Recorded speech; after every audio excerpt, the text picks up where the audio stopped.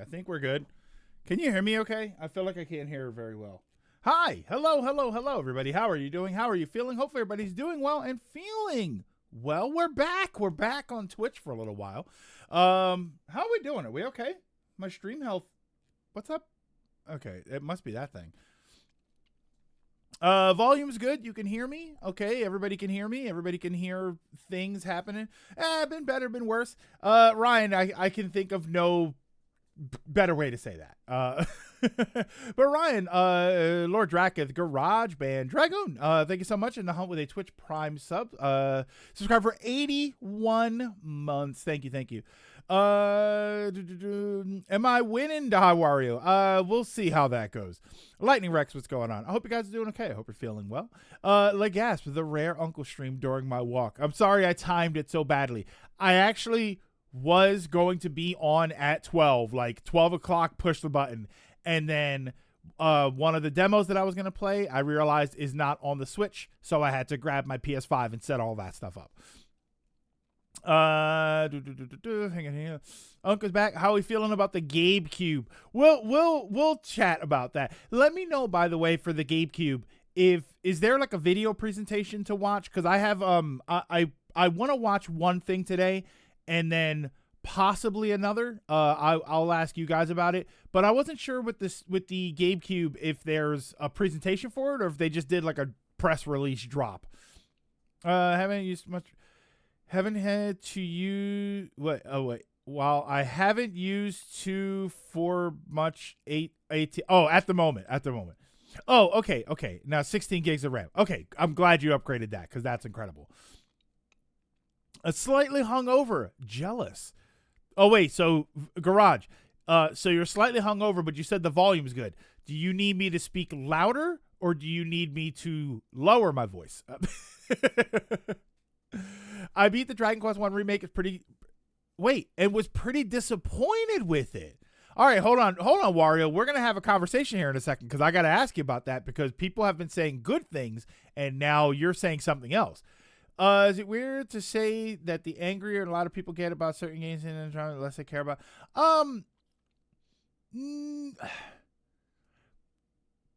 No, Dragoon, that's not weird to say. I think it's more just I think the further you go, the more you realize we're not going to change opinions. You know what I mean? So it almost feels pointless. I mean, I've had that moment a few times where it almost feels pointless to talk about certain things because everybody's going to have their opinion. It's like politics and religion. Everybody's going to have their opinion. No one's going to change it. And it starts to feel like, well, what are we even talking about? And that's not just people's fault. I'm gonna correct myself there because that's not just people's fault. Because when we complain about certain franchises, the direction that certain things have gone in, it's not that we're tired of listening to other people complaining about it. We just know that there's nothing we're going to be able to do about it. Very rarely are we able to change something. When we talk about these franchises that have gone off in weird directions or they're making $1 bajillion, but they're doing everything that everybody admits is sub-poor quality, we know who we're talking about. It feels pointless to argue. It feels and it's not even really. Or sometimes it's arguing. Sometimes it's not. But it feels pointless to even discuss it. Because like, oh, this franchise, I can't believe the company's doing it. Yeah, but they're going to keep doing it. They're making $1 bajillion, or the decisions are coming from up on high. It just feels like it's pointless. Go through DQ2 remake. I think it might be the best out of the 2D HD remakes. Interesting. The GameCube it's a PC with less options. Okay, yeah. At the very least, I have a plan for next year for education, job, and PC stuff. Oh, very, very good. I'm glad. I'm Ryan. It's you're a sports guy, so you'll appreciate this. But sometimes it's a rebuilding year. Sometimes you have to spend the year figuring out where your strengths and weaknesses are, and figuring out what moves you're going to make in the off season in order to make the actual season worthwhile. It says you're good as you are. It's more stomach than headache. Okay, that's good. Sean, thank you so much. I'm sorry, I saw your message, but I was ignoring it, not ignoring it, but thank you so much, Sean. In the Hunt with a tier 1 sub, subscribe for 96 months. 96 months means, what is that? 8 years? Is that 8 years? Oh my God, that's right. It's November. Oh my God, streaming for 8 years. And once again, Sean, I have nothing fun planned. I mean, to be fair, this year's been kind of awkward with it, but I was thinking last year, like, oh, I'll do something for my 1 year anniversary. And here we are, not doing anything. New PC is awesome. I ran a number of PC games and they run beautifully. Ronan, when you get a new PC and everything runs at a high refresh rate very clearly, it feels good, doesn't it? Right? It loads right up. Connie, thank you so much. In the Hunt with it. In the Hunt. Wait, you are actually, right? Hold on. Yes, Connie in the Hunt with a tier 1 subscribe for 52 months and dropping the 100 bits. I very much appreciate that. Oh, we got a hype train going. So if you got bits or you got gift subs or regular subs and Prime subs that you want to use, feel free to use your Prime sub here because I haven't been streaming a whole lot. So maybe your Prime sub is sort of lingering there and you're like, oh, what do I do with it? The amount of glazing of game key cards I've seen lately and people just don't listen is astounding. Get Ryan, like we were saying earlier, game key cards is a perfect example. Like no matter what we say, no matter how much we cry about it, no matter how much we're upset about it, game key cards are probably not going to go away. Why? Because it is beneficial across the board for the companies that are using them way more than it is a detract. Like for the amount of people that will say, I'm not going to buy it because it's a game key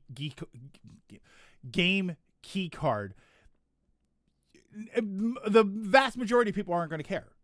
They're not even going to know. They're going to buy it and they're going to take it home and they're going to use it. And I have a question about the game key cards too. When you're a single player household, right? Single person in the house, does the game key card even matter other than the idea of downloading your games and owning your games? Because I feel like if you're in a multi-user household, game key cards, that's where the benefit is. So I wonder if maybe I'm just not seeing the benefit of a game key card because I'm not a multi-user house. In this particular game, people know 180 on Pokopia. This game looks great. I've seen like the title screen. I haven't seen anything. Somebody said that it was like Builders 3. I think John Cartwright said something like that. Opinions are like assholes. Everyone has them and usually use to frantically discharge a shut. I'm gonna assume that wasn't shut. It's less glazing. It's more clearly the direction that's happening. People are allowed to change how they feel. I don't mind Pokopia, right? As a concept, just as, yeah, that's the only thing I will say when it comes to Pokemon stuff. Pokemon, we go on and on about Pokemon. Pokemon has this weird thing where anything that isn't the main series, we don't think it should be full price, and I don't necessarily disagree with that. The idea of a $70 spin-off game, it does kind of make me like, oh, TLDR, they added way too much to Dragon Quest 1 to the point of being bloated. I didn't care for the story additions and changes they made. Interesting. Hold on, I'm going to jump ahead. I'm about to head to bed. Later, Sean, if you're still here, thank you so much. I very, very, very much appreciate both all of your support over 8 years and reminding me that it's been 8 years. I love free ball streams like this. Garage, I used to have I don't know, Garage, if you were here for that. We used to have a Friday talk show where we would do where the game days were streaming games, and then the Friday show we called it oh my God, what the hell did we call it? Silver lining, the silver lining. That's what we call it because you would look forward to it at the end of the week, and I've realized during the week I was still doing this at the beginning. I'd go on and I'd say, "Oh, let's talk about things for a little bit," and then it's an hour and a half later. So I ended up hanging up the show just because I wasn't really like everything that I was doing on the show. I was doing every other day. I think DQ remake needs to add party member. No, I would have hard disagreed with that. Should have added party members because there's something as adding more content to a one character RPG makes it feel longer. No, I would have hard disagreed with adding more characters. That would have changed the whole thing fundamentally. It'd be like adding a fourth player to Final Fantasy VII. It'd be like remaking Final Fantasy VII and then saying, "Oh well, let's have 4 characters." No, I don't like that. Need a laptop. Switch to. Game of PC legal or illegal enough to justify a gaming super duper PC rig. What's a game key card without getting angry? So okay, so let's do the game key card thing. I'm gonna jump ahead here. It depends on effort. Cheap example, but the mystery dungeon games are well regarded. To be fair, the spinoffs have been much better than the mainline games anyway. It's less it's a spinoff and more that it's a genre that is routinely done. Likely better by indies for like $15-$20. I would still call it a spinoff though. Hey GG. GG, thank you so much. In the hunt with a tier 1 subscribe for 37 months. Very much appreciate that. Ryan, I still call it a spinoff the same way I would call the Persona Strikers spinoff games. I sure Musou is a well-known franchise or well-known genre, but Persona wasn't there until they started making them. Right, so I still call that a spinoff game. I think it's possible that spinoffs get so big they become their own thing.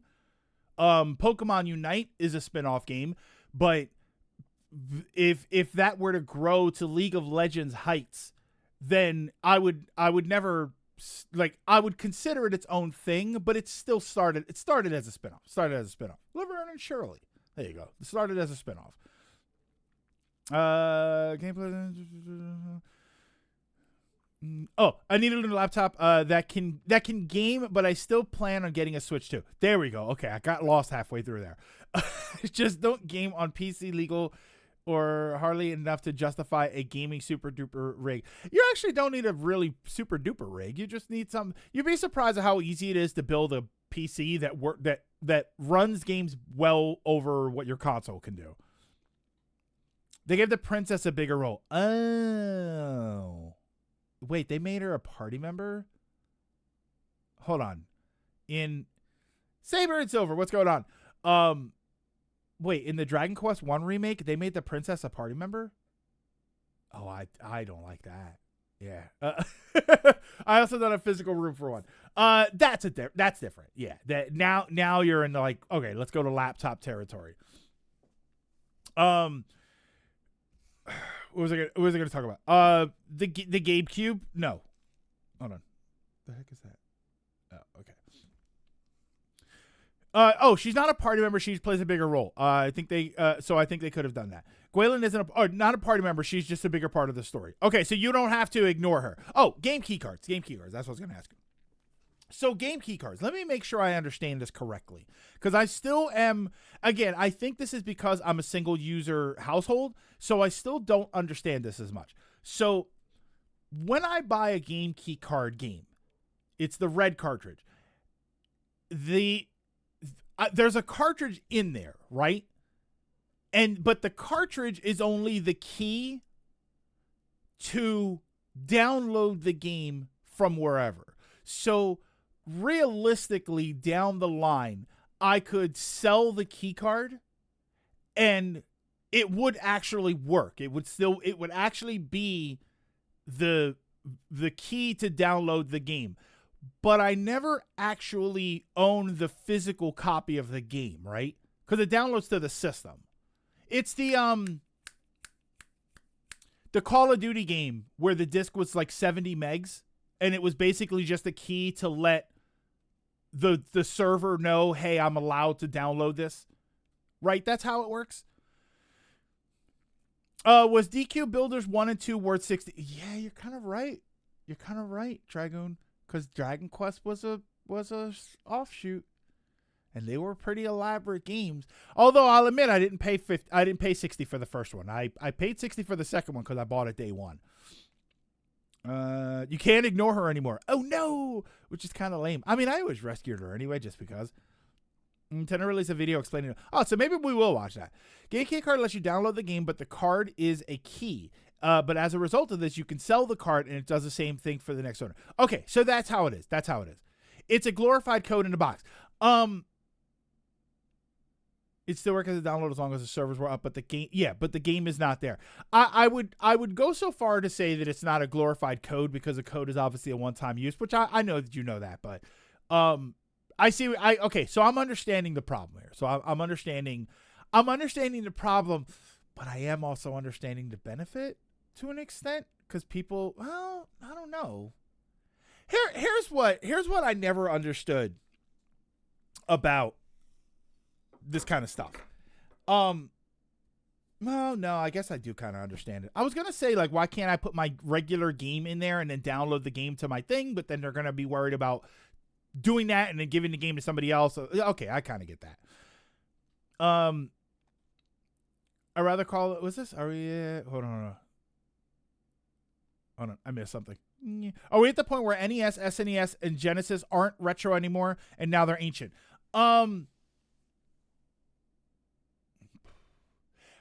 Okay, this one's gonna sound Saber. This is gonna sound weird. For the games themselves, I would still call them retro, because that's the terminology that we use. It doesn't make sense to say ancient games. We would say retro games.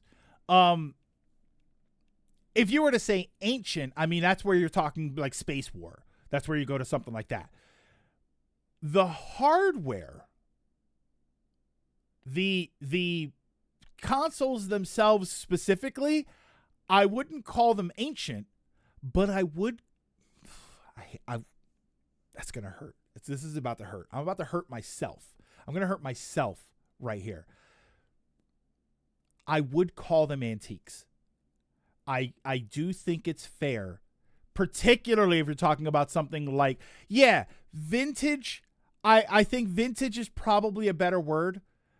I do think antique is a fair word. Vintage is probably less derogatory. But if I had to, I would probably either say vintage or antiques. And I think that that's fair to say. I think that we are getting there. My sister bought Final Fantasy X on Switch, and it was the case with a code. Oh, really? No more games that would die physically, like cartridge degrading over time. Connie, yes, that is definitely a benefit. I mean, the obvious counterpoint to that is that when the game's not on the server anymore, you don't have it. But yes, that is one of the benefits that I like, is that my media can't die. If I go back and check my PS1 games and half of those games don't work anymore because of disk rot, I have no way to get those games back. So I do like I think it's, the benefits of digital are real, and I think that people don't like that. They at least do acknowledge it, but like that's more important for some people. Once the servers go down, the game gets delisted. GKC is useless. It takes a physical space with no preservation or ownership involved. Yeah, I don't see the benefit. I mean, it is like the code in the box in that regard, where it's like, why am I even buying a box if I'm not getting anything else? But so many games come with demos anyway. You could try something out there. Was the spinoff worth full price? Clearly, spinoffs are sold for full price forever. Wasn't until more recent years that this became public outcry. Pokemon didn't always do that though, right? Were the Explorers games cheaper? I mean, back then games were cheaper anyway. Yeah, I think we can say anything older. I think you say vintage. Anything older than the NES is ancient to me. NES is where I draw the line, is retro. The funny thing is, Draken, even people who grew up in that era, people my age and older, even they say the same thing, that they have trouble going back to anything pre-NES. And I can't deny that. Like, it's fun with a lot of people, but if I'm sitting there playing, I was about to say that. If I'm sitting there playing the game by myself, I was about to say that a completely different way, then I have trouble going back. I have trouble going back for anything longer than 10 minutes. If I go back and I play Atari, I've got about 10 minutes before I need something a bit more modern. And call them we should call them by the half decade since they came in and be done with it. You think GTA 6? You think with GTA 6 is a looming video game crash or developer crash? I I wouldn't say a crash, but I think that the entire development industry of video games and I mean creative media in general is, I mean, we've been on the brink of potential disaster for a very long time. So I think the video games are no different. I think that you're going to see, I don't know if it's going to crash, but I think you're going to see a massive shift in how the industry functions. And I think, you know, we've seen indie stuff, like indie games have been coming up. So at some point, the indie scene could just take over. It could just be, all right, well, we don't really buy AAAs anymore because they're full of AI, or they're too expensive, or they're inaccessible, or there's no physical. So then we just shift to indies, in which case indies would have to step up or they're going to falter too. The negatives about game key cards is that the companies have full control over what you own. I heard stories that they need an install on the hardware because loading from the cartridge would be too slow as opposed to installation. But at that point, I'd say make the cartridges install the game without requiring an internet connection, so the consumer still has control. Yeah, and Suave, that's what I was gonna say. But I feel like the problem that they're going to imagine in their head is people are gonna buy the game, they're gonna download it, and then they're gonna give the game to somebody else, and then they're gonna download it too. And now they sold one game for two people, and I think that's what their concern might be. But I think it's a stupid concern. I think it's ridiculous if that's really what's holding them from doing that, then that's ridiculous. One of the biggest benefits does cost in a ring. What's besides cost in a ring cost market? Okay. Games running on the Switch stuff have faster and better runtime. Well, that's just because they're on. I mean, that's just the same as buying regular digital. Nameless Baron in the hunt with a tier 1 subscribe for 53 months. I very much appreciate it. Yeah, I when I hop back on, I one of my numbers, like I have the numbers up top, like viewers and stuff, but I keep all of it turned off so I can't see it. And then, but the sub one was up, and I was like, oh wow, I haven't streamed consistently in a long time. PS5 is 5 years old. Holy, I gotta jump ahead here. Explorers were the same price. Okay. Atomic Stone, what's the cost? What's going on, man? Spider. I'm sorry, I've been kind of going slow because we've been chatting about stuff. All right. So the game key cards, yeah, it's not ideal, particularly for us as collectors, particularly for us as long-term gamers, because I think that's another thing that we don't realize is that there are gamers out there who they just play what's new. They play the more modern things, and you know, these are the people that buy the game, beat the game, and then trade the game. So I feel like game key cards benefit them because they can buy the game, beat the game, and then now they can sell the game. So there's incentive for them to say, all right, it's worth $70 because I'm going to get 30 of it back. It's like, I'm not a fan of that, but a lot of people are. Game scratch off lotto tickets. It'll make millions. Wait. Game scratch off. Dude, that's not bad though. Like you win and you get a game or something. There's a few exceptions. Pac-Man is fun. I'd get one or two of the Atari games from SmackDown Sundays for a couple euros. Most of them feel very outdated. Like stuff like Berserk that we played on the channel. I think that Berserk is an awesome game, but right off the bat, I would immediately probably play the arcade version or Robotron or something more modern that's along that line. It's hard for me to go back to. I say go back to pre-NES. I mostly mean non-Atari 2600, and that's just because I have such nostalgia for it. You know, for as much as people would say, oh, I can go back to the pre-NES stuff, they're probably not playing in television. They're probably not playing Odyssey 1 or Odyssey 2.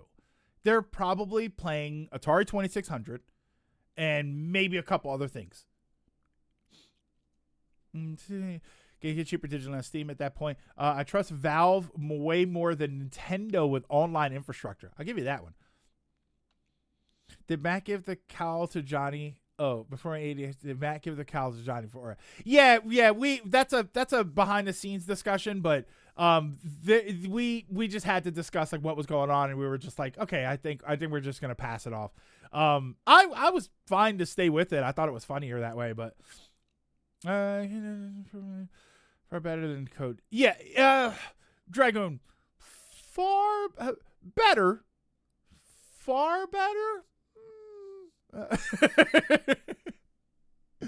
We get started with Pokopia. Well, I'm gonna have to watch this Pokopia thing.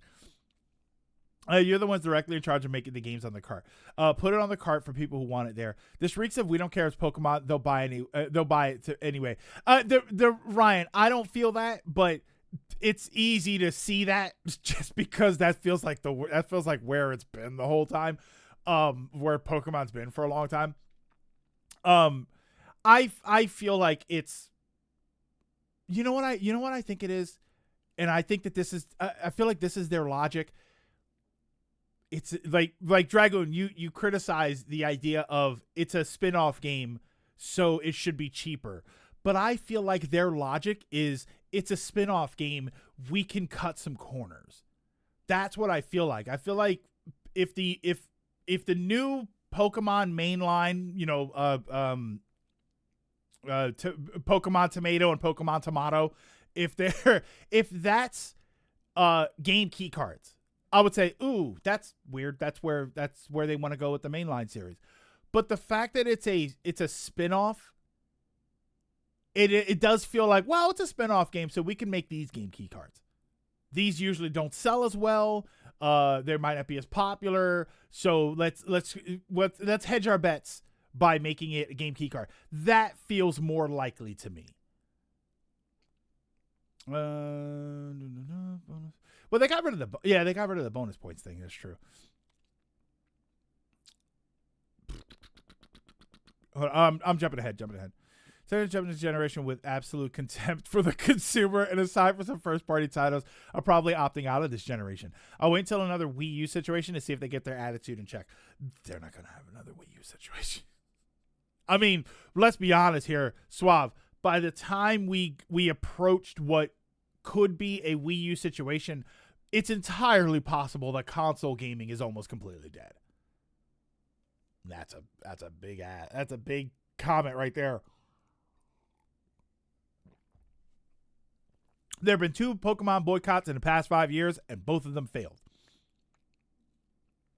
So I make it 70. Green. Only the game key card. There's no other option. Because some people who make Pokemon are personality these days, so we don't need to try. And I want to disagree.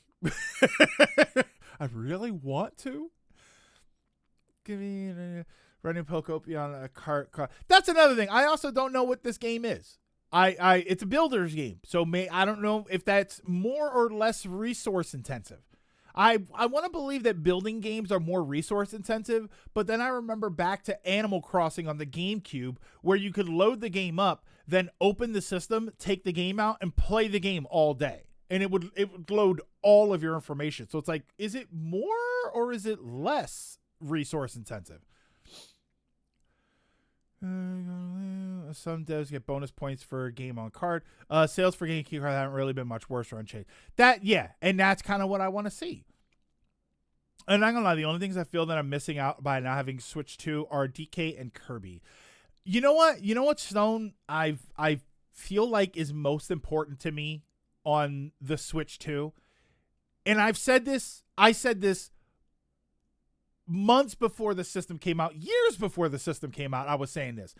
I think the thing that I'm most excited for on the Switch 2 is just better performance on my Switch 1 games. It really is a $500 upgrade to play Xenoblade just got updates for X and 2. I downloaded the update for X and the one for 2, but I'll probably play X. Vampire Survivors, like a simple game as that. If for anybody that's familiar with Vampire Survivors, I used to get so much stuff on the screen that my Switch 1 would shut down. I have blue screened my Switch 1 or crashed the game. And it goes right back to the home menu. It's like, oh, the game closed, unexpected error. And now the Switch 2, I don't have to worry about that. And you're going to rage at Mario Kart, right? Wasn't in mind a digital version. Digital games should be cheaper by default. If you're making game key cards, this should be cheaper. Yeah, Ryan, I will sit on the bench with you for that one. I have said that is probably my most old man boomer take with gaming is that digital games should be cheaper. They should. You don't, the entire distribution and manufacturing and distribution system does not play into your game. So why isn't it cheaper? Or at the very least, it should go on sale faster. Nintendo's been better. Xenoblade 2 got an update. Gaming Chuck, I'm not sure. I went to Chronicles X and I did the software update and it updated. So then out of curiosity, I went over to Xenoblade 2 and I software update and it updated. I don't know when that might have happened. That might have been a while ago. But it did update for me. Or downloaded something. No. I don't want to pay extra $500 for my games to run like they should have in the first place. True. I'm playing Burnout Revenge on PS2. No game I want is exclusive to Switch 2 yet, though Kirby is a little tempting. No DK? I bought RE7, RE2R, and RE3 for $20 during a Steam sale. They're always really good. They're always real. To be fair, that's Capcom because I have some of those. I've seen those sales before. Actually, I think you guys bought me most of the Resident Evil stuff. That, you know what sucks? I was going to this week hasn't been a great week for me. I was gonna try and stream Resident Evil 8 because I didn't get to do a Halloween game. So I was finally gonna sit down and play Resident Evil 8, but now I don't have time.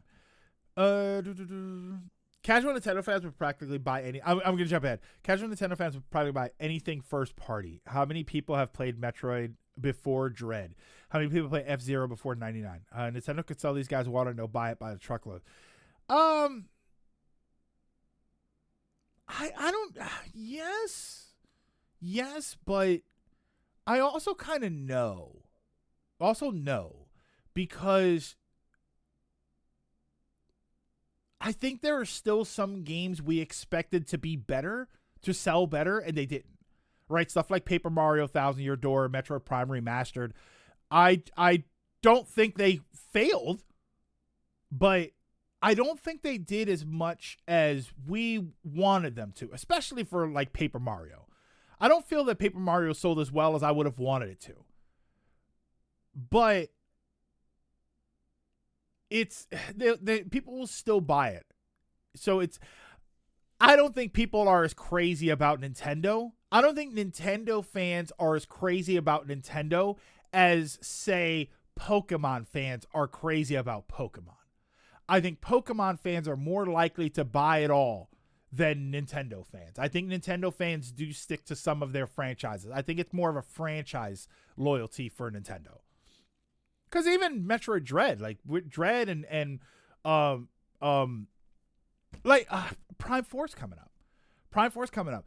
And there's this expectation that, oh my God, this is it, right? This is the one. Everybody's going to finally realize how amazing Metroid is. And then it's going to sell like 3 million copies, which is great.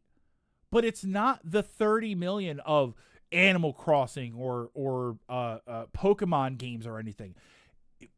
There's a level of success that we always kind of just acknowledge with certain franchises, right? For as popular as Super Metroid was, it was, what was that, like a 2 million seller? Like, it wasn't even that crazy. Mega Man, everybody knows Mega Man, and everybody loves Mega Man. But when you go and you look at Mega Man sales numbers, it doesn't feel like it correlates, because we're used to, somebody mentioned earlier, GTA. We're used to GTA. Oh, it sold 700 million copies. They're every one out of every 2 human beings owns a copy of this game. And we're kind of used to that. We're used to that as like sounding like success. I don't know, man. Have you met some of those Zelda fans? But yeah, it's an IP thing. It's an IP issue. Nintendo publicly praised Prime Remastered and Paper Mario HD sales, but it was fans setting unrealistic goals that made it feel like a failure. And and Dragoon, I don't think that it's particularly fans setting the goal. I think it's fans seeing that result from other franchises. Seeing other franchises that don't feel as popular as some of these, and then they're selling 5 times as many games. You know, people gripe about Call of Duty and Madden they gripe about these games. Oh, it's the same thing, and it's this and that, and then it sells 60 million copies. Not 60 million, but so it's hard. It's difficult to not look at sales as a measure of success. That's why we always talk about that. We always talk the sales equals success.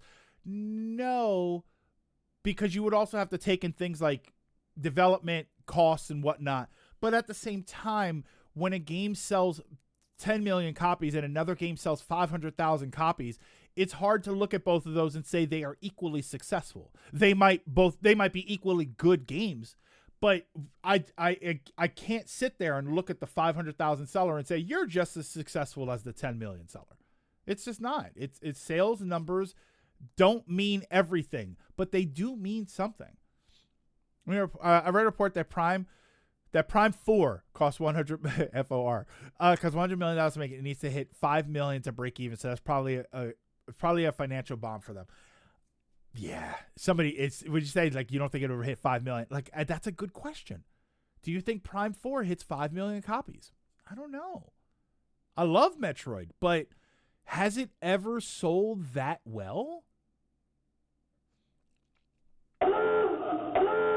Lilac, thank you so much. In the home with a tier 1 subscribe for 81 months. Hey, somebody else was 81 months. I guess I really did have $5. You did have $5. Didn't she? Isn't she done? She's gone now, right? Zero chance to expect the game to sell 5 million. They know part of that supposed numbers because development had to be restarted. Yeah, I mean that does kind of throw a wrench into it. Madden and such are far more appealing to the average Joe than most Nintendo franchises. It's true. That's true. That's why it feels weird. That's why it feels weird when a game that we absolutely love from a franchise that we absolutely love sells 2 million copies. And sure, that's not the failure, but then when you look at other games that Call of Duty games, people complain about them nonstop. I think they complain about Call of Duty more than they play Call of Duty, and they still sell a bajillion copies, even though the company is horrible. It's kind of funny because they set realistic goals for dev costs. Those sales are successful, but fans don't weigh cost versus sales. They only think sales. That I'll give you. I will give you that. Oh, remember when Peach Showtime came out and sold 1 million and Nintendo said, wow, that's awesome. We're super happy. The next day fans were like, but secretly Nintendo was devastated. Ooh, but if you look at each IP, which title is the most successful for each franchise?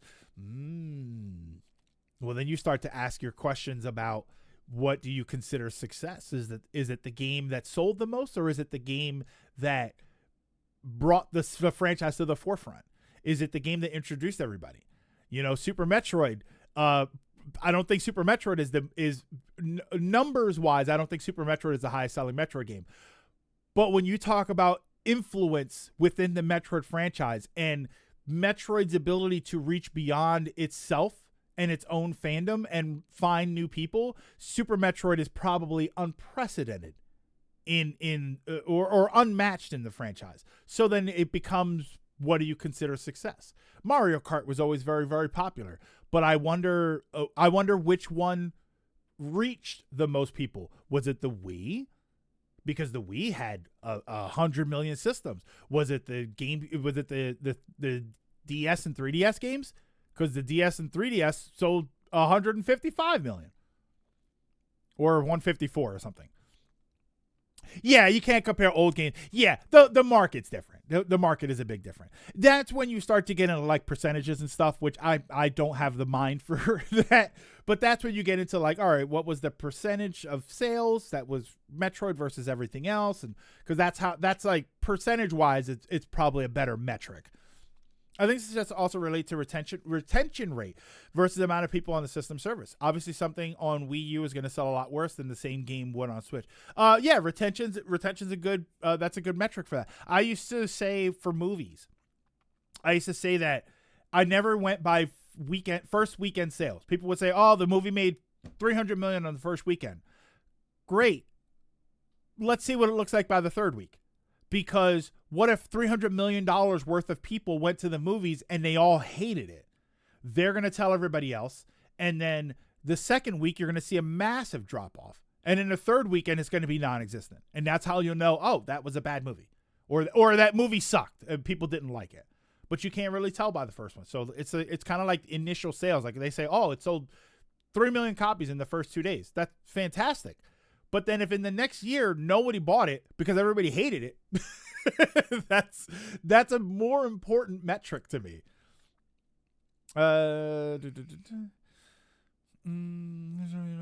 Humans are super negative, and we'll go out of their way to make something sound bad, even if not. Yeah. Humans are super negative. Not all. I think most of the time people are just kind of covering themselves, right? They think of it negatively because then if it's a positive, it's a good thing, and if it's a negative, it's exactly what they said. Whereas if they're positive about it and it's positive, well, that's what they said. And then if it's negative, they feel surprised. Like, oh my God, I didn't know it was going to be bad. Like, yeah, you did. COD is specific because there isn't any other shooter like that. That's when COD players try to leave. They always come back because no other shooter matches their expectations. Yeah, maybe. Do other games have it all? Like, I miss you, X Defiant. I'm still salty about X Defiant. Super Metroid sold less than Metroid 1 and 2. I didn't know Metroid 1 sold that much. I'm not going to lie. I didn't know Metroid passed 3 million. Like, that's a massive success. That 3 million back then for the amount of consoles were out there, that's a massive success. How do I have an issue with Nintendo remaster old titles, as I think it's smart of them to have income from low-risk titles. It allows them to put money towards more niche and creative projects, and unlike other AAA studios, they do keep supplying these niche series. My problem is them pricing these low-effort projects as the same price as their high-end projects, but if consumers keep buying them like this, I really can't blame them. Yes, and I said this when Metroid Prime Remastered came out. If $40 was the new going rate, or even $50 for these kinds of remasters, then I think they would have there would be a market that they themselves own, and nobody, because I don't think anybody else is doing that. So beaten down, so determined to fight back. Internal anger has begun to leak in other parts of their lives. That's not entirely untrue. Yeah, Battlefield's more open scope. Yeah, I when I think of Call of Duty and what feels like Call of Duty, it's hard to not think Warzone, which automatically makes me think of Battlefield. But there is the multiplayer side, and there is the story side, which is very, very small. But I think the multiplayer side is what keeps Call of Duty going. They can't play other games because it takes up their entire memory. True. X Defiant wouldn't have matched COD's player expectations. Not in the state that it was in. But if you add a different multiplayer, like my problem with X Defiant. My problem with X Defiant was this was the start of something, and it didn't go fast enough. They didn't put out enough updates. They didn't add more modes, rotating maps. Like there was nothing there that made me say, all right, this is what it is now. I can't wait to see what it's going to be. There was no roadmap for the future. And I don't like that. I think that's why it failed. Because gameplay wise, I thought it was awesome. But there was no roadmap for further down the line.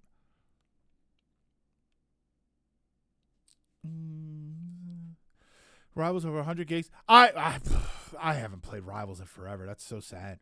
God, I love that game. Nintendo's also weird in that like half their company is utterly devoted to surefire hits like Mario Kart, Animal Crossing, etc. The other half is whatever we feel like making, regardless of sales. So stuff that could easily make $2 to $5 million just don't get made. CF0, Star Fox. Yeah, that's what's wild to me, Ryan. That's the one thing I will say. You have these other divisions of your company that are dedicated to making smaller games, right? Smaller in scope, smaller in scale, and to be fair, smaller in expectation. And yet, we keep getting Kirby games. We keep getting Pikmin things. And those are great. They're fantastic. But you have other franchises. You have Star Fox. You have F-Zero. And racing games have been popular to an extent. That kind of racing. It's popular enough for you to make it. If you thought 1 million copies of Princess Peach Showtime was a good thing, then okay, do that with Kid Icarus. Like, that's just my problem. It's like we're gonna get another Kirby game before we'll get a Star Fox game. It's like, all right, that's great, but we have other things, man. COD players nowadays expect crazy movement from their shooters with slides and all that. They also expect kill streaks. In other words, COD players expect COD from games that aren't COD. I saw a thing about people talking about Battlefield, and I was like, that's a bad take. I can't see Star Fox selling at all in today's climate. I'm gonna hit you as well. I'm gonna hit you with a little whataboutism. Could you say that and at the same time say that this is a market that really wanted Princess Peach Showtime? And I'm sorry to be beating up on Showtime for that, but it's hard for me to say that. First of all, I can't even say that I don't see Star Fox selling in this market when it's never had the chance. We've never had, or in recent history, we haven't had an attempt for Star Fox to make a name for itself or a place for itself. Kid Icarus. F-Zero, we did. F-Zero, they came up and they said, hey, we got this F-Zero project that's really cool, and we want you to check it out. And you know what people did? They played it. They tried it. And they said, this is awesome. So some of these franchises, not all of them are going to work.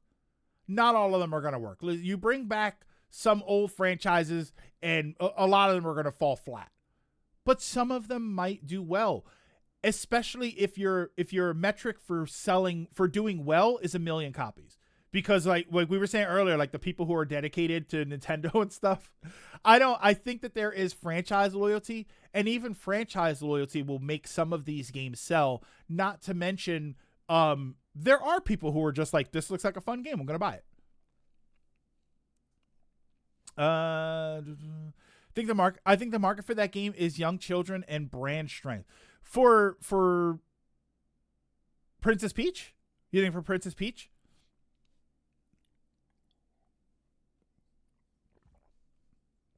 See, you say Star Fox Recent Adventures, but the most recent adventure I can think of is Star Fox Zero, which was like plagued with problems.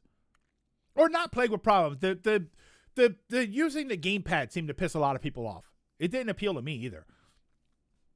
Captain Falcon Showtime. If Princess Peach Showtime could be mentioned in Peacemaker, wait, it was. Could be in time. Princess Peach could be in any game, regardless of quality, and outsell Star Fox. That's probably true. Really want to know the Star Fox game, a follow-up to Assault following that timeline. I believe there's potential there. Hell, just make Dinosaur Planet. This is the quality of the franchise as a whole. But the last 2 F-Zero games on the GBA were very successful. A very successful system, sold 169,000 and 5,000 total. Really. Star Fox most recent game was cool. 0. Someone wants to be friends. No name at all. Thank you so much for the follow. Very much appreciate that. So you're saying is you needed a Slippy Toad FNAF game. Star Fox Command and Adventure and even Assault were more meh sales-wise. Okay. Yeah, and one of them didn't even start out as the actual game. I don't know. I feel like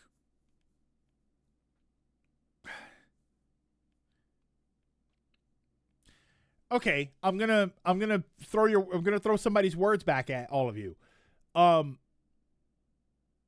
last 2 Star Fox games, or the 2 Star Fox GBA games, or hold on, which ones were they? Let's just start on the GBA. Only sold 169,000 and 5,000. but we can't use old game sales compared to new game sales.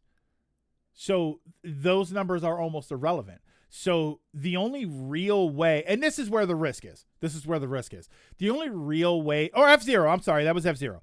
So what were the sales numbers for F-Zero? Or Star Fox?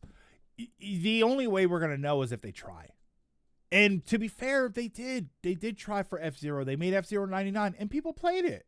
It was a free game, but people played it. But people buy the Thumper and Fast RMX, like that's more Wipeout, but they do buy these fast.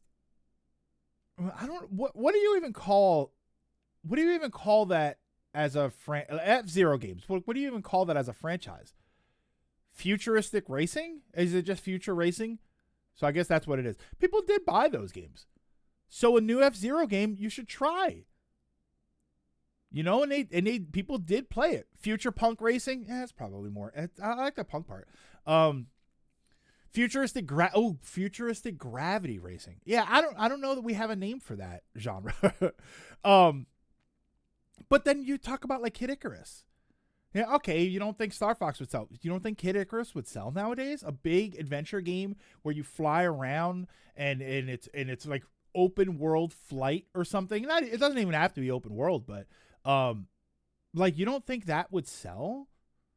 I think it would sell at least 1 million copies, which Nintendo calls success. So where's that? The F-Zero games tied to anime. It basically didn't release outside Japan, and the last one was Japan only, and after the DS came out. Their failure was entirely on Nintendo. It's video game genre names. They're shit descriptors universally. So we got to come up with better ones. Futuristic gravity vehicle, futuristic. Okay, no. Okay. No, okay. I'm never gonna say that. I didn't intend that as a joke, but I'm never gonna say it. I think Kid Icarus is Nintendo not wanting to outsource it to anyone but Sakurai, and he doesn't want to do it, so that's why we're in limbo. So then, give it to, I don't know, just give it to somebody else. Yeah, I guess futuristic racing is probably just the easiest way to do that, which just makes me want to play Wipeout. Man Spider, so they just announced a Vampire Survivors VR game. I know, I still have it opened on my thing. I gotta get a Quest 3, man. I was playing, what's it called? Beat Saber. I was playing Beat Saber yesterday, and I really got to get a Quest 3. There's so many. I can honestly say there's a handful of games that I want to play on VR, and I have to play it on Quest. I need a Quest 3. Which case, Fire Emblem should have died well before F-Zero and Kid Icarus. Fire Emblem, with a few exceptions, always sold pretty poorly. Yeah, Fire Emblem sold poorly in the U.S. for the few attempts that it had. It didn't sell very well, but they kept at it. And it almost did until Awakening became a breakout hit. And you know why Awakening became a breakout hit? Because they kept trying. Because they said, all right, it hasn't been successful, but we're going to make a better one, and then we're going to put the better one out over there. So where is that with some of these other franchises? And I don't say that for, damn you, Nintendo, you're idiots. I say it because these franchises have a lot of potential, and we, as gamers, we want to play good games. So make them. Custom Robo, Chibi Robo. What are some other? I always think of just F-Zero, Star Fox, and Kid Icarus, but I know that there's more. Monster Hunter always sold like hotcakes. Did Monster Hunter always sell like hotcakes here? I'm always thrown about that. You can't just ignore franchises because one or two games didn't do well in their circumstances. Yeah, where it was set up to fail. At some point, we have to go, we own this IP. We better do something with it. Yeah, I actually agree with that. I agree. I think that there's a lot of potential for those franchises, and just because previous entries didn't do super well, they didn't do terribly, but they didn't do super well. They should be given a chance, especially nowadays where the technology is so much different, where you can do so many more things with them. Sold well, but not hotcakes well.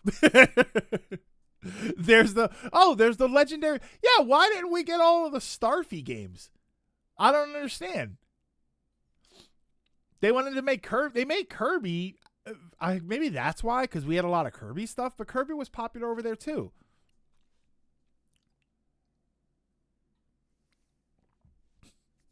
Lukewarm cakes at best. Oh my God, those cakes are warmer than my coffee.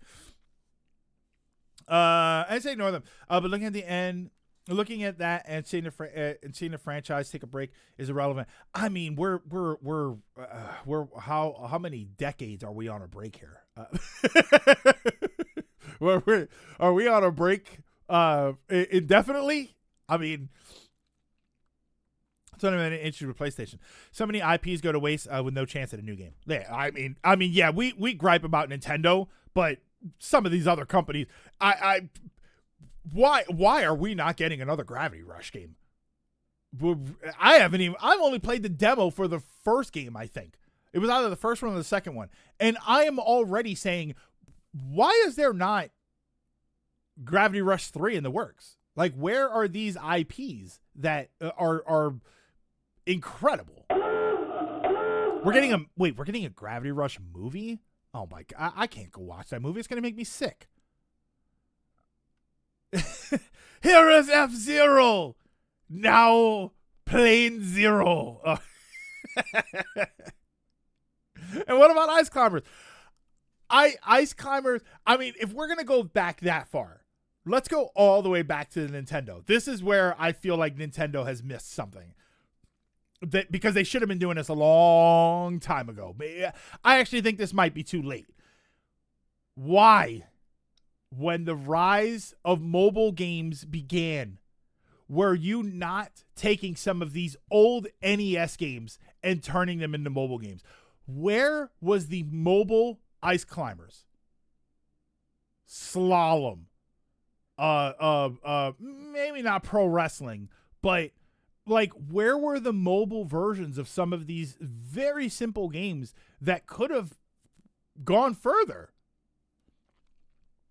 Marco's in the hunt with a Twitch Prime sub. Subscribe for 71 months. Thank you, Marcos. Very much appreciate that. These guys. Oh wait, hold on. Fire Emblem 3 Houses is the best-selling tactics game of all time with a whopping 3 million units. F-Zero did that on the SNES. Apparently, the issue because Uprising was kind of a nightmare to develop, both from Sakurai's work ethic pushing the 3D past its limits, and apparently burned out a lot of Nintendo devs on the franchise. Irrelevant. I'm gonna be harsh and I'm gonna say irrelevant because Zelda games were notorious to work on. Majora's Mask has a well-known reputation of a short development time that took its toll on the developers to the point where they were putting messages inside the games to their families because they hadn't seen them. Troubled development of a past game has no bearing on another game, especially 10, 20 years later. It is irrelevant to me. It would be like saying we're never going to get another Metroid game because Metroid Prime 4's development had to be restarted. No, it's irrelevant. I think it's irrelevant to them. And Nintendo's stupid. Until like a year or two ago, they were still calling online gaming a fad. Yeah, like that's terrible. Like that's. I mean, Nintendo's definitely had problems with that stuff. Mario World was rushed to meet the launch of the SNES, wasn't it? But the devs loved the franchise. Many in Kid Icarus, besides Sakurai, ended up resenting the game, including management who had to deal with the dev times. Western numbers are hard to find, but in the West, Freedom Unite, for example, carried the PSP. Interesting. Awakening ended up working out because Nintendo threatened if this fails again, the franchise is going to retire for a while, and they got desperate because it was Studio's baby. But that's not what made the fans buy it. That's the thing. Awakening is where I came in, and I had never played a Fire Emblem before. It doesn't. That sort of information is behind the scenes information. That's the version where I talk about how we know that stuff because we are involved. But the average consumer going to the store and seeing a new tactical game, they're not going to know that history. We do. Hey, Jared. They're smart to use the practice Retro Studios has done to remaster Prime 2 and 3. Suave, how they hadn't done that already, I have no idea. I don't know. I mean, I'm assuming that's in the works, but that's crazy that's not a thing yet. Especially since Metroid Prime 4 is less than a month away, right? Man, that's going to be a big one. Depending on how Prime 4 is, it might dictate how fast a sequel will get greenlit. Prime 4 has been one of their most expensive projects to date. And Marcos, true, but there's no sign of another Dread. There's no sign of Metroid 6. And I thought Dread did well. I don't know. I'm probably getting my numbers mixed up with that. Because I'm running Windows 98 until recently. I mean, because Prime 4 took so much priority. World did absolutely hypercharge Western sales the series. Oh, for Monster Hunter. You're saying Monster Hunter. Okay. Kirby is next week. All right. I think that was all I had as far as discussion. Oh wait, yeah, Dread is still is the best selling Metroid today. So with that as a positive, and that's kind of difficult to say because Nintendo does my favorite thing ever, which is they don't tell us when they're making these games. We're gonna get a year from now, 2 years from now, we're gonna get a Nintendo Direct, and then all of a sudden, Metroid 6 is gonna show up. And we're going to say, oh my God, I didn't know they were making it. And it's going to be 2 months from the time that we get the announcement. And I love that they do that. But it doesn't mean that we all kind of sit around. It's the one negative about it is that it means we kind of sit around and say, I guess they're not doing anything. It's like, no, we just don't know. Oh, no. Lilac, don't say anything about that because I want to, you guys can click it, but I'm going to watch that. No, so we didn't talk about the GameCube. I had asked earlier, let me know again if you answered me and I forgot, or if I missed it. Is there a video to watch for the GameCube? Is there any sort of like, welcome to Steam, and when the Steam clears, this is what's here? Yes, okay, hold on. So I'm going to bring that one up because I want to watch the Mario thing. I didn't watch the thing about the Mario movie, and I was gonna ask you about the state of play, the Japanese state of play. Is there anything in there worth seeing? Steam Machine. Well, wait. Steam Machine is the first one. Wasn't that what the original one was called? What's the video I need? Hold on. No, because it's not called the Steam Machine. Isn't it called the Steam? Wasn't it something else? State of play. Oh, it's pointless. Skip it. A few things. Japanese state of play wasn't bad, but I look up a list. See if you can find the list for me. Steam Machine. What the hell is this thing actually called? It's not called the Steam Machine. That was the other thing. There were plenty of good things in the state of play. Maybe we'll skim it. What the hell is this thing called? What's the Steam? I keep thinking Steam Frame, but that's the VR headset, right? Steam hardware announcement. Okay, there we go. Hold on. Okay, so this is Valve's. Hey, video. Everyone. Yeah. He spoke suddenly. These are all the announcements. Okay, I'm going to open this up. Their Blue Sky Post calls it the Steam Machine. Was it the Steam? What was the other one called? I thought the Steam Machine was the one before. What's the other one called?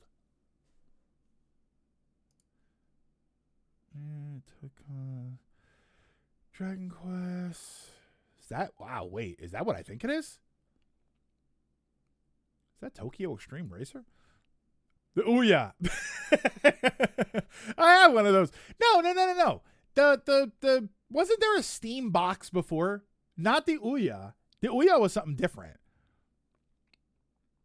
Or this one's or was it called the Steam box? You know what's crazy? How do you not make it a tube? Like those old speaker tubes? How do you not make it that and you call it the Steam tube? The Steam Link?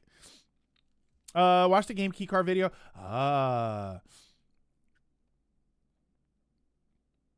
It was also called the Steam Machine.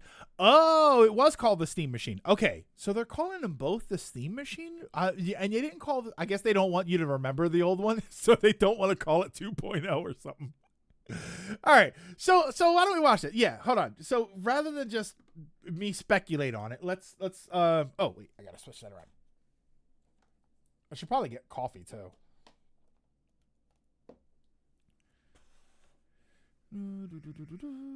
Steam Machine was basically a failed product 10-ish years ago, but they were like, let's try this again. I have reasons that they would want to try this again, and I don't think that they're completely incorrect. So let's see here. Hey everyone, God. this is Steam Deck. Steam Deck is our powerful, portable, Okay. handheld gaming PC So we're watching that lets you take your Steam library with you anywhere. We're pretty proud of it. People who own Steam Decks have been playing everywhere. Is this the right and one? we couldn't be happier with the response we've heard from all The of Steam you. Deck is pretty good. We're excited to talk about John the has future one. of Steam I Deck, liked what I but saw. not today, because It's this still isn't not worth a it for video the about price. the future of Steam Deck.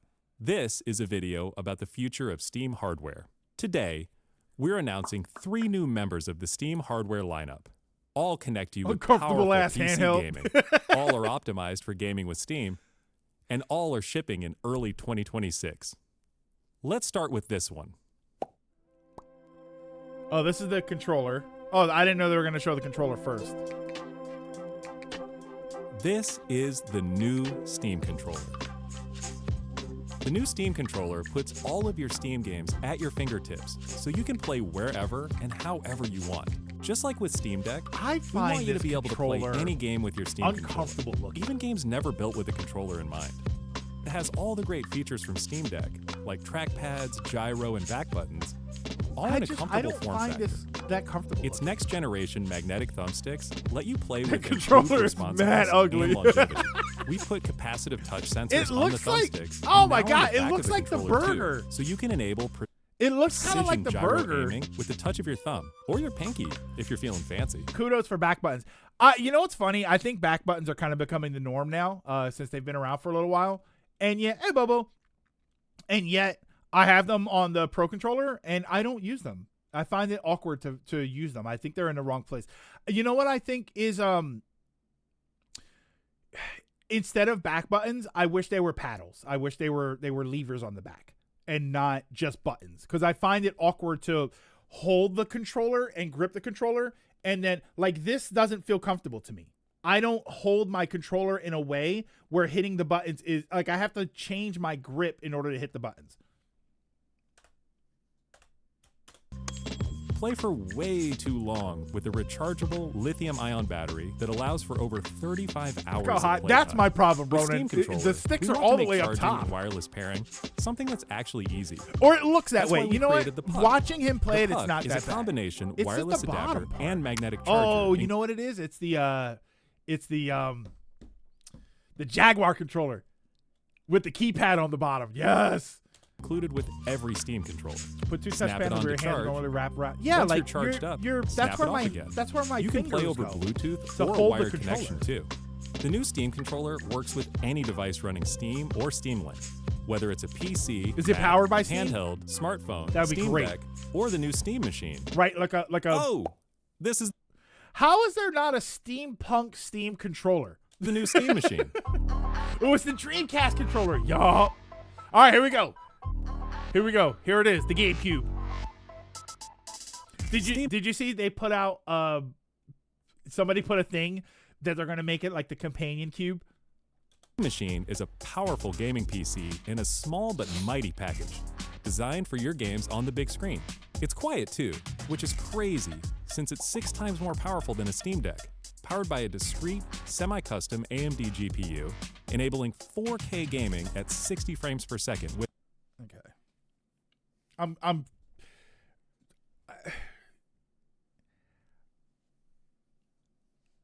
I am tired. I am tired of it does 4K gaming at 60 frames per second. Yeah, it's a PC. That's the standard. That's what everybody's doing. It's not it's not a selling point anymore. I don't think it's a selling point to say 4K 60. I think that's the standard. It'd be like if you went back in the day and said, hey, these games run at 60 frames per second. Of course they do. They all do. Every TV I buy is that. I have to go out of my way to find, you have to go out of your way to find a television that is not 4K. Even 1080p. I found a TV for $70 at Best Buy yesterday. It was online. $70. It's a 720p 24-inch TV. What the hell is even the point of that? No one's gonna buy it. It's just that. It's such a pet peeve. It's such a pet peeve. Not me. I game at 14.4. Key Gaming Chuck. That's my issue. Is that I would rather have 1080p 120 frames, 120 hertz, as opposed to 4K 60. But 4K 60 is the standard that everybody's settled on. So it's not really a selling point anymore. Yeah, if the games run at that. If the games run at that. Steam Machine runs SteamOS, made for a bigger screen. Built for gaming in your living room, your office, or wherever you play. With the rest of your screen, 60 frames per second with FSR. Steam Machine runs SteamOS, made for a bigger screen. Okay. You're not going to tell me that right there was 60 frames per second, by the way. When he lands on the thing, that's 60 not frames per second with FSR. Steam Machine runs SteamOS, made for a bigger screen. No, you're out of your mind if you're going to try and tell me that was 60 frames. Built for gaming in your living room, your office, or wherever you That play, ain't 60, with the rest of your okay. PC accessories. No Steam way. Machine borrows some great features from Steam Deck, like lightning fast sleep and wake, an SD card slot to easily expand your storage.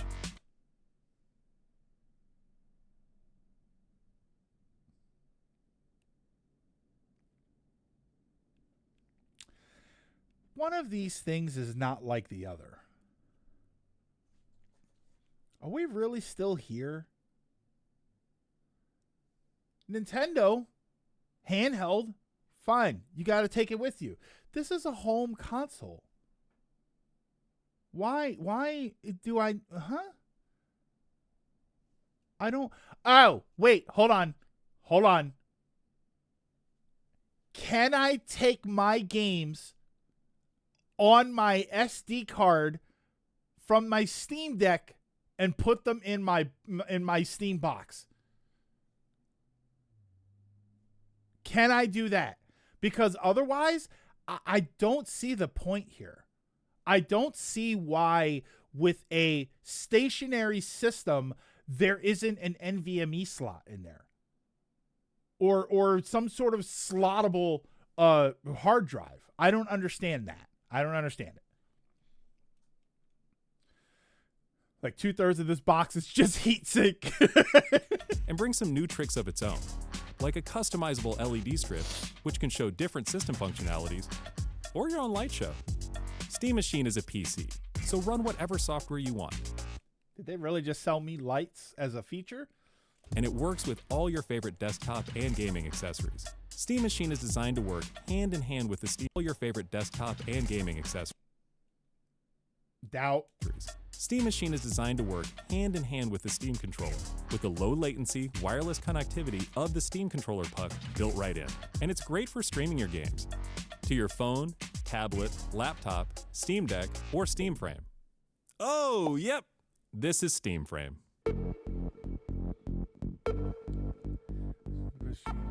SD card, you just get them. Same problem with the Nintendo. Steam Frame is Valve's next generation VR hardware. All right, so this is it. Stream all your Steam games. So this VR is and non-VR apparently alike, in this comfortable, lightweight, wireless VR premium headset. product. Like Steam people Frame were talking uses about camera-based tracking, so getting into your $1,000 games to is as easy $1,500 as slipping on the headset and waking it up. Steam Frame controllers, included with the headset, are designed with all the inputs you need for your VR Yeah, titles, people are like saying that motion they're controls expecting and this to be capacitive their tracking premium for all your version, like fingers, the Apple as well as a split Vision. gamepad Is that what it's layout called? to work with your whole Steam library. But not as They even expensive. feature the same magnetic thumbsticks as Steam controller for responsiveness and longevity.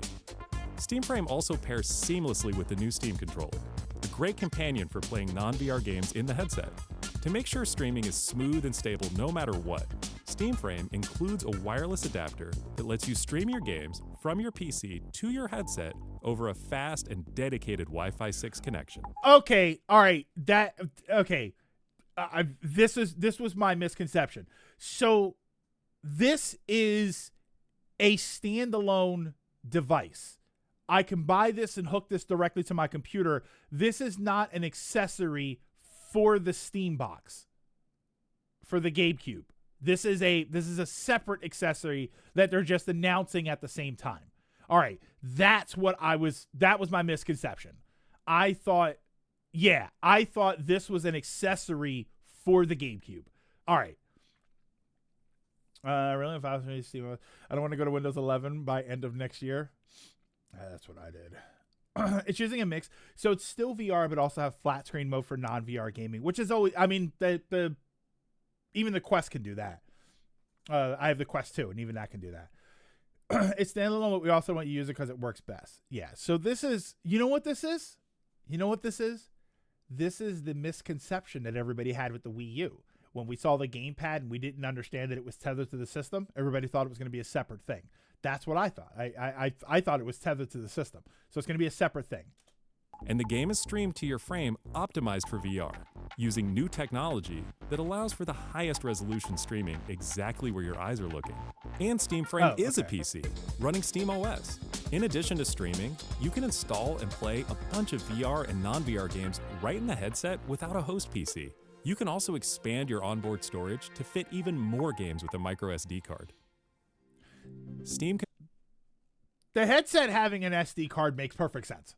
Controller, Steam Machine, and Steam Frame. All built with the same DNA as Steam Deck. All powered by Steam, work together, and can be used however you'd like with whatever peripherals and accessories you choose. Everything you see here is the culmination of what we've learned from our previous hardware experience and what we've wanted ourselves as gamers. Powerful PC gaming in an open ecosystem, giving you more ways to enjoy the games you love and discover new ones. Steam Controller, Steam Machine, and Steam Frame are all shipping in early 2026. Learn more at steampowered.com/hardware.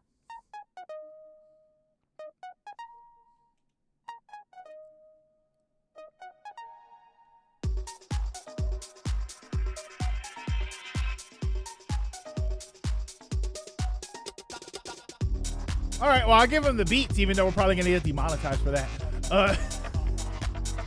I thought the guy wearing the headset was doing that stupid drum dance.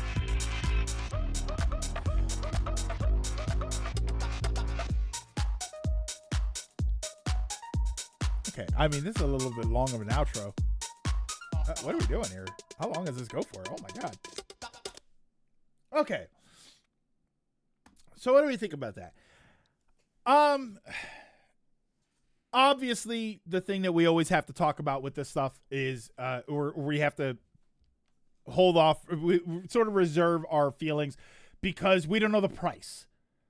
If this is $200, everybody's going to say, awesome. If this is $700, no one's going to go near it. If it's $400, maybe. I don't think it's the worst idea. It's something that I would have liked a long time ago. I know with the old Steam Machine, it existed, but it wasn't great. Their current VR kit is more than $1,000. Yeah, so I the rumor I was hearing was that this was going to be their premium because they just canceled the other one, right? Suave, they said that they're going to stop making the other one.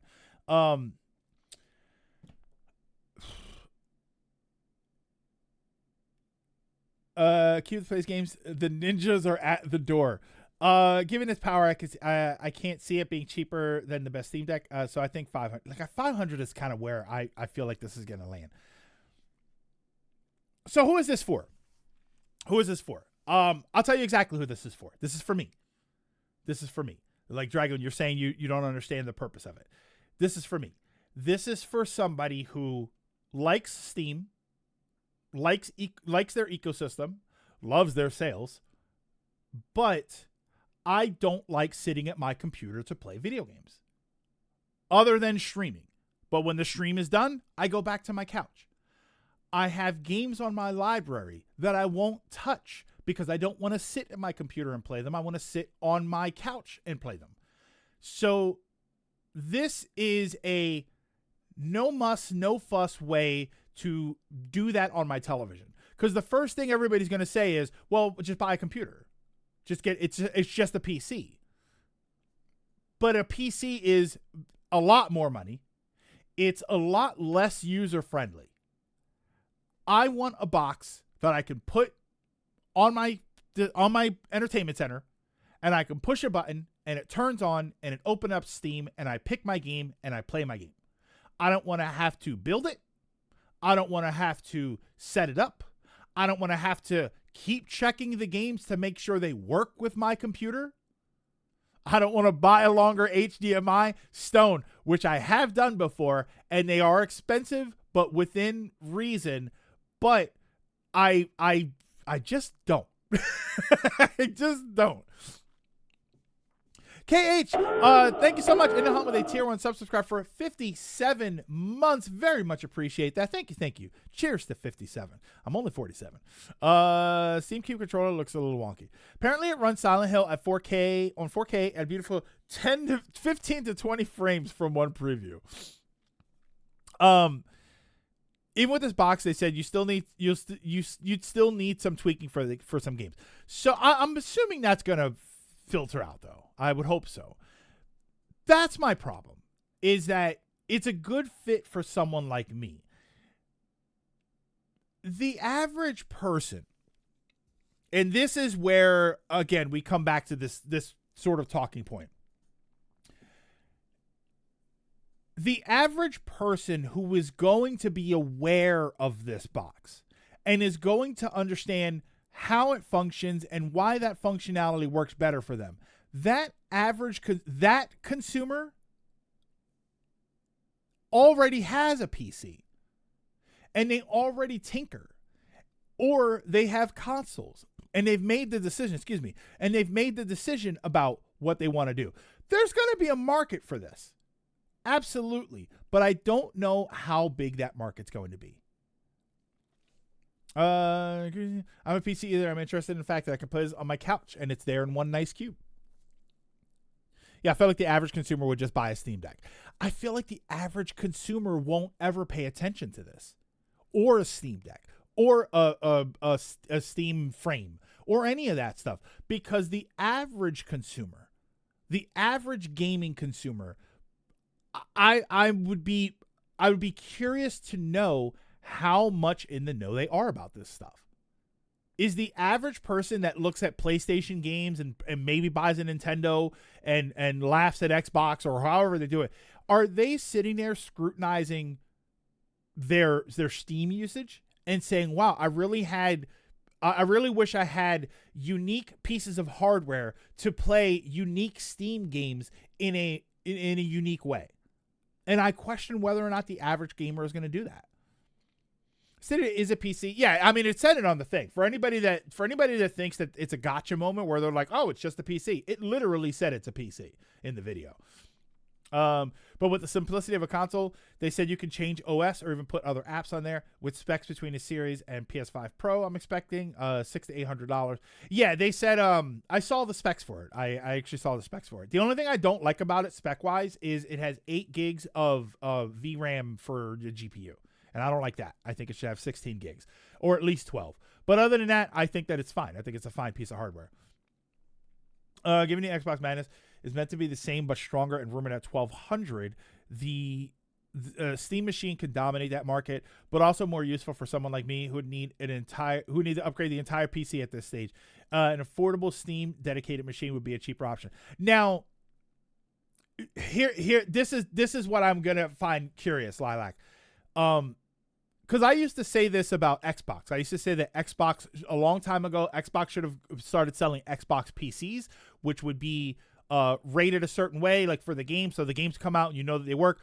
But it is also sold as a PC replacement. So if you needed a PC or your system was outdated, my thought was always, if you had Xbox branded PCs, you'd be able to buy an Xbox PC to replace your PC and also use it as a dedicated game console. What I'm curious about with the Steam machine is you saw it's about gaming. And they mentioned that you can use it as a PC. I'm curious to know how well it works as a PC. Because if it's a great PC, if it's a good piece of hardware with great software support, and you can put your apps and your programs on there and you can run that stuff, and you can plug in a mouse and a keyboard and use it just like a PC, why not also market it as that? If you're a gamer, these are the features that it has for you. If you are a PC user, you can also do this. So I'd be curious to see where this is going to sell. Steam Deck currently going for more than Switch 2 here. I want to be able to look at that thing. Steam machine. Make a carrying case for this thing because I can see this as something I carried in my friend's house and play games on their TV. And at that point, would it be better just to buy a Steam Deck? It is a PC with a Linux system. You can install Windows 11 to that if you want. Steam Deck can already be docked to TV for play like a Switch. You can plug and play accessory, and you can plug in PC accessories like a keyboard and mouse while doing so, and it has a PC mode. How well does it work? Because remember when those old systems had browsers on them and they were terrible, right? The PSP has an internet browser. You can go online with it. Yeah, have you ever tried to go online with it? It's awful. Later, Suave. Have a good one. For this little bit of screen pricing at GPUs, that there's an 8 gig model and a 16 gig that is slightly above MSRP. It drives prices. It's totally usable. Okay. Oh, so that's good then. And compatibility issues, the number of apps and needs workarounds. Okay, but then you could just put Windows on it if you wanted to, and I mean that's still a whole nother thing that you have to do. And I wonder if the ease of use that is one of the main draws of console gaming now, how much will that be there? How easy will it be to use? So that's what I'm kind of curious about. I still think all of this needs to be framed in the pricing structure. I think that's the biggest issue, is that we need to talk about what the pricing structure is going to be. I read GPU power is close to 4060. I have a 4060, so that's actually pretty good. Right? I have a 4060. Where's my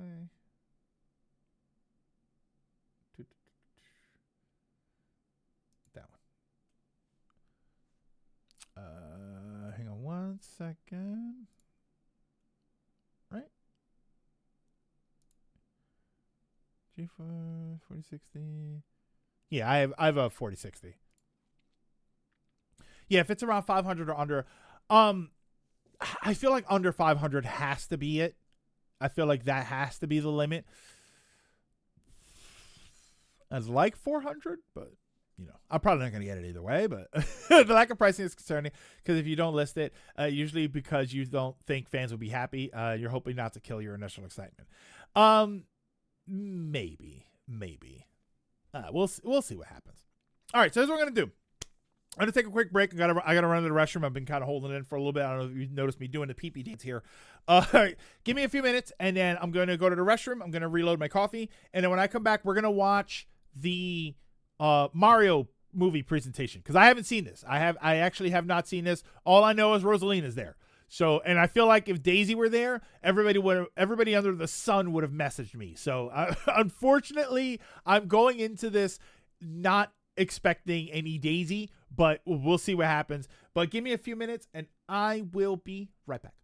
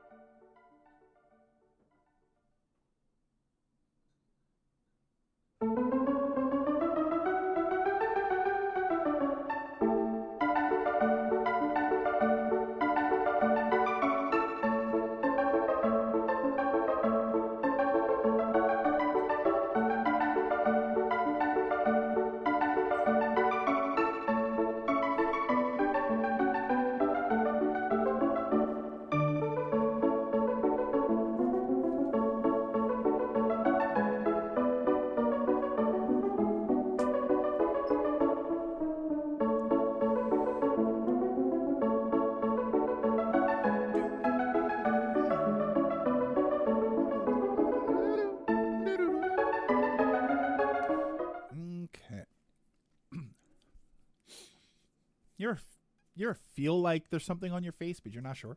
I was gonna still put it in Linux, so let's try to load. We'll try loading the anti-cheat and fail. You want to get nuked by Nintendo and Universal? Wait.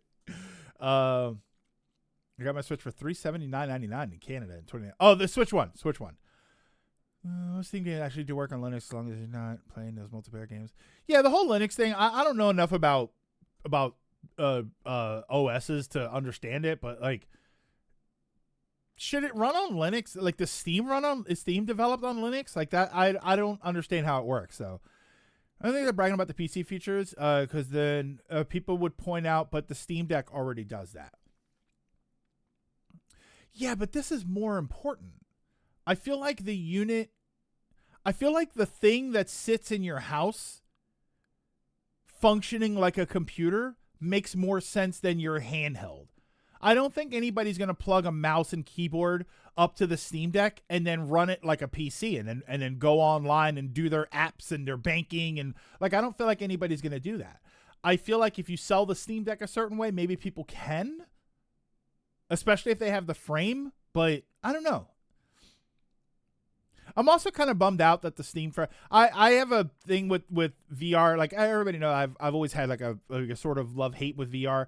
I'm very confused by, like, when you look at the Quest and all of the hardware for the Quest is built onto the unit because you have to strap the whole thing to your face. It's a standalone unit. I never understood why no company, especially PlayStation, or like, I know there's a PSVR. What I never understood is if you can cram all of the tech into the Quest 3 and make a very competent, very decent headset for $500, then why, if you've got a box doing all the computing power, right, your PlayStation or your Steam machine, if that's doing all the computing power, why can't you release a $200 VR headset attachment, a Wi-Fi enabled, right? Because that's like the Quest, is works by Wi-Fi, but it's basically just the glasses, right? It's just the processor for the image. It's just the image display. It's just the display that sits on your head. I never understood why that wasn't a thing. SteamOS is a Linux-based system. Okay. So Switch 1, I'd say the Switch 1 and Switch 2 have proved power didn't matter as much as options, but the Steam Deck still has being portable and the ability to do similar stuff, but things can happen. Mostly Windows and runs Windows games through Steam compatibility called Proton. Okay. I don't think I've heard of Proton before. All right. So here's what we're going to do. Now we're going to watch. Oh, this is the hardware thingy. So I have this one queued up. All right. So, yeah. So final word on the Steam Deck, on the Steam machine, is it looks interesting. I'm going to need to see the price before it would really matter if I care. I'm also very curious to see what the secondary market's going to do. Like, if you could put Windows on it, what are people going to be using these for? That's always really interesting. I don't think that that's going to change whether or not I buy it, but it always is interesting to see that. I'll be honest, because I want to get a Quest 3, I'm more interested in the frame more than anything else. I'm curious to see what that offers. Not even game runs on Proton, but a lot do pretty well. Especially newer ones. There's a website database that people update. Emulation. Proton isn't a fix-all. Okay. All right. So this is... right now, I want to watch the Nintendo Direct for the Mario movie.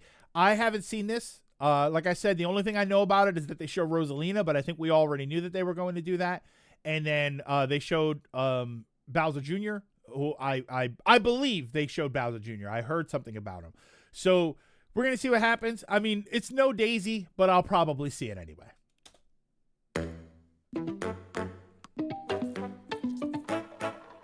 Oh, Proton has issue with kernel level needs to cheat programs. Okay.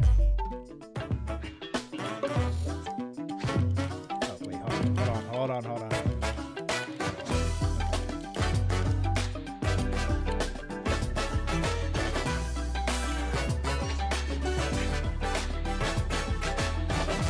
What is this, half the video? Hello, everyone. I'm Shigeru Miyamoto from Nintendo. Wow. Today, I'd like to Is that show Owen you the Wilson as first Toadsworth? trailer for the second Mario movie, the Super Mario Galaxy movie. This time, Kevin Hart as Wario. See, what the problem is, you got to give me the gold coins, right? Because I know that there's 6, but I know you got more.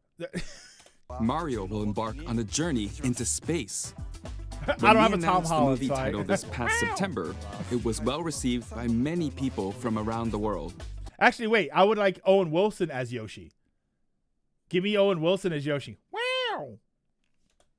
Thank you to everyone who's looking forward to this movie, just as you did for the previous one. No, I'm gonna gobble it up. Now let's hear some remarks by Chris-san from Illumination, who's producing the movie with me. Chris-san. Thank you, Miyamoto-san. At this moment, our team of artists at Illumination are just weeks away from completing animation. Their work is stunning, and we can't wait to share it all with you. Working side by side with Nintendo, we are for bringing Final an Fantasy- incredible okay, I was range reading of that, for Final characters Fantasy to the 14. big screen, many for the first time. From iconic Danny DeVito favorites as to Daisy? deep cuts that longtime fans will recognize. I'll take it. What you're about to see will give you a glimpse of the team's outstanding work. Thank you, Chris-san. This guy's eyes are Okay. too small for his Of the head. team's outstanding work. Thank you, Chris-san. Okay, thank you all for waiting. Let's press the start button. It's called Plus now. Fake gamer. All right, this is it.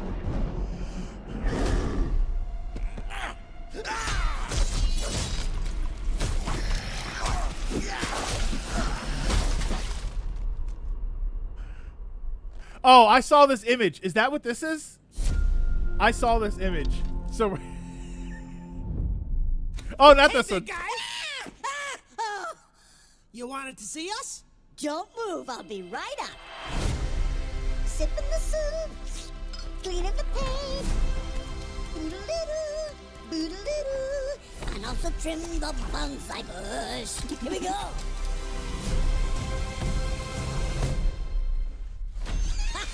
Hey, Luigi. What's up, Mario? Behold, I made a masterpiece for Princess Peach. Yeah, What do you I think? saw this Love image. the colors. It's trash. How dare you look at my masterpiece and say that? I'll burn the skin off your bones! Wow. Sorry about that. That's the old Bowser talking. Was there a movie in the Still middle that I working through missed? my demons, I suppose. Why don't I remember him being shrunken down? Anyway, I need my 8 hours or else I really turn into a monster. And that's a great model, by the way.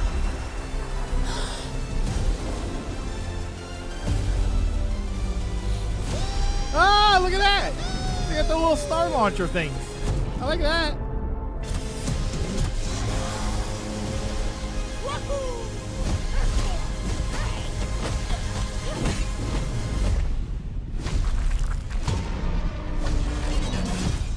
I'm Bowser Jr., and I'm gonna be taking my father now!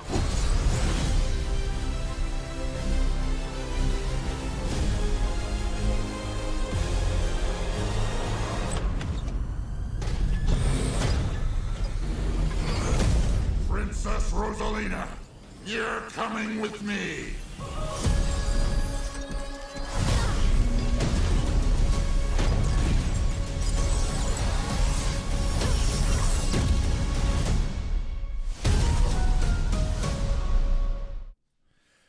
Okay. Oh wait, hold on. Should I watch the rest of this presentation, or should I? We'll watch the rest of it, and then we'll come back and we'll pick it apart. How was that? When it comes to Super Mario Galaxy, we can't talk about it without mentioning Rosalina. Yeah, we'll watch the rest of it. What key do you think she holds in this story? And It's, standing in our hero's way is Bowser Jr. All right, so I saw some of the voices. So Bowser Jr. is Brie Larson, right?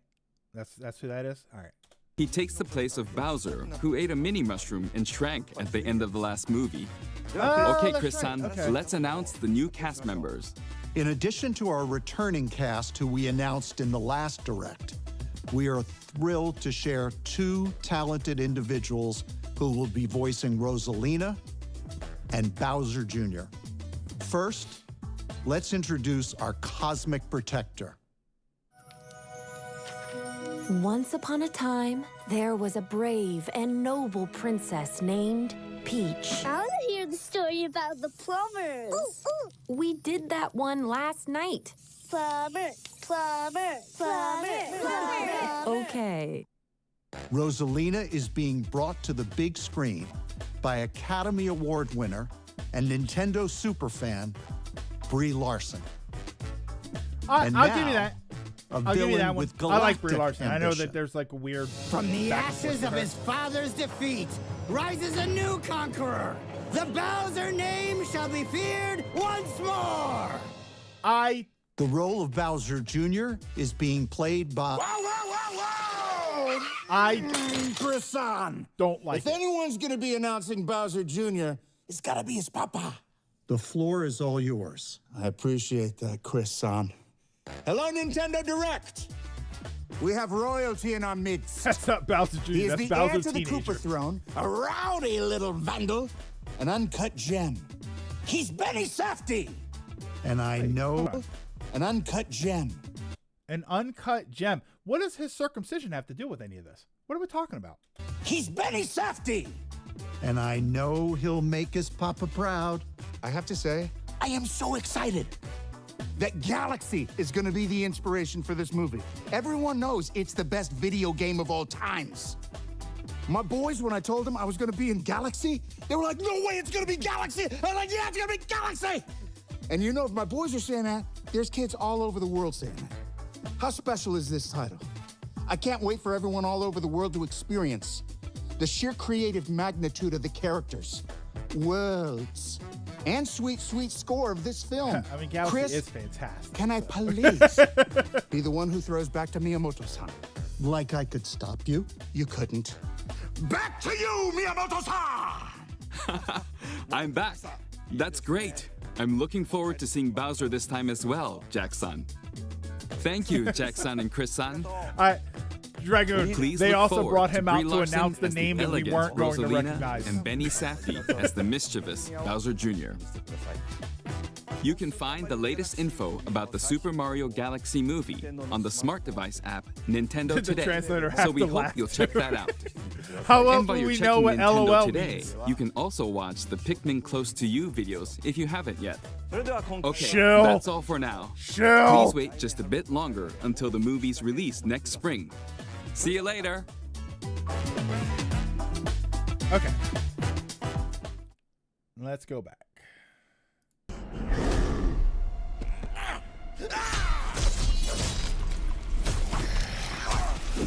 Okay, so he ate the mini mushroom at the end of the first movie, which I don't think I've seen the first movie again.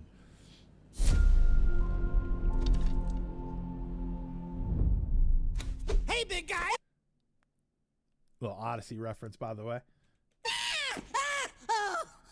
You wanted It's to just see us? it's just been forever since I've seen the movie. Don't I never move, bought I'll the be right I never bought it physically. up. Sipping the soup, cleaning the paint, boodle-little, boodle-little, and also trim the bonsai bush. Here we I always have this weird problem with villains like this, where they do this thing where they sort of defang them, right? They bring them down to a level where they're nice and polite, and right, he's fun, right? He's bouncing around the house and fixing things up, taking care of the tree and stuff. I'm always sort of mixed with this because I like this, but the second he gets an opportunity to be a villain again, that's what they're going to do. And it's like, this would be more fun if they were kind of moving in a different direction, but you kind of can't with Bowser. So I'm always sort of half and half on this. go. Because it's fun to see this. It's fun to see him acting Hey, like this Luigi. and being this. What's up, Mario? Behold. Like, he likes Luigi. You know, so the capacity is there for him to be a friend character. But you can't do that with him. So it feels pointless to do that. I made a masterpiece for Princess Bowser's Peach. always been like that. What do you think? He has to go Love back the in the jar. colors. Oh, you have Bowser in a jar. How dare you look at my masterpiece and say that? I'll burn the skin off your bones! Wow. Sorry about that. That's the old Bowser talking. Still working through my demons, I What's the thing suppose. after the idea? Anyway, I need my 8 hours or Oh, else I really so do turn you into a think monster. that the mushroom would wear off, but they're keeping him small? Yes, Man Spider, I did notice that. He is just Chris Pratt there. What do you think?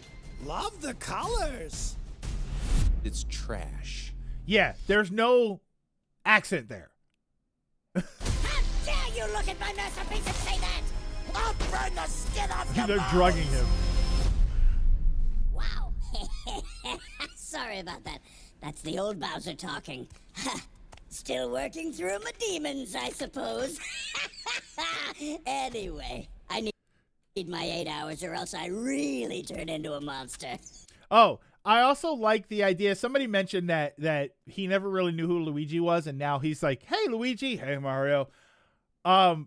There's an old gag about Bowser being friends with Daisy, and like I love it. It's one of my favorite. It's one of my favorite sort of like. I think it's real, right? I consider it to be like what's canon for me, and it's that Bowser tried to invade Sarasaland. Daisy basically beat the crap out of him, but she kind of like accepted him. So now they're friends. So he doesn't invade Sarasaland. It's always the Mushroom Kingdom. So I like the idea that Bowser is friends with Daisy and Bowser became friends with Luigi. So then in the third movie, right? Bowser fights Daisy. It doesn't work out. And then have it that Bowser is the one that introduces Daisy to Luigi. To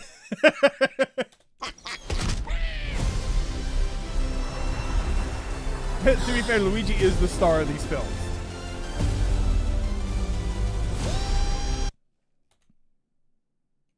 But visually, this is fantastic. I love the what's it called.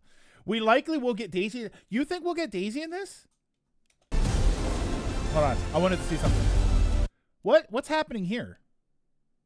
Oh, that's his backpack. Okay. So he's like Captain Toad. So that's his backpack of stuff.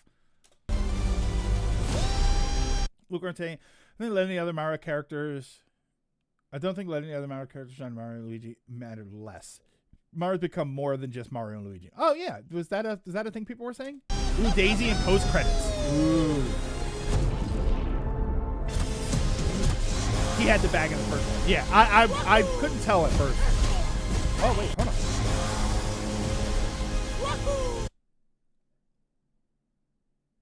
I mean, I don't know why I didn't think of this immediately. Where are we? Yeah. Hold on. Whoa, hold on a second. Wait, I didn't actually put that together. Wait, could we actually run into Daisy in the movie? Is that something they're keeping a secret? Hold on.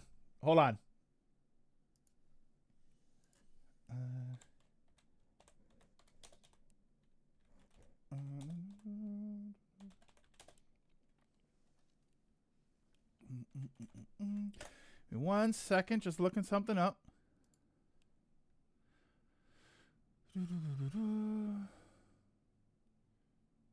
Oh, close.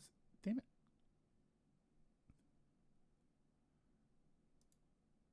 Is she still around? She's still around.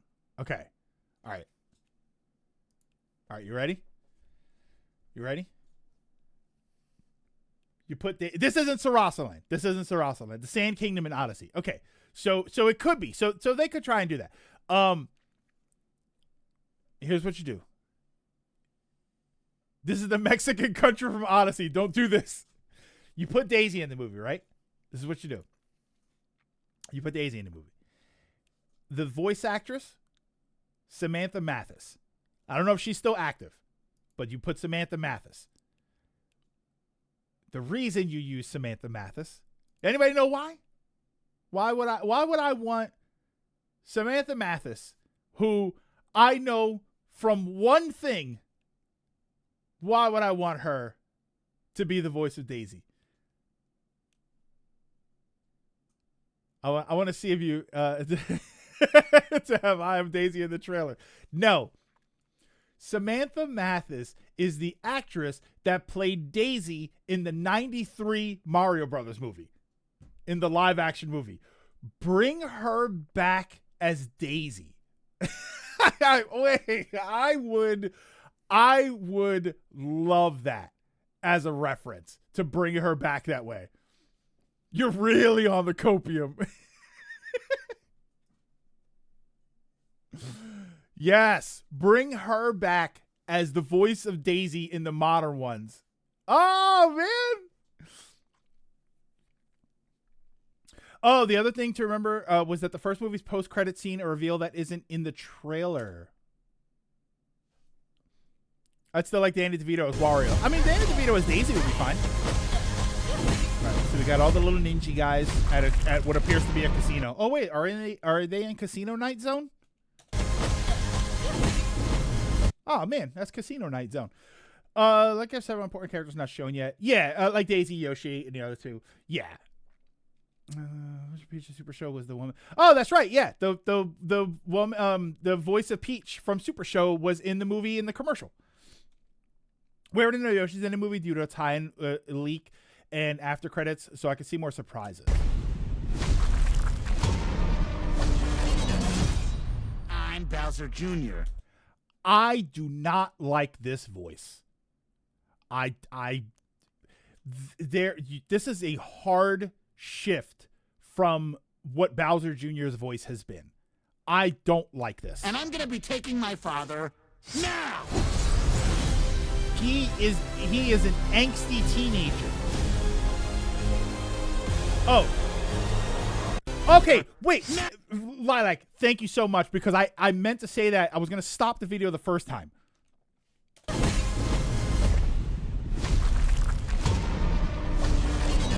That's Prowler's sound effect, right? Ooh.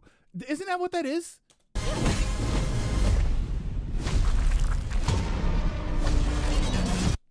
Right?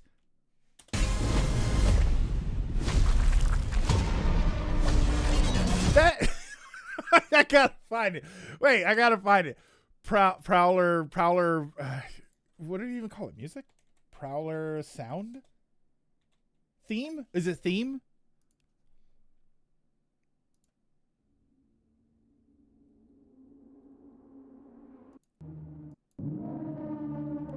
Right there.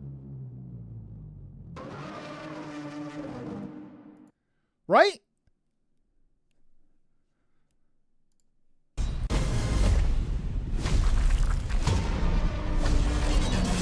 It's definitely in there. I mean, that's actually kind of cool, though.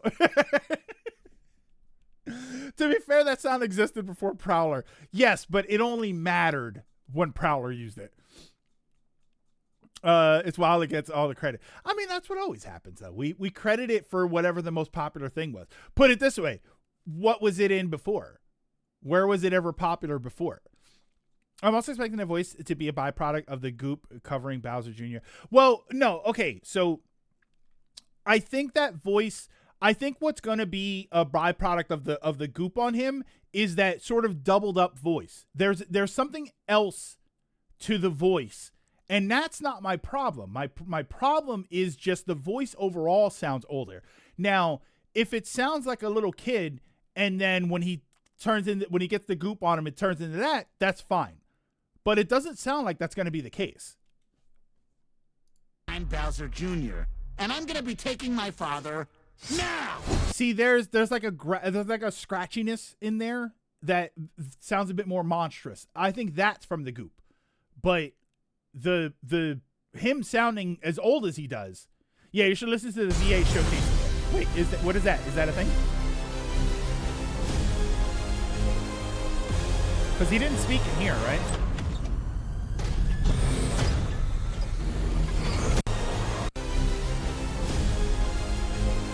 Hold on. And I'm gonna be taking my father now!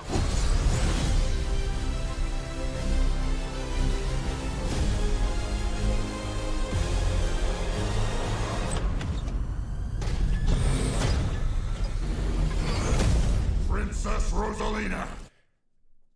This is my other question. Who do we know who this is? You're coming with me.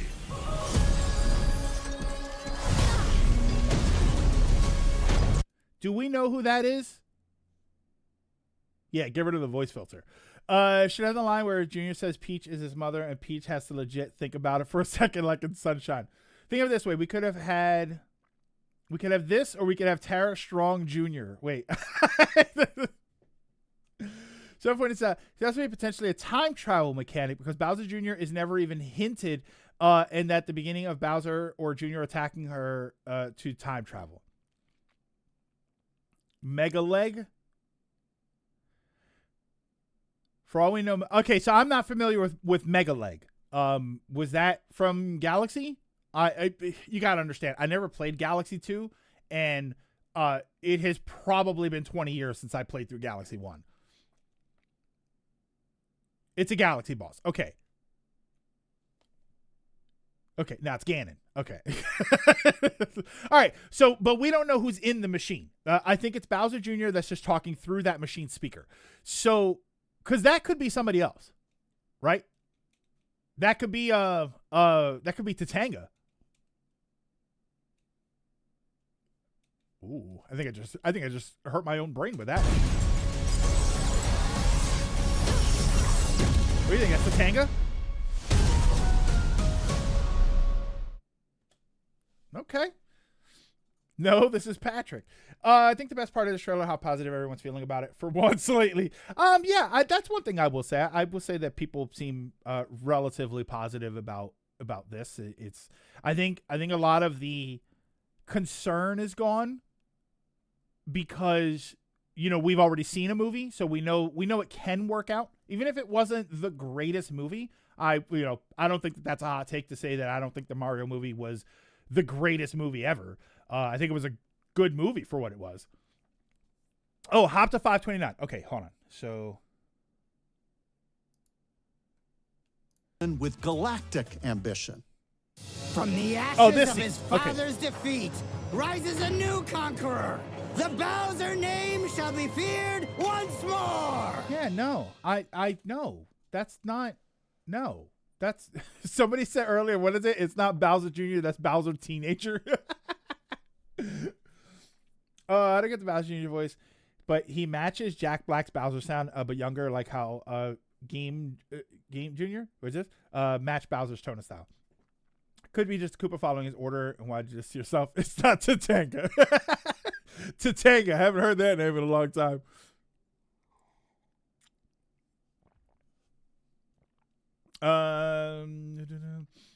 That was you, yeah. Yeah, I don't really think I vibe with that voice. To be fair, we didn't vibe with Chris Pratt's voice, still kind of don't, but it didn't harm the movie. I didn't watch the movie and think, all right, well now this movie sucks because of that. I will say though, that scene where he didn't have an accent, that kind of worried me a little. Is that what we're going to do, where we kind of slowly but surely drop away the accent, and now it is Chris Pratt? Yeah, I wasn't really he didn't have a extensive accent in the first one. In Koopa Race, just have gruffer voice, so in Koopa terms, it sounds like the Simpsons squeaky teen. No, I don't know. I feel like we still got to get it somewhere close to it. Would you have liked if Junior had the more raspy, annoying kid voice from the cartoons? Yes. I would have preferred a younger voice, a younger sounding voice. He could still be a jerk, but I need him to sound a little bit younger. I need him to sound like he is a little kid. Go back to Sand Kingdom. You can hear the accent on the Wahoo. Where was that scene? Now I can't get the Prowler noise out of my head.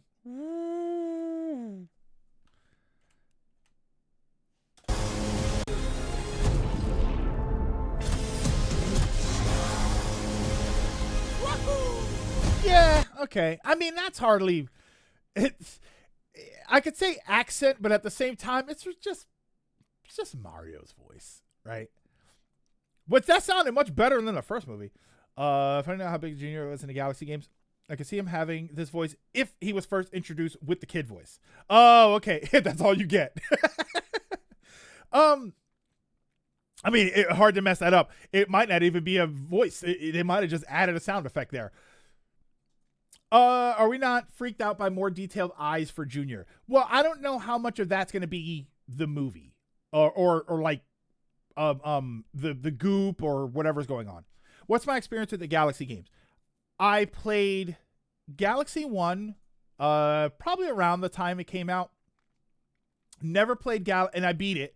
Never played Galaxy 2, and then I went back at one point and replayed Galaxy 1. And then I tried to play Galaxy 2, but I think it was mentally like I just wasn't in the mood to play it. So I got maybe like 2 levels in. Nice pause. I know, that is a good pause. Ferdinand Jr. is going to be in the movie for 5 minutes. No, I think Jr. is going to be in the movie a little bit more, but you're right. It could just be a sequence where they meet Bowser Jr., fight, lose, win, and then leave. Yeah, overall, by the way, hold on. Wahoo! This is a reference to Super Princess Peach, right? Her fighting with the umbrella like this. Because I don't think she did that in Showtime, did she? Yeah, like she hit the ball right there. Is that a reference to Super Princess Peach? I think that bit of him in the cockpit is from that Rosalina fight. Oh, yeah, you're right. That's the power noise. I'm Bowser Jr., and I'm going to be taking my father now. She did this in Mario RPG. Okay.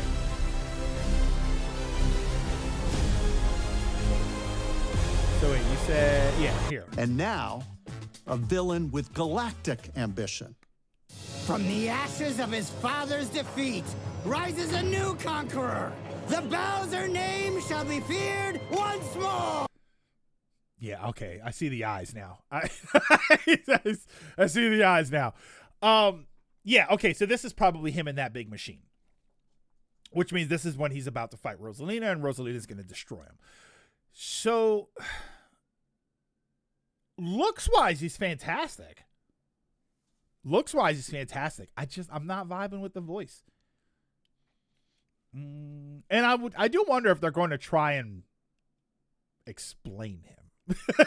It's just what's your explanation on this going to be? Those eyes are haunting. Not the biggest fan of Brie Larson. I know that there was some stuff with her, but I like Brie Larson. I always think she's kind of funny, and I enjoy seeing her. Mega Leg. I think it's just older Bowser Jr. than the games, which is kind of weird to me though. Why would you do that? Why would you add a character and then a completely different version of that character? Be like, we're gonna add Princess Peach, but she's gonna be a queen and she's gonna be 80 years old. Like, and he doesn't look older. I mean, he's still got the bib. Pregnant Mario voice is fine. It's shown before. Conscious decision from our movies to not have the standard game voice. But if you want the classic voice, watch it in my Brazilian Portuguese dub, where it's 1-to-1 the game's voice. They didn't give an F. They got Brazilian Charles Martinet. I remember we saw like the breakdown of different voices from different countries, and there were a couple of them that we went, "Oh, that sounds exactly like Mario." Why didn't Bowser invite her to the wedding? She said one thing in one interview 8 years ago that upset some men. The entire reason for the outrage and hate for her, despite being a good actor, probably the only person in the movie that knows what a Mario is. Maybe she can do the Mario. A lot of right-wing comments she said out of context. She hated people. She's not a person with that reputation as follow her sense. She's been in some good stuff, been in some bad stuff. Her attitude towards themselves who hate her is fun. How she trolls them. She also does not take valid criticism well. Tends to conflate has criticism with "you hate me, so I have no reason to listen to you." The problem is nowadays that's what it feels like. Yeah. Overall, I think this is good. I think this looks really good. I think that the first Mario movie looked really good. I don't necessarily like it's not the greatest thing ever, but at the same time, I do think it's really good. I'm interested to see what the setup here is, what all the storyline is, how Rosalina gets injected into all of this, if she's going to remain. So I do want to see. I want to see it. I want to see. And what is it? 26. Get my slipper on. Is it 26 or 27 that this is coming out? Supposedly she dumped the boyfriend over Mario Galaxy. Did he hate the game? Because that's the right move. If she listen, I may have only played the game once or twice, but it's a good game. April 26th, next April. That's not bad. Yeah, I wonder how they're gonna make it so Rosalina needs help. If all she can basically if she can basically two-shot Mega Leg. That's a good point. That's a good point. I do wonder if it's going to be they kidnap the Lumas and then she needs to go and rescue Mario needs to go and rescue the Lumas, Mario and Luigi, and then because she has to do something else. She says you care about this Galaxy game too much. She broke up with him. Valid. I got it. It's college Bowser Jr. He's home on a break. Yeah, how they're going to... And Marco, that's kind of the same question. Like, how are they going to depower Rosalina to say, oh, we need Mario and Luigi and Princess Peach to save them? So that's going to be interesting. And I do like that they're including Toad in that. I do kind of wish they included Toad a little bit more. Because I feel like if you have... Right, the first movie is going to be Mario and Luigi. I feel like if you have Mario and Luigi and then Princess Peach and Toad, we're starting to move into Mario 2 territory. And now maybe we can just make a Mario 2 where we go to Subcon. And now Subcon becomes not necessarily an original product for the movies, but it'll be fleshed out in a way that was never fleshed out anywhere else, right? We've seen the Mushroom Kingdom a bajillion times. But we've seen Subcon once. So I'd be curious to know if they did that as a movie and it said, oh, we have to go to Subcon and I don't know, that's where whatever is. And then, Danny DeVito as Wart. Wait a minute. I like that. But then, yeah, we got to go to Subcon and it's the four of us. And it's like, oh, this is like Mario 2. I mean, would you do Subcon as a movie and just have it be a dream in the end? I don't know that I would have it be a dream. I think I would probably do the thing where at the end of the movie, they wake up back in the Mushroom Kingdom and they think it's all a dream, but then something is there to indicate that it wasn't a dream. So I would like to do something like that. And then, all right, and here's what you do. In order to get to Subcon, you got to go to sleep. But you got to do it in a specific place to get to a specific part of Subcon. And where do you have to go to get to the part of Subcon that you want to get to? You got to go to Sarasa Land. We meet Daisy. Do it. Sorry. Now Bowser is the main villain over Nintendo's dead body. Well, you don't need him as the main villain if you've got other villains. Mario 2 is the basis for the TV series that will inevitably spin off from these. Gonna assume she loses the fight probably due to some trick with the Lumas and loses her powers. And Junior's new brush powers are from that. And the movie is helping her. Yeah. Luma gets taken. She loses her wand. And that's how Bowser Jr. gets that goop power, and that's why she teams up with Mario and Peach to defeat and capture Junior. Robert Downey Jr. as Waluigi. You gonna go to Subcon? Better than DomCon. Uncle, this is a cry for help. No, it's not a cry for help. Look, she's gonna be here. All right, she's gonna be here. Look, she promised me. She promised me in a dream I had a long time ago. She said, "Keep watching. I'm gonna be in a movie." Not the 93 movie, because that technically already counts. But yeah, she's gonna be here. She's gonna be here. She's gonna be in this movie. She's gonna be in this movie right here. Subcon is probably safer than TwitchCon. True. It's not copium. It's gonna happen. It's gonna happen. Hey. I was right about Final Fantasy Tactics, wasn't I? You all said copium, and look, there it was. It got made. See, it's a vision. It's a vision. TwitchCon is perfectly safe if you have a penis.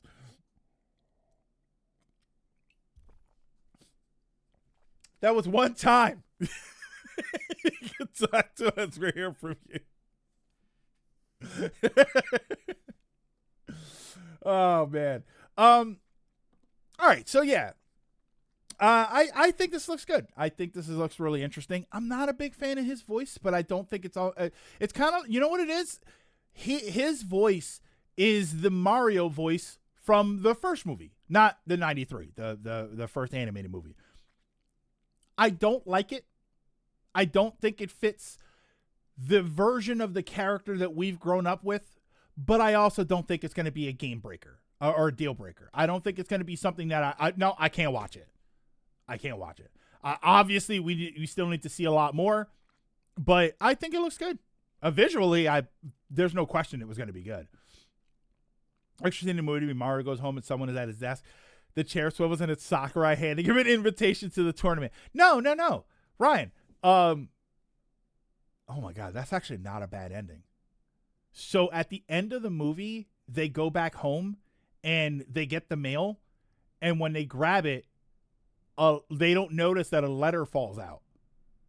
And then when the letter falls on the ground, it's the Smash Bros. Invitation. And the movie just kind of ends with a pan to the envelope. And it's like, oh, what's that? Like, right? It's got the thing. And then everybody says, oh, you know, that's one of those where like the people that don't know will say, oh, what's that? And then the people that know are going to lose their minds. I would actually kind of like that. All right. So yeah, but I think it looks good. I think it looks good. So the other thing that I wanted to do was the state of play in Japan, the Japanese state of play that they did. I'm looking at the list of games that are here. I don't know that I'm going to watch this. I feel like I should put it on and just skim through it. But I feel like a lot of this is going to be okay. So I don't think I will. Rob comes. Have you heard of the Smash Bros. Initiative? Ooh, wait. What if they build a Rob to fight the Mega Leg thing? Ooh, they fight it. A giant mech robot fight, but it's Mega Leg versus Rob. Worst state of play of all time. They're all celebrating the Lumas and dancing. They're just like, this Luma looks funny. All right, look at it. It turns into, oh my God, and then it's Kirby. I'm going to dip out. Hopefully, I'll be streaming when I come back. No problem, Ronan. Thank you so much for sticking around. I should be for another hour or two. Considering Rosalina one-shotted it, probably not. Well, if he builds it up bigger, he'll build it up bigger. Oh, Mr. Z, she's going to destroy it, but then the goop is going to make the machine more powerful. And then that's going to be the version they can't fight.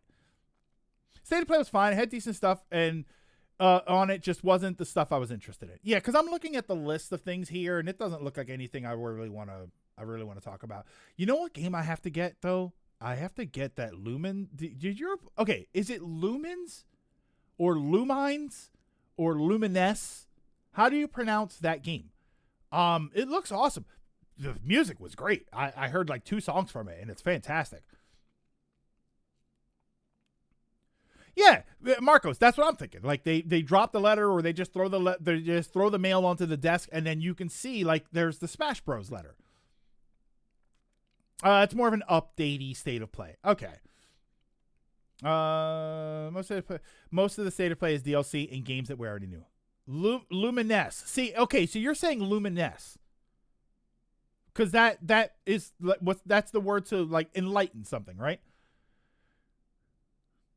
Would you have it do the small Smash themes stinger? No, I think just seeing the letter is fine. I think just seeing the letter is okay. The third one, Lumines. Okay. Watch the game key. Oh, the Pokopia. Hold on. Yeah, Pokopia. The game keycard thing, I think we have sorted out. Should I watch that? Pokopia. Oh, in the final fight, Rosalina gets her powers, pulls in something to help Mario fight Junior, and it's the Smash Ball. The Smash Ball as a thing would be nice. So how about those demos? We got time. I'm gonna stream a little bit longer today because I got a couple of demos I might want to try.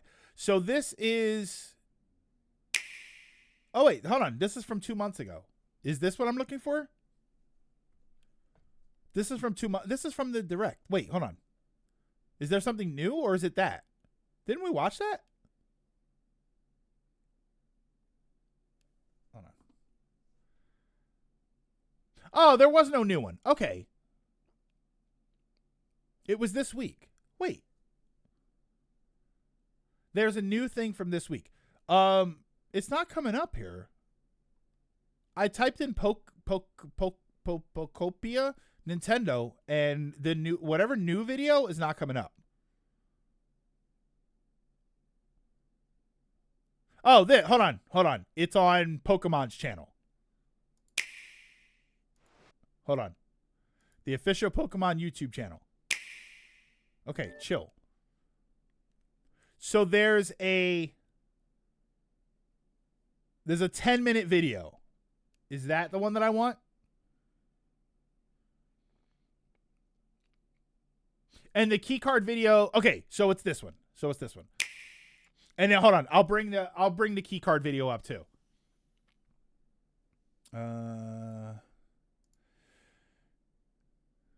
Nintendo. Somebody finish that line. Nintendo. What do you say? Game keycard.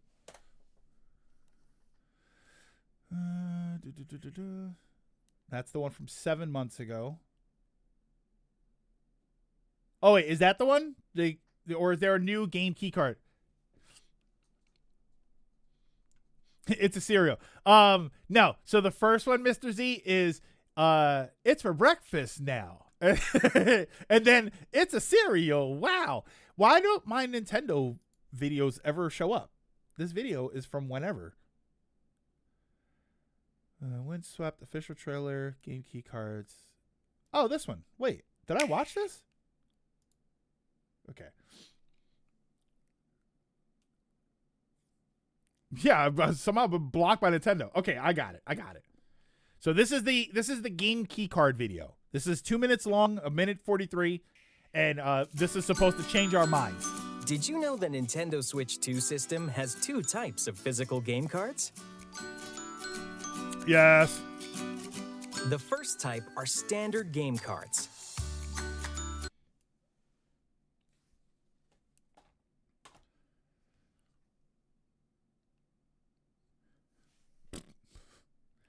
I went to look at my Switch 2 games because I don't remember the Switch 2 games being red cartridges. I don't own any Switch 2 games. I don't. Everything I own is the Switch 1 version. And the second are called game key cards. These cards are marked with a key icon here.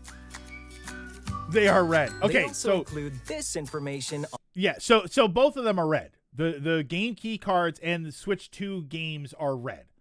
On the front of the packaging. Game key cards don't contain any game data. Here's how to use them to play games. After inserting the game key card, connect to the internet to download game data. Before purchasing the game, make sure you have enough space available in your system memory. You can find the full game download size on the packaging here. Now, let's If you start bring the up a download. cartridge, you better give it a lick. When you they insert taste a so game terrible. key card into your system for the first time, a prompt will appear to begin the game download. You'll need an internet connection for the initial download. Once the download is complete, you can play whenever you like with the game key card inserted. And when you want to play another game, simply swap out the game keycard, just like standard game cards. You can also use the game keycard with another Nintendo Switch 2 system by simply inserting the card. So wait, hold on.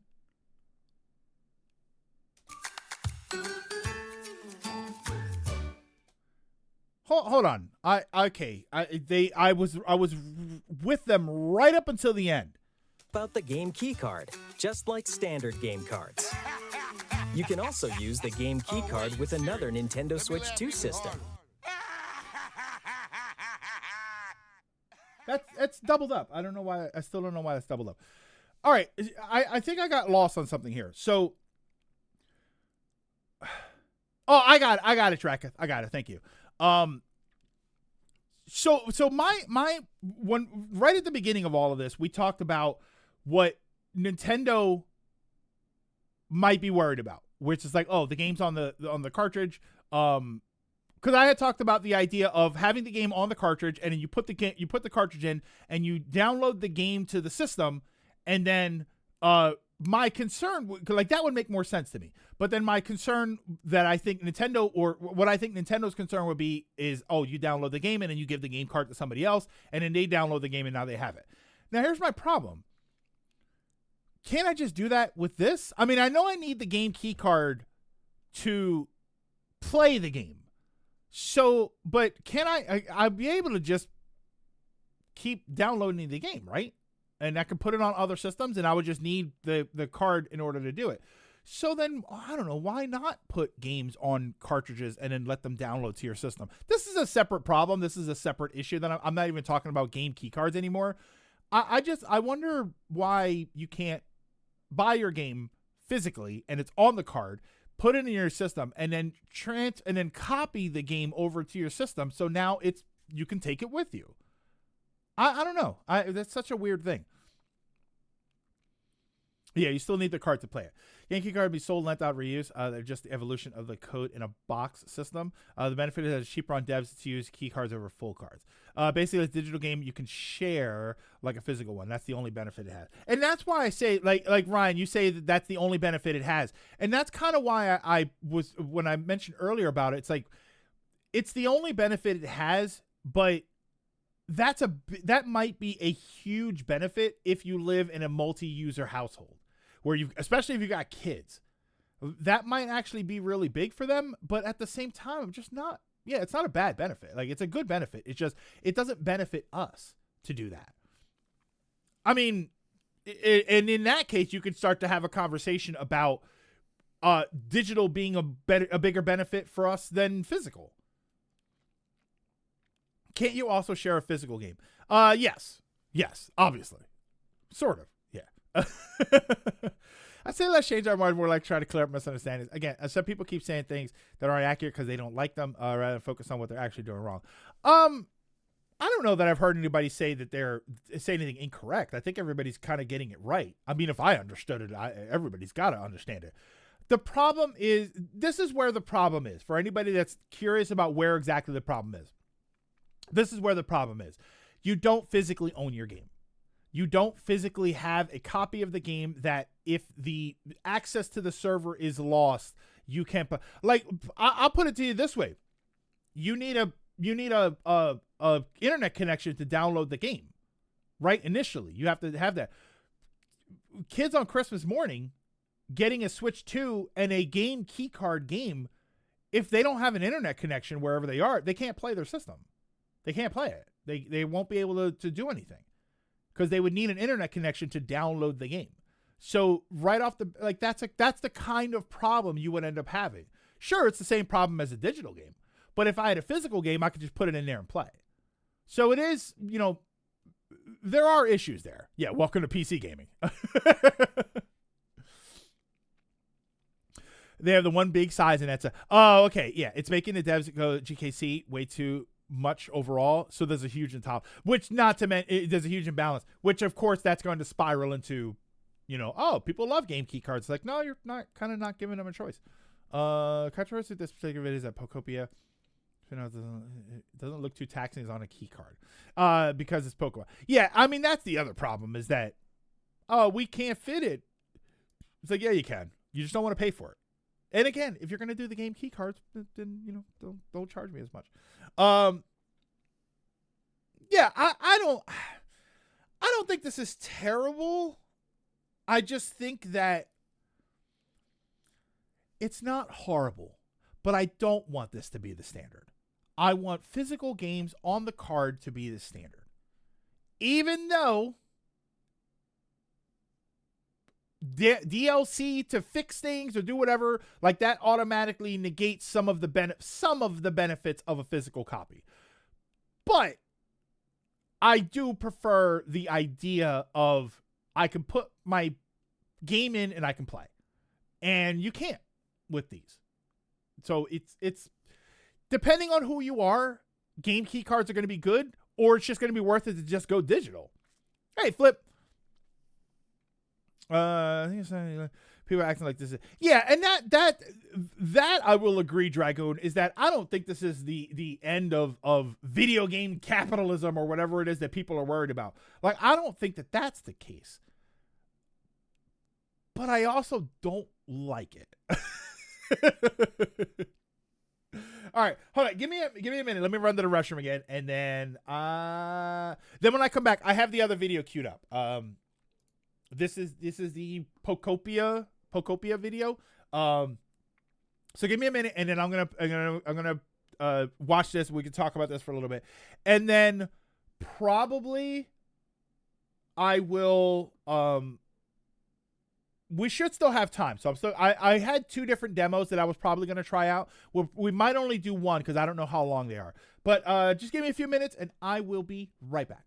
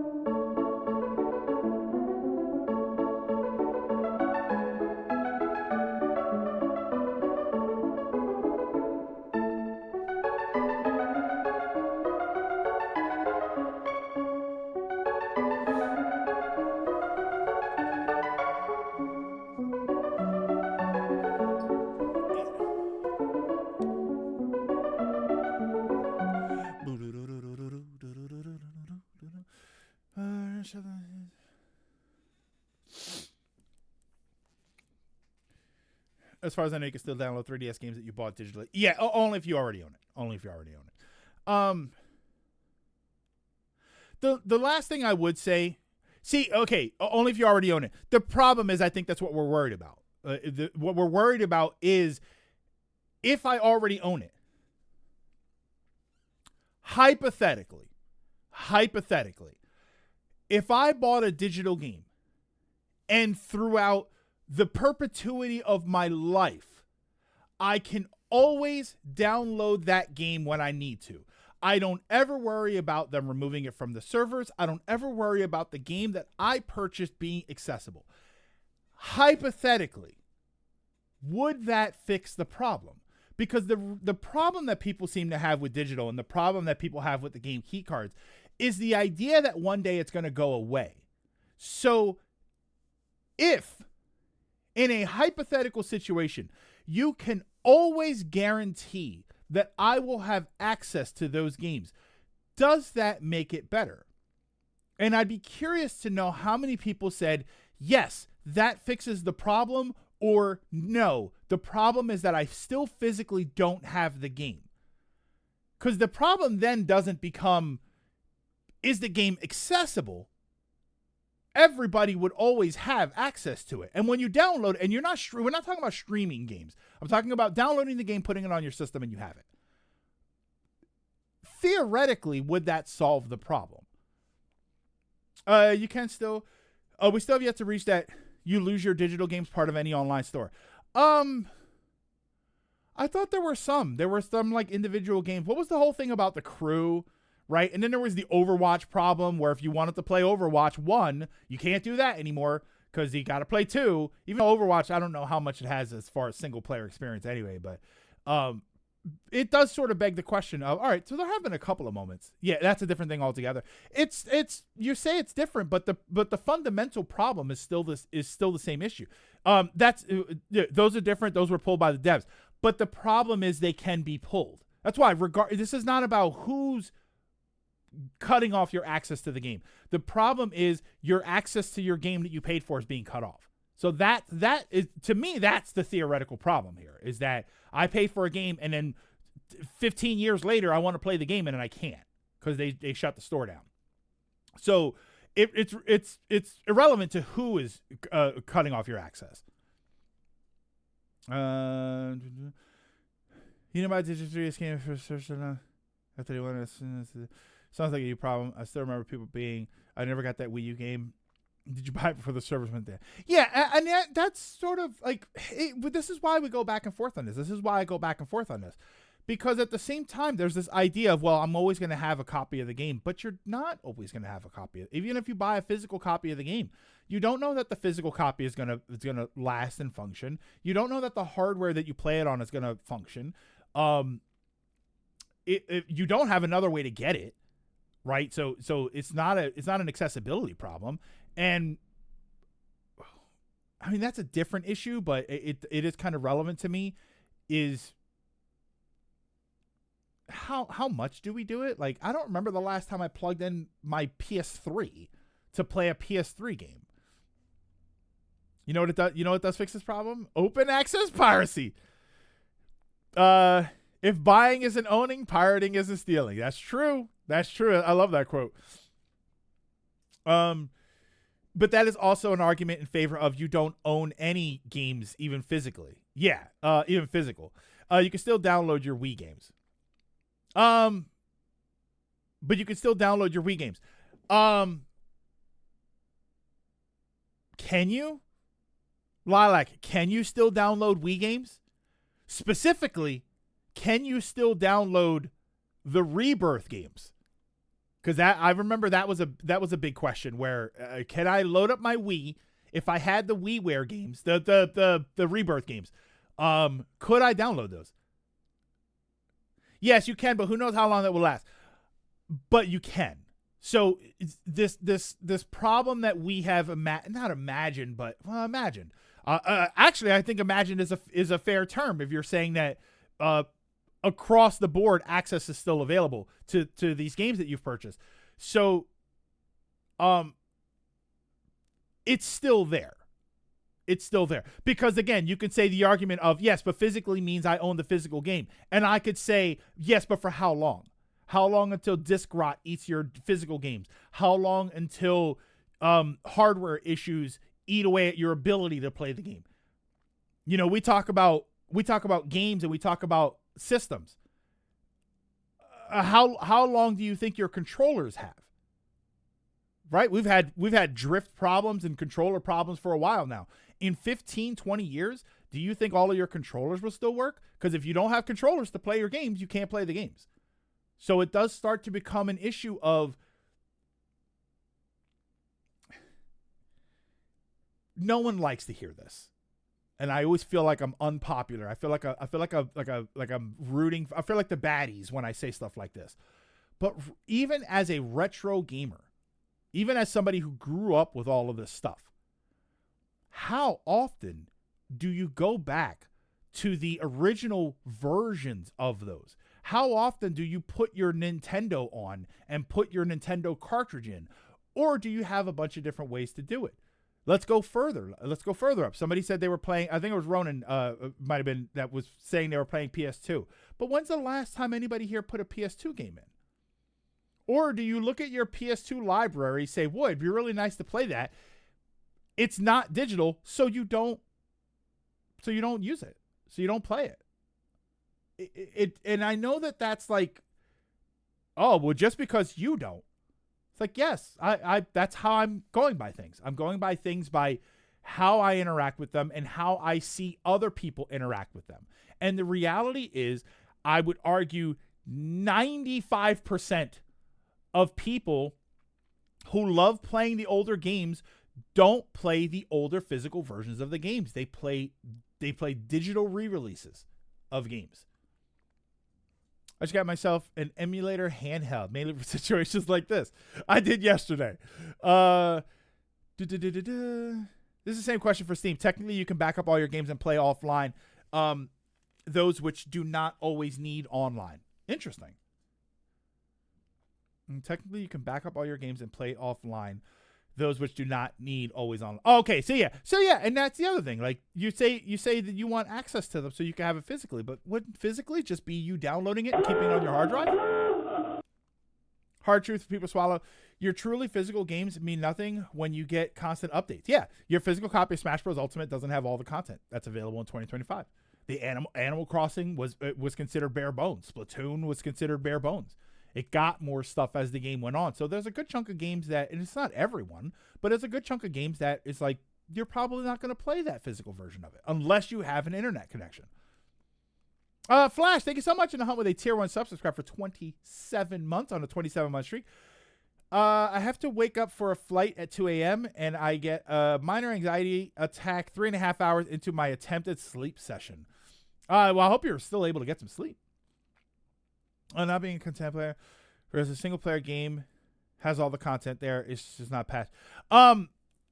Ryan, but the problem still stands because there are games that require, like there are games that came out and required a download to even work, or most people said that the game wasn't worth playing unless you downloaded the other stuff or unless you had access to the other stuff. So it does still create an issue. It's because when you talk about DLC, when you talk about downloads and updates, you're not just talking about content. Sometimes you are talking about function. And it's not all the time. It's very, very much rarely the time, but it does happen. So it's still a relevant point, I think. I'm giving Nintendo credit for updating the content on newly released cartridges. DK Bonanza is a single player game that is no longer content complete thanks to the Emerald Rush. See, and like Marcos, like that for instance. But if you don't have the Emerald Rush, you still have plenty of game. There's still a full game on there. My concern is games that came out and they don't function anymore, or they didn't function. Cyberpunk, Mass Effect Andromeda, Assassin's Creed, or games that came out very feature light. Again, Animal Crossing, Splatoon 2 and 3. These games in their initial release were considered pretty bare, especially for the $60 price tag at the time. So when you don't have access to that stuff, you have a less than stellar experience. Whereas with DK, for instance, in 20 years, if you get a copy of Donkey Kong Bonanza and you don't have access to the DLC stuff, you still have a complete game. You still have a very feature-rich game that is a long adventure, and it has everything it needs. Yeah, has all the content, but isn't as bug patched. Yeah. The games that release did not need the games that release not need patches is very rare, especially in the last 10 years. Day one patching has become the standard. Yeah, and Lilac, 100. That's probably the best point.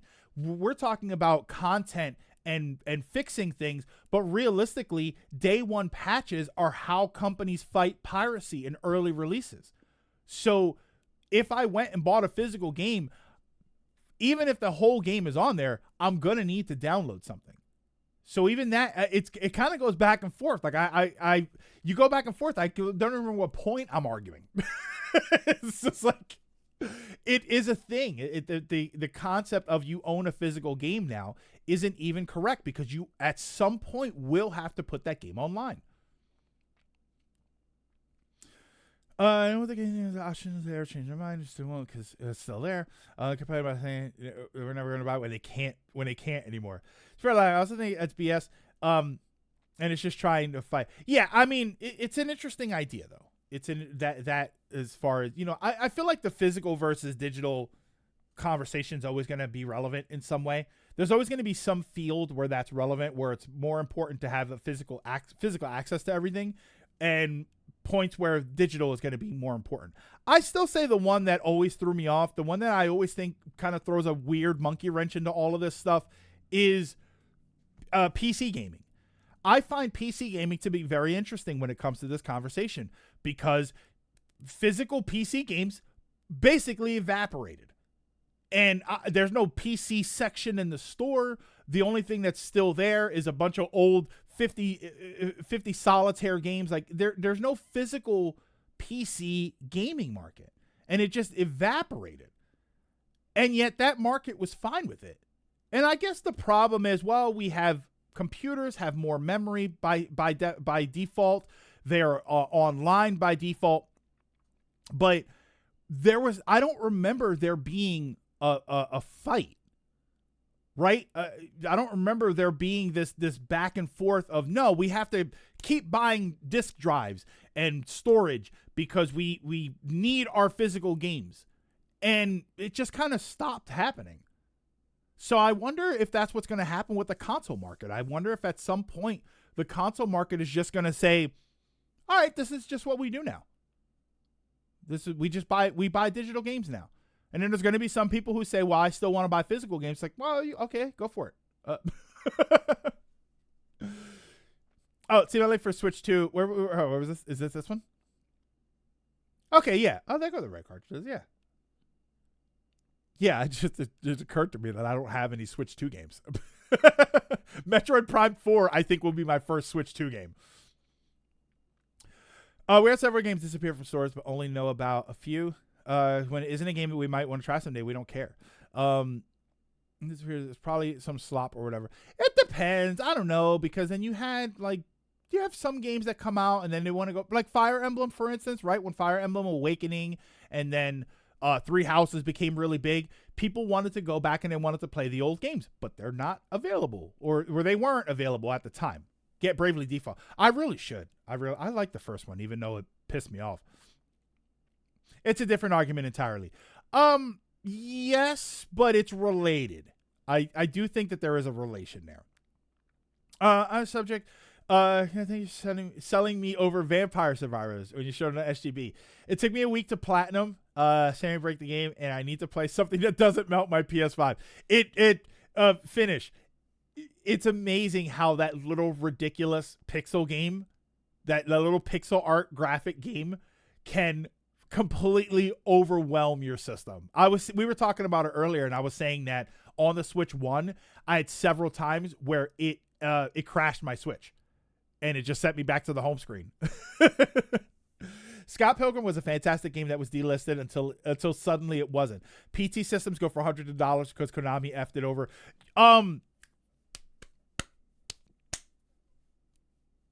Flappy Bird. Weren't they selling iPhones for like $1,000 that had Flappy Bird on it? Trios, thank you so much. In the hunt with a tier 1 subscribe for 72 months. Wait a minute. That's math. 6 years. Thank you so much, Trios. I appreciate it. Trios, what are you doing here? I thought you had a stream. I think Pokemon games need more digital releases for older gens. PT is a separate thing. Kojima stole resources and tried to think he was untouchable. People only care about hating on the company. No, I Lilac, outside of hating on the company, I do think that it's valid to point that out, because PT was a popular thing that everybody was really interested in, and then it suddenly disappeared. That's why this is kind of goes back to what I was saying earlier. It's almost irrelevant why it disappears. It's great that there's a story behind it, But the reality is it was a thing that was available until somewhere along the line it was decided that it wasn't. And it wasn't going to be available. And that, I think, is a concern that people have. Why is it not available? Back from that. Guys say, is the Wii U retro and someone got angry? The game is that demanding for the Switch one? Yes. Yes. Oh my God, it is. Hang on. Vampire Survivors. That game. I'm back on it for a little bit. I'm back on Vampire Survivors now. It's partly a stolen thing. PT had a modest basis until people heard it, pissed off Konami, and then it exploded. PT is a whole bigger problem with so many company politics. Oh, to your Fire Emblem point, they had the opportunity to buy them for cheap years, but only suddenly care when the Wii shop was a week from shutting down. I don't know. What was Hang on. Okay. How many? I won't get into that. I was gonna ask how many Fire Emblem games were easily available in the U.S. Before Awakening. Talking about FE1 on the Switch was only a few months. Okay. There were no FE games on the Wii shop. Several. See, you're saying several. GBA, right? That's it. Oh, no, there were 2 on the GBA, weren't there?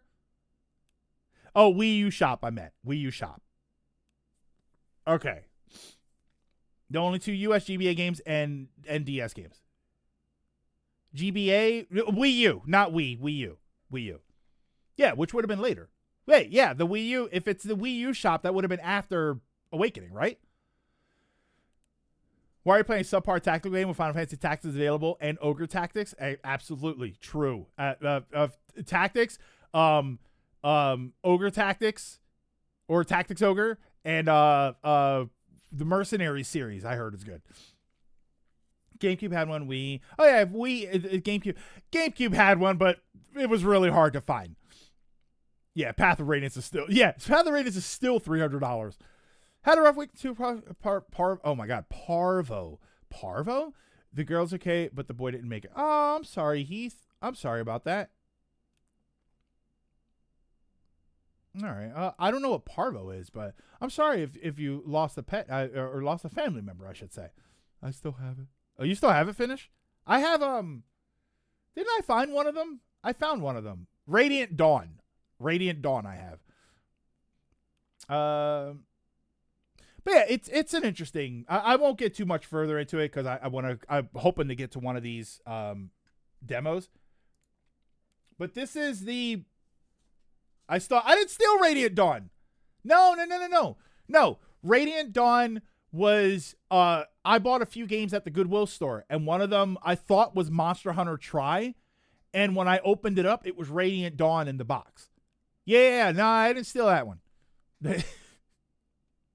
Parvo is a very deadly virus for dogs, especially pups. Okay. What's this? What about Fester's Quest? I haven't played Fester's Quest in forever. I might have to play that again. People don't want to buy stuff. They want to forever have the option to buy stuff that they don't want. No. Dragoon. I understand what you mean by that, but I think the bigger concern is I want to know that if I buy something, I will have access to it. I would say that for me, that's the better way to say that. It's not about, well, I want to make sure that I can go and buy whatever nonsense game. Like I can't even make up a nonsense game. Oh, Flip, you better come back. You're going to want to come back if you get a chance. You're going to want to come back and see what I'm playing. Yeah, my concern is if I buy this game, will I always be able to play it? And the reality is probably not, but that's not even just digital. I too found a cheap copy of Path of Radiance. Oh, only $250. Okay. I'm a Monster Hunter fan. Would I say I'm a Monster Hunter fan?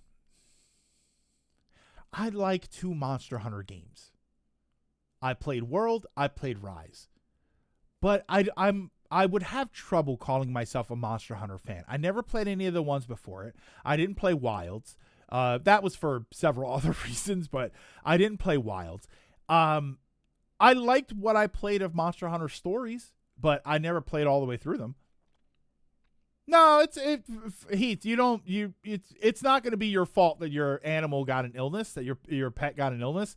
You did what you could.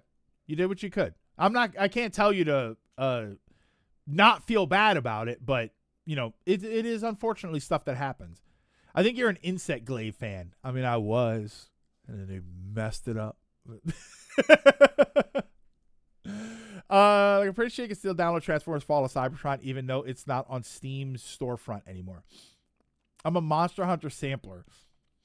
Disc route will happen. I'd rather that be up to me. I mean, disc route's not up to us, but how you store it versus a company game. Yeah, and that's the problem. Like, that's what it feels. You know what it is? That's what it feels like.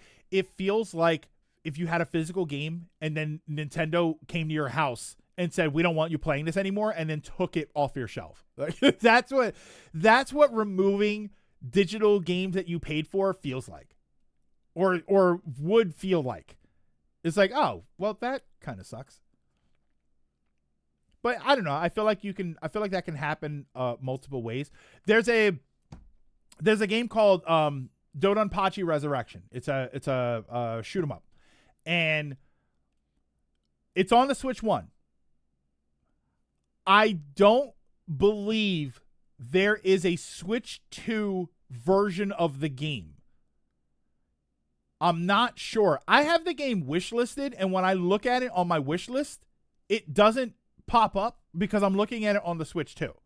So I'm wondering if there is a hardware issue there, which means I couldn't play my digital version of my game unless I made it a point to keep my Switch 1, which I did, but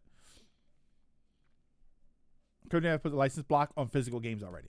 So yeah, it's just kind of weird. But hold on, I want to go to this. I want to move on. So okay, so this is Pokopia. I'm gonna get that right. Pokopia. So this is apparently the town builder, world builder for Pokemon. Didn't sex the most. He was one my dog baby. Oh man, yeah, that sucks. That really does suck. Pokemon Animal Crossing. Now somebody else said Pokemon Builders.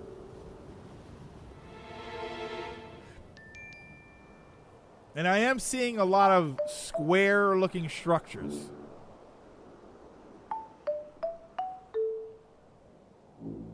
Oh, and it's 60 FPS. Huh.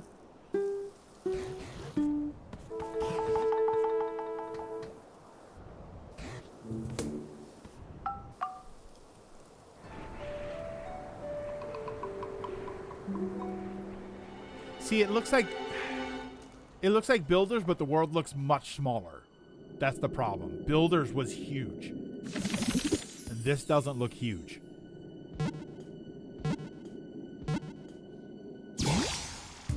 Wasn't Animal Crossing like a Builders game? No, it didn't have nearly as many resources. If you look at Animal Crossing versus Dragon Quest Builders, the building aspect in Builders is basically Minecraft. It's a lot more elaborate. Oh, it's by Builders team, and it's bigger than I think. Okay, good. Can I just say, by the way, this character looks... character's adorable. All right, I love Ditto, so this character's adorable to me. And there might be other lands. That's the other thing, is that Dragon Quest had multiple lands. So realistically, even if this land is kind of big, there'll probably be other lands. Thoughts gone? Head well, empty. would you look at that? Ditto's found a rather unique-looking Tangrowth to chat with. Let's have a listen. Oh. Look at this dumbass. No, I hate that stupid Ditto face. I love the Ditto face. Wait, you don't like Ditto? I think the character looks awful. Oh, it looks hilarious. Wait a moment. Are you a Ditto? Please call me Professor Tangrowth.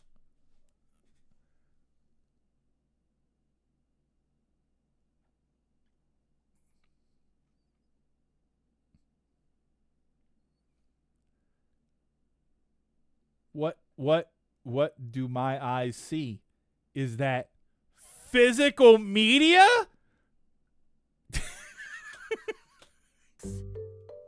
It's been quite some time since I last laid eyes on a Yeah, Animal human Crossing Core is a or life another is a life Pokemon. simulator. Builders in Minecraft are straight This up world place builders, was like once home literal to world building. many humans, but now That's a it's, TM. That well, yeah, what do you and notice that's a Lilac. That's a TM. It's physically there. see? The grass and trees are withered and dry. That's a game and key all disc. Those humans and Pokemon who once lived here, they're That's gone. a game key but that was disc. then. Things have changed. Out of nowhere, I met you. Hope springs anew.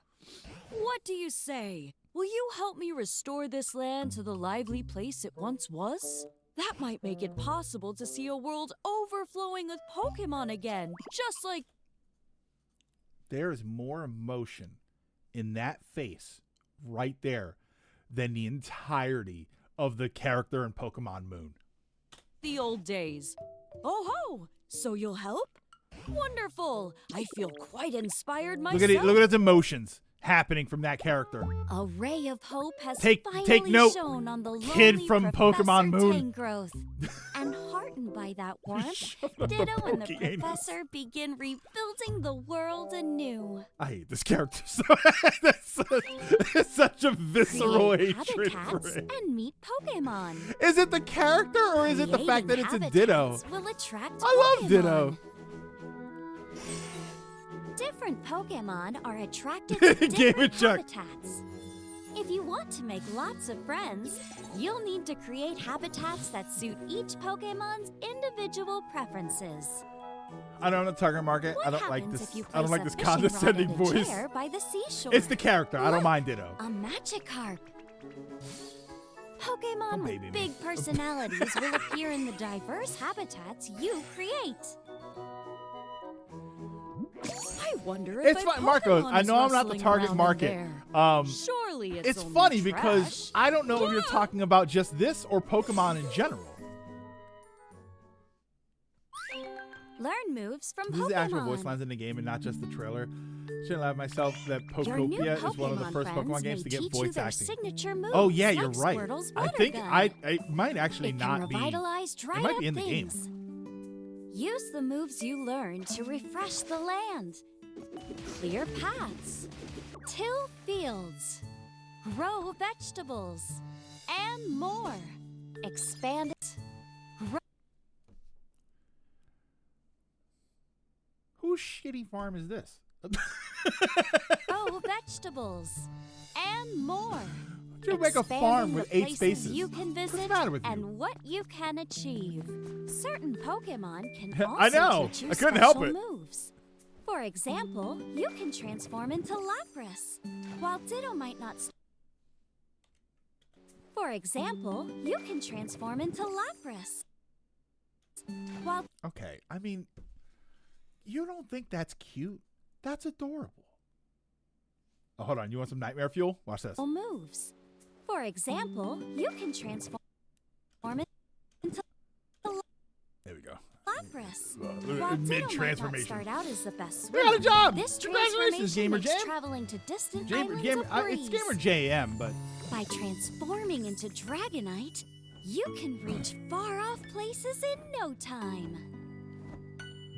sponsored job at Old Folks Home. I'd wager we can make this place a lot Oh, that's greener really- if that's you actually use a your really good water job. I gun like on that. the dry, tall grass. Ah!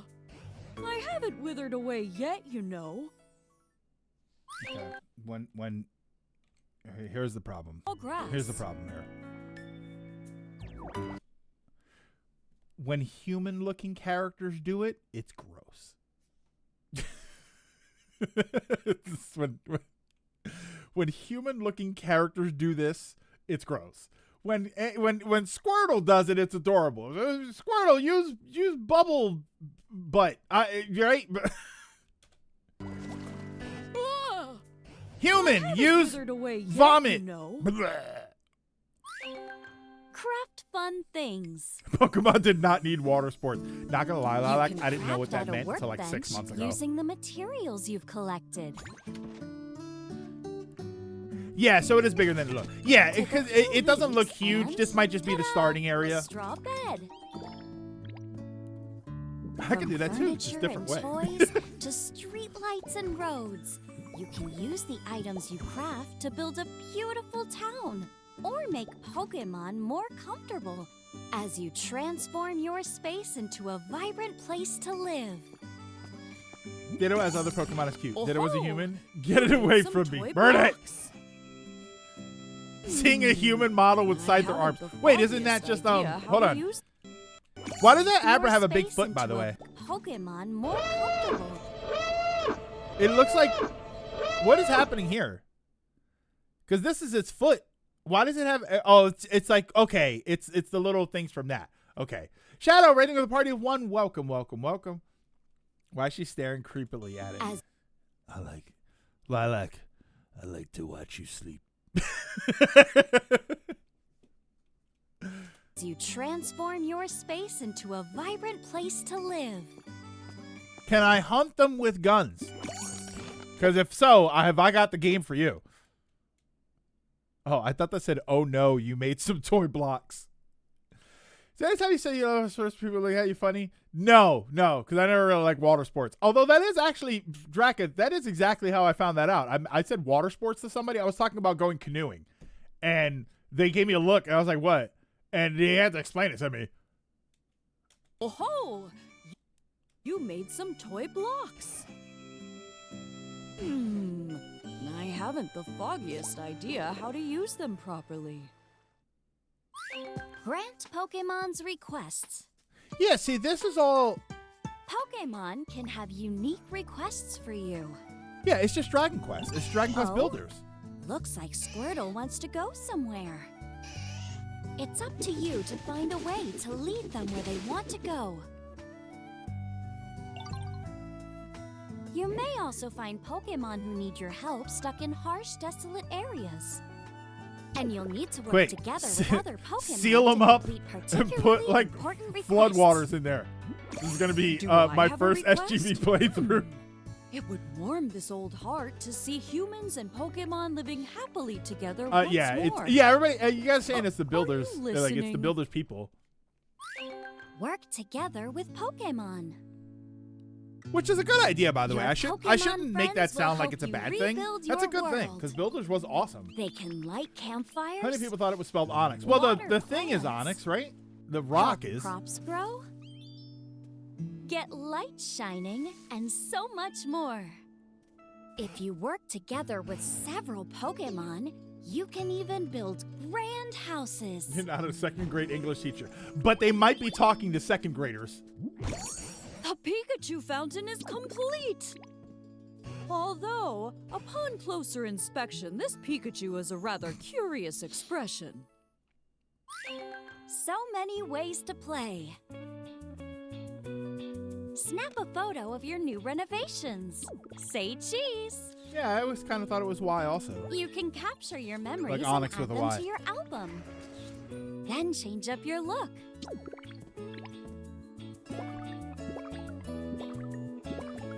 And don't forget to decorate your room. Now this is also Dragon Quest, With but I can see the Animal multiplayer, Crossing up to in it. 4 friends can join in the fun.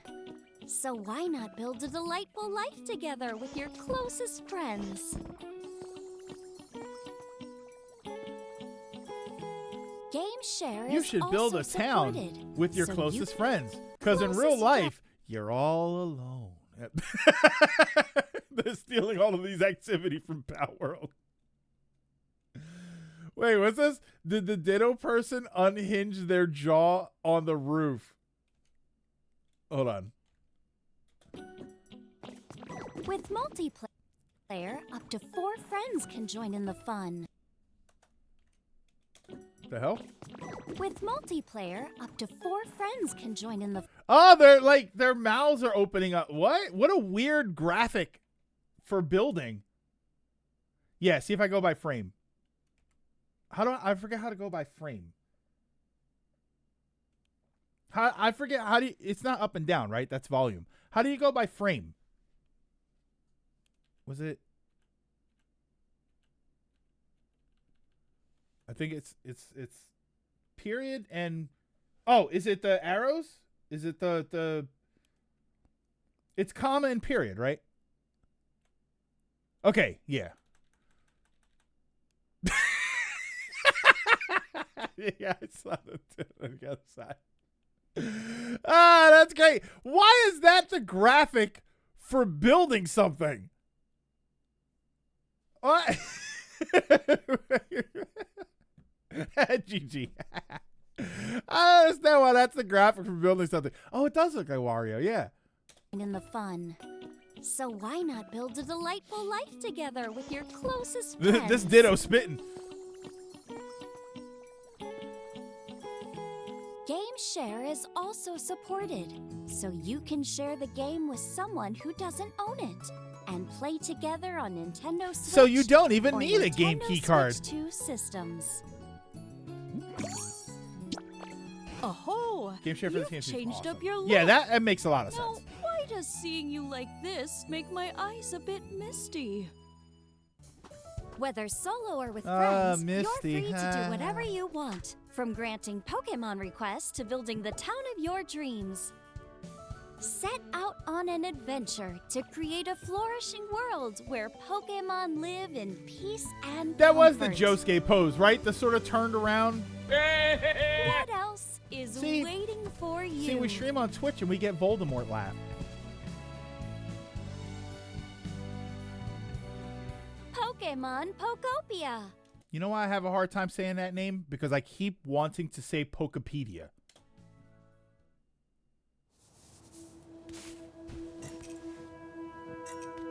Well, here comes the story mode.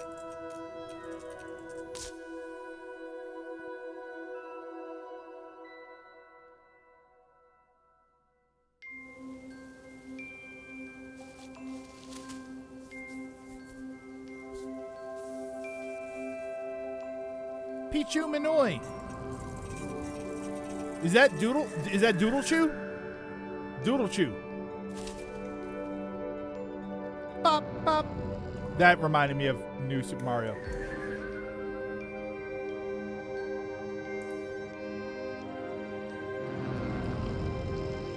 All right, I saw a thing somewhere that someone said Mosslax. Is that what it's actually called? Mihoi Minoi.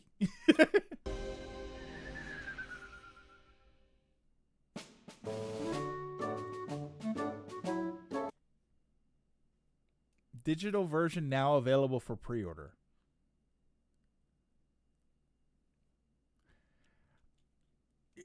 To dip my toe back into the digital physical conversation, I will never understand outside of pre-order bonuses. I will never understand the point of pre-ordering a physical game, a digital game. I except for like the early download, right? Because you got the early download thing that you can do, but and when they're you pre-order it and you get in-game bonuses, but like I don't care. Why the hell would I? What are you gonna run out? You're gonna run out of digital copies of the game? Yeah, like early downloading is the only reason it would be useful. But even then, if you wanted to take advantage of early downloading, it's usually like a day or two before. So just buy the game a day or two before. Pre-ordering it doesn't do anything unless you get a discount for prepaying for it. Yes, limited digital stock. Like it doesn't make any sense.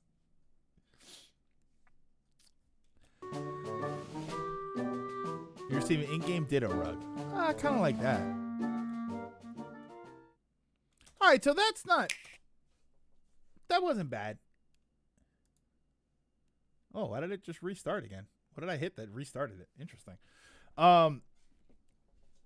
Basically, once that game officially releases, you don't have to wait. But Marcos, I can do that the day before. I don't have to pre-order the digital version of the game. If I want to have it downloaded so that at midnight I'm ready to go, then why would I have to pre-order the game 6 months from now, 5 months from now? Why wouldn't I just buy the game? If it comes out on the 5th, I could just buy it on the 4th. They're not going to run out of stock, and I'll still be able to preload it. That's my point. It's not about getting it early. It's about the actual pre-order. Like pre-order is available now. Really? From November something to March. I'm gonna pre-order the game because you might run out. I'm not really gonna skim this because I don't really think there's anything worth going back and seeing. It looks fine. It looks like Dragon Quest Builders. Which I say Dragon Quest Builders. Are there other Builders games that aren't Minecraft? Are there like in the, you know how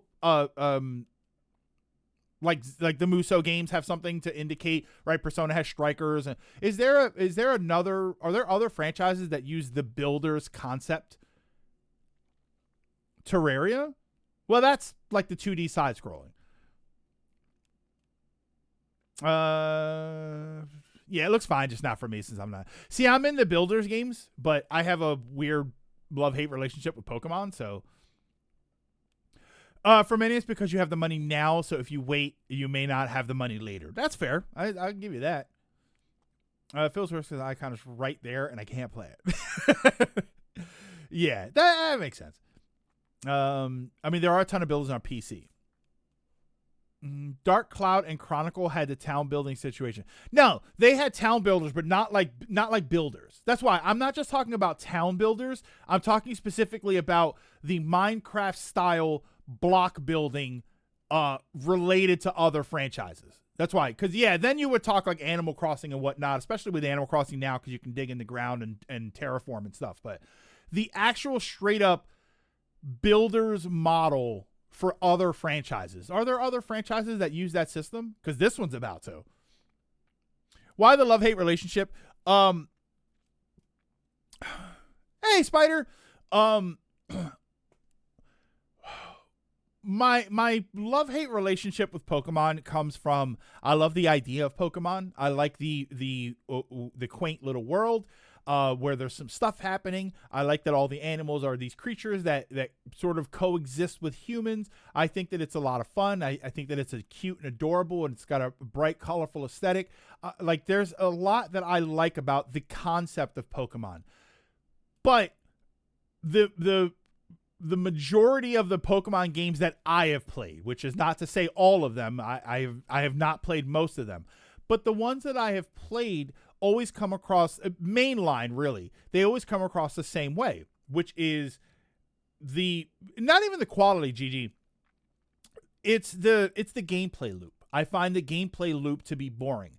Get some creatures, fight them, fight a gym, go to the next area, fight a gym. The stakes never feel really high, and everything I don't know, there's for as much as you can do with the Pokemon, the games themselves feel very limited. You feel very locked into where you're supposed to go.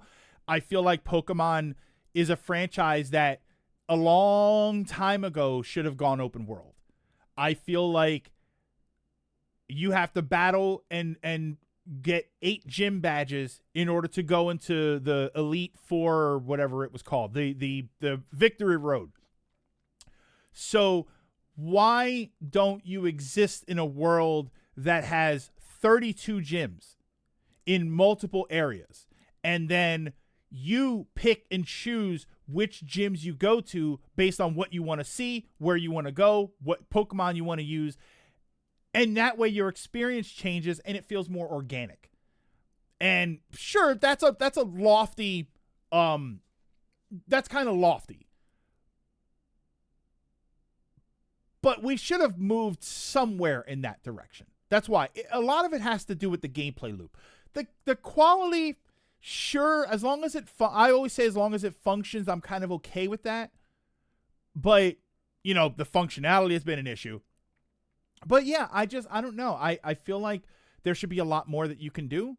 And for a game that talks about the big world with the big things and all the animals and all this thing, and it's always a very linear and kind of dull experience for me. I always find it very dull. Smeargle that had a mustache, it's called Smearguru and teaches you stuff. Did I try Legends games? I have Arceus. I have Legends Arceus. I gifted him Arceus. He stopped playing it. Did you, Cage? Did you gift me that? I thought I bought. Oh, you gifted me the money in it. I bought it. Yeah, I played it for maybe 10 hours, if even that. if even that. And again, it wasn't bad. It was just, I don't know. It felt like there were no stakes to play the game. There was nothing that made me want to keep playing it. And I played Gen 1. I think I played Gen 2. I played Omega Ruby. I played Moon. I played, it was either black or white. And that's it. And I played like Unite, but that's different. And they always felt the same. And everybody said it was either black or white. Everybody said, oh, you'll like that one. That's the one that's more story driven. And I played it. And I'm like, it's more story driven, but I don't know. It's like it feels like I met 2 extra characters that told me stuff. Like there was like 2 interesting characters. What was the one that had Cynthia? And like, she was kind of interesting. And then, the guy, N. Like, that was it. That was what I found interesting about it. And then the rest of it was just the same exact thing over and over again. It was the same. And I know it was different Pokemon, but the gameplay loop was different. Cynthia was in Diamond and Pearl. I fought her in White. Oh, she's like an extra thing in there. She's like an extra. Who am I thinking of? Cynthia. Who am I thinking of? The Lumi girl. The girl with the thing in the bag, and then her mom. That's the one from Moon. I think that's from Moon. That might be who I'm thinking of. But in Moon, don't you fight Cynthia? Can't you find her and like have a secret battle with her? People praise black and white. Never understood why. People praise black and white. I never understood why. I thought it was mediocre. Interesting how most people describe Cynthia. That's Moon. Yeah, Moon had that. Yeah, it was the girl with the thing in the bag, Nebby or Nabby something. It would go in the bag, and then her mom. But yeah, I was remembering that there's a fight that you can do with Cynthia. I played a little bit of Platinum. Platinum was the one that I had started playing because that's the Diamond and Pearl combination. Yeah, see, there goes the audio again. I wonder why it's doing that. All right, I gotta figure that out. I might be the only one who doesn't like Cynthia. I mean, I only fought her in the other game, so. Before anything else, I owe Gonzalez.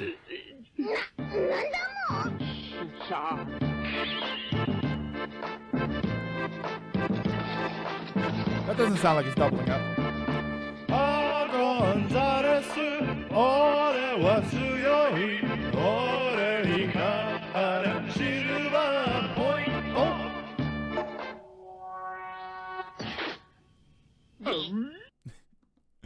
Okay, but can you agree that she dresses good? I mean, it's no Gardevoir, but, you know, sorry. The secret battle was in the battle tree. Wait, I thought the secret battle was it was like the little island or something, or it was like a little area. There were some houses. Is that what that was? So it's a complicated card because you're asking for Pokemon, but a different game with Pokemon. Okay, I don't think things are obligated to be open world. No, I don't think they're obligated to be open world. I just think that at a certain point, I think that that's more interesting, and I think that that's more natural for Pokemon. That's why it's one thing to say all games should be open world. Clearly, that's not the case. Not every game needs to be open world. But a game like Pokemon sells itself on the idea of going out to become a Pokemon trainer and traveling the land and going to different places, and you decide your adventure. And for it to be as linear as it is, it feels like it's counterintuitive to what Pokemon wants to be. And that was fine when we were Game Boy Color. Like, it was fine back then, but the move has never even been attempted to move into a more open world. And I say this with Moon having been the most modern Pokemon game that I played. So I don't know if Sword and Shield and Scarvio have done anything to that, but that's how I feel. That's been my experience. That's why I didn't bother with those games, because it was going to be the same experience over and over again. My guy is 10 years old or whatever, and he goes out there and he finds Pokemon, and there's a story going on, but it's never really, the stakes are never really there. You do the same thing. You fight 8 gym leaders, you fight 4 people, you fight a boss, and the game's over. Sword and Shield, Scarvio especially went open world. So maybe they are the games that I would want to play. Love Gen 1 and 2, The Spies 3. The Gen 5 was okay. Yeah, I never played 4 and 6. I was wondering where that was. Love 7, like 8 and 9 enough. They didn't do it that open. Yeah, see, I would want them to do it like open. I would want them to actually have, 24 or 32 gyms, but I only need 8 gym badges. But the gym battles are actually difficult. So I really have to pick and choose. And then I can choose the biomes that I go to. Do I want to go to the forest areas? And I don't know. I feel like that would be more interesting for me. I think I'd be more involved in a game that was like that. All right, but that was Pokepedia. So yeah, see, Pokopia. Game Freak is unable to implement open world. Yeah, and that's and I feel like I know people have said that I would probably like some of the side games because the side games have a different kind of focus. So that's probably true. I just never got around to like trying any of them.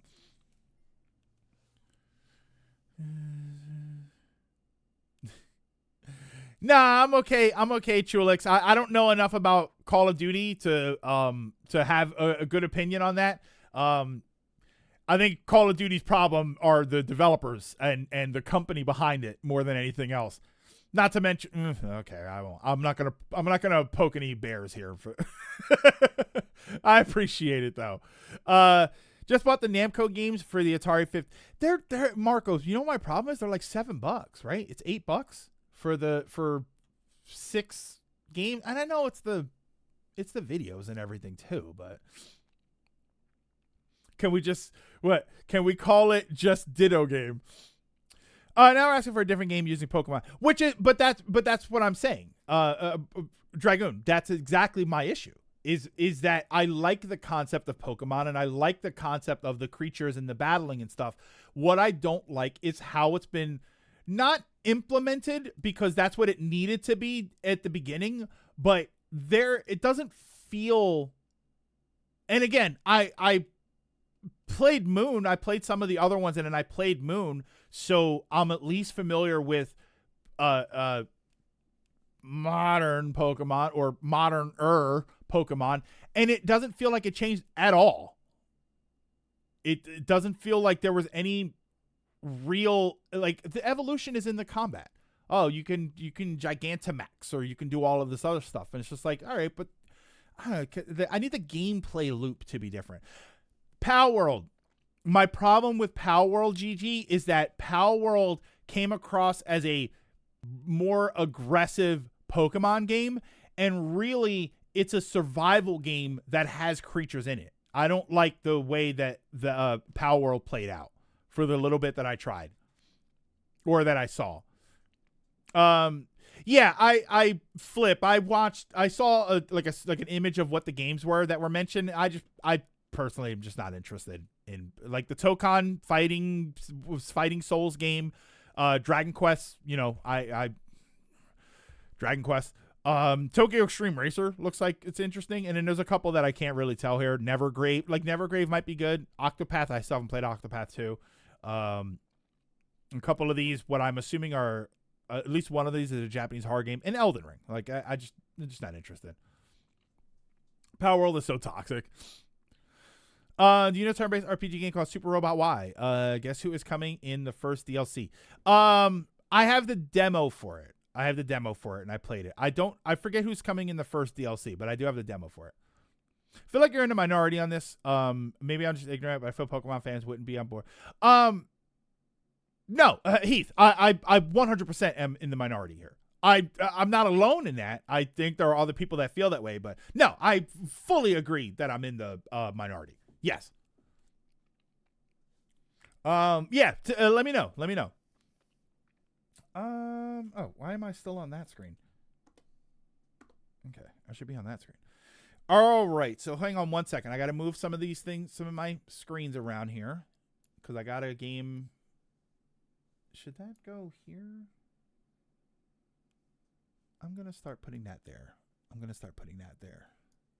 Okay. Sorry, I'm moving my windows around. Maybe you need to discover Digimon. Okay. I'm glad you said it.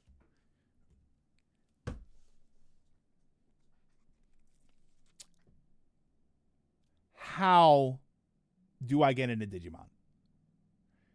and I'm not just being a smartass when I say that. I had some time off this week, so I was able to. I was going to sit down. I finished the Slime Show. I finished. There was another show that I watched, another anime that I watched. Oh, I finished Demon Slayer.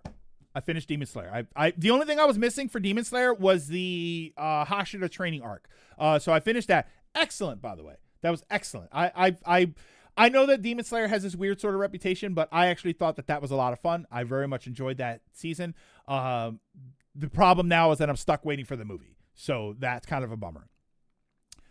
I am watching, if you are looking for an anime that has grown-ups, not a high school drama slice of life, adults at jobs dealing with adult problems. It's called Let's Play. And I am very much enjoying this show. I think there's 7 episodes now. I am very much enjoying this show. These are grown-up characters with grown-up problems. I think the animation is good. I like the music for the intro and the outro, which is kind of rare. And just overall, I'm very much enjoying the show. I like the premise of the show. I like the characters in the show. I like the way everything is portrayed. Very, very good. Crunchyroll. It is what I have been looking for in an anime for a while now, which is adults. and it's great. Like, I'll give you the initial premise. So, Sam, how do they deal with bills? That's actually part of it. Sam, she is a game developer, and she develops a game called Ruminate, and I think it's supposed to be like a Monster Hunter type game.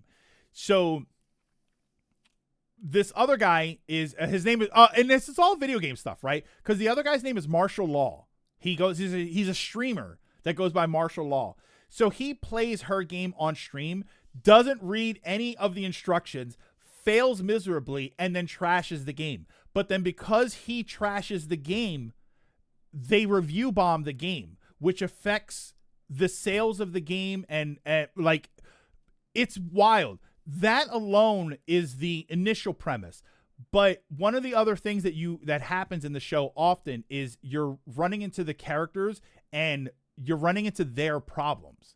Like, if you watch the intro, you'll understand there are these moments where you see the character and then the character gets sad, and then there's like a representation. It'll be like a character. It'll be like a giant guy sort of thing, like putting its arms around them. And then those things are like depression and fear and anxiety. And the idea is, while they're dealing with all of this stuff, these are the traumas that are going on behind the scenes. This is what's holding them back.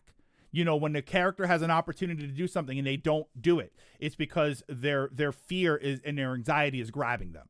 And it's so weird to see a show that feels relevant to me. You know, when I watch high school drama and romance and rom-coms and stuff, it's always fun to watch, but it's not relevant to me, right? The high school drama is just not. I haven't been in high school in forever. So this is like, oh, these people, they go to work and they have jobs, and they feel like they can't do their jobs, or they're trying to do their jobs, or they're having interactions with each other, and the interactions are like, there was an episode, the episode last week, something happens, and then there's a violent incident with 2 of the characters, and then when they sit down and they break down, like they tell the one guy why this happened, like why the character reacted the way they did. And when they explain it, you're like, okay, that's not the normal rom-com, anime, high school drama stuff. That's a real problem. That's a real thing that happens to people. And and unfortunately, it's a real thing that I've seen with people. And it's just kind of wild to watch it and think, wow, this is a good, relevant show. I very much enjoy it. It's called Let's Play. It's fantastic. I tried a couple of other shows. I mean, anime is such a weird I went back. I watched Girls Bravo a long time ago, so I went back and I tried to watch it again. I got like an episode and a half in, and I can't watch that show. I can't watch it. It's the typical the girl beats up the guy and everybody's okay with it sort of thing. And it's just like, there was another show that I watched and I just felt cringy watching it. I felt like, ew, I don't even remember the name of the show. I'm trying to remember what it was. Damn, I don't think it was a newer one. Oh, finish. So Game Grumps. Yeah. Can you finish? Yeah. Well, I mean, it basically was Game Grumps for that.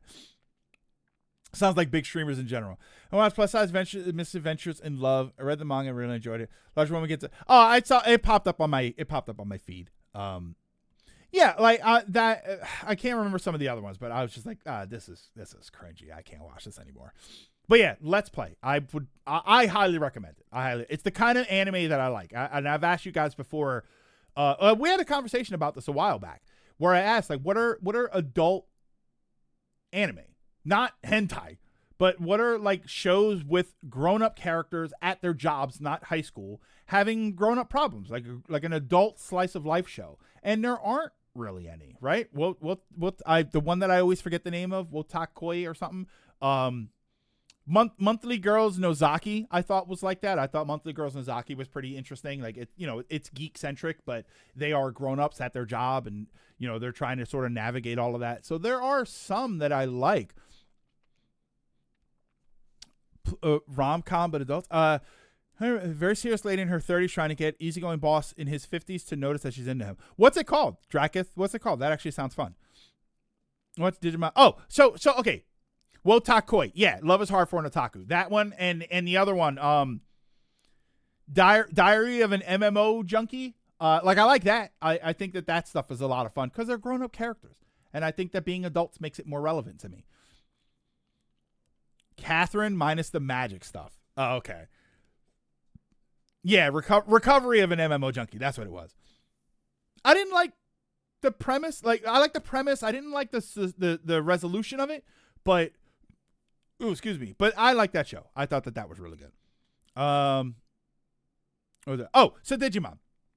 So the reason I brought all this up because when I was looking for something else to watch, I had decided I was going to watch Digimon. How do I watch Digimon? It's not on Crunchyroll. I don't have any of the other services, so is it on one of the other services? Or is there another way to watch it? Is it on Tubi? VIX is up 21. Hang on.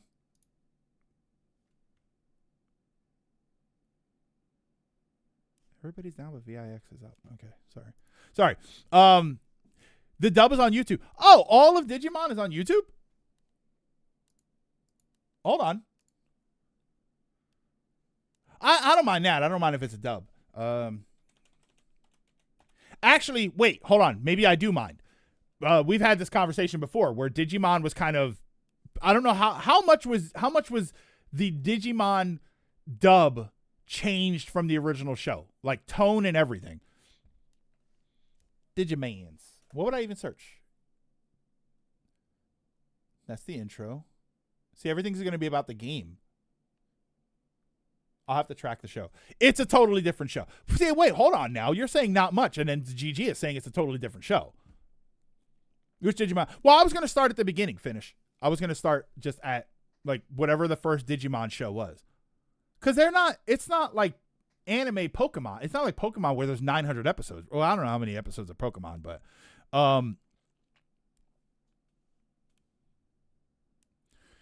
You Yanks have all of Adventure and 02 on YouTube. Okay. It keeps the tone. It does have more jokes, but the dub is good. Okay, and we can see the differences are minimal. Oh, VIX is so high. Sorry, I'm looking at something else. That's a series. That's all this thing. I thought it was complete series, but it's retrospective. So... Wait, so how do I... First, I don't think Digimon is good. So I would say pass. I'm curious. I'm curious. Digimon is something that wasn't on my radar because for us it was sold to us as Temu Pokemon, and then it wasn't until years later that people said no, it's actually really good. Sure, Crunchyroll doesn't have it over here. Our Crunchyroll has my Crunchyroll in the U.S. At least when I looked at it, there was like a 2020 show or something, and then there were a couple other things. That's what I mean. I don't know. Do you start with Digimon Adventure or Tamers? It kind of is just Team Up. See, and Heath, the problem is that's how it was sold to us. In the U.S., that's how it was sold to us because they sold us toys. All the toy commercials and stuff, they made it look like, oh, this is, other Pokemon. But then what people said was that the stories were actually much more involved. Misato-san is a bit cold towards her boss who, oh my God, Draka, I thought that said who wears Pampers. Hold on. So, Misato-san is a bit cold. Okay. So I'm going to open up a tab so I remember to see that, and then I'm going to leave it there. Crunchyroll has most anime, but a lot of the super big names are taken by others because they want anime's popularity without the anime product part of it. Yeah, it's awkward. Thought it was bad as a kid. I was when I eat anything up animated. I was a dumb kid. Digimon does not shy away from traumatizing children. Fantastic. As long as you don't start with the Finnish dub. Finnish. Though you don't understand it. It's the most horrible dub there ever existed. It's so amateurish and it sounded like it was recorded in someone's bathroom. It was changed after the 20th episode to professional dub. It's a lighthearted show with some mature elements. Okay, so that was my problem, was I couldn't figure out how to watch it, like how to get access to it. So you're saying it's all up. So what am I looking for? I'm looking for Digimon Adventures. Is that the first show? Digimon Adventure is the first seasons 1 and 2, with 2 being a follow-up. Tamers is okay, so wait, so it might be on Crunchyroll. I think I saw Digimon Adventure, but I saw it had a more modern release date. And okay, so maybe that is on Crunchyroll. All right, so if that's the case, then I'm gonna watch it. I'm gonna watch Digimon. While the dub has the jokes and lighter feel, it still deals respectfully and properly with the dark subjects such as slavery, abuse, depression, death, self-doubt, adoption, and even more. Okay, Crunchyroll has the modern remake, so I don't want that. So I'm going to have to track it down on YouTube to find the original stuff. All right. So that makes sense. It's good, but very different. You know what, though, Dragoon? I'm going to tell you what. Everybody told me not to watch Evangelion on Netflix, and I could see a couple of problems, but other than that, I thought the show was great. So I as somebody who doesn't know anything, like, I don't know any better with Digimon. I don't know any better to think that Adventure is the worst version of it. So how would I feel about it? Right? Because I thought that I thought Evangelion on Netflix was fine, other than the fact that they kept calling it Nerve or something. And I'm like, just say Nerve. What are you doing? Just say Nerve. And have the balls to call them an angel. And for the love of God, that kid likes what's his face. All right? That other kid, like, he was romantically interested in whatever the hell his name was. Oh my God, what the hell was the guy's name? What's the guy's name in Evangelion? What the hell was his name? Shinji. There you go. Yeah. Kaworu and Shinji. Yeah. No. Not his friend that he killed. The one that was actually an angel, was that Kaworu guy from Evangelion. Shinji didn't go through all of that stuff, trapped in the 16th angel to be called Guy. The battle soundtrack when the second half of the show does take a hit. Ew, that sucks. First censorship, for the most part, it's not bad. A few things later in the Adventure series that get heavily censored, but in context to the times and what gets removed, it does make sense. and the flow of the show doesn't get impacted by it unless you know. Yeah, unless you know what you're looking for. That's always my concern, Lilac, is whenever people say, no, don't watch this, it's the worst version. Compared to what? Compared to the other version? Then I won't know. So how is it for me who doesn't have any frame of reference? Which is why I think that the Netflix Cowboy Bebop show sucked, because I have no frame of reference for that show, and it still sucked. Sorry. That was a weird. Cowboy Bebop's out here catching strays, but but it's true. I had no frame of reference for that show, and I still hated it. Digimon Adventure 2020 is it's nothing like the OG show, but uses the same character, and it's a good show, but it's not the same story. Yeah, so I won't watch it if it's not the same story.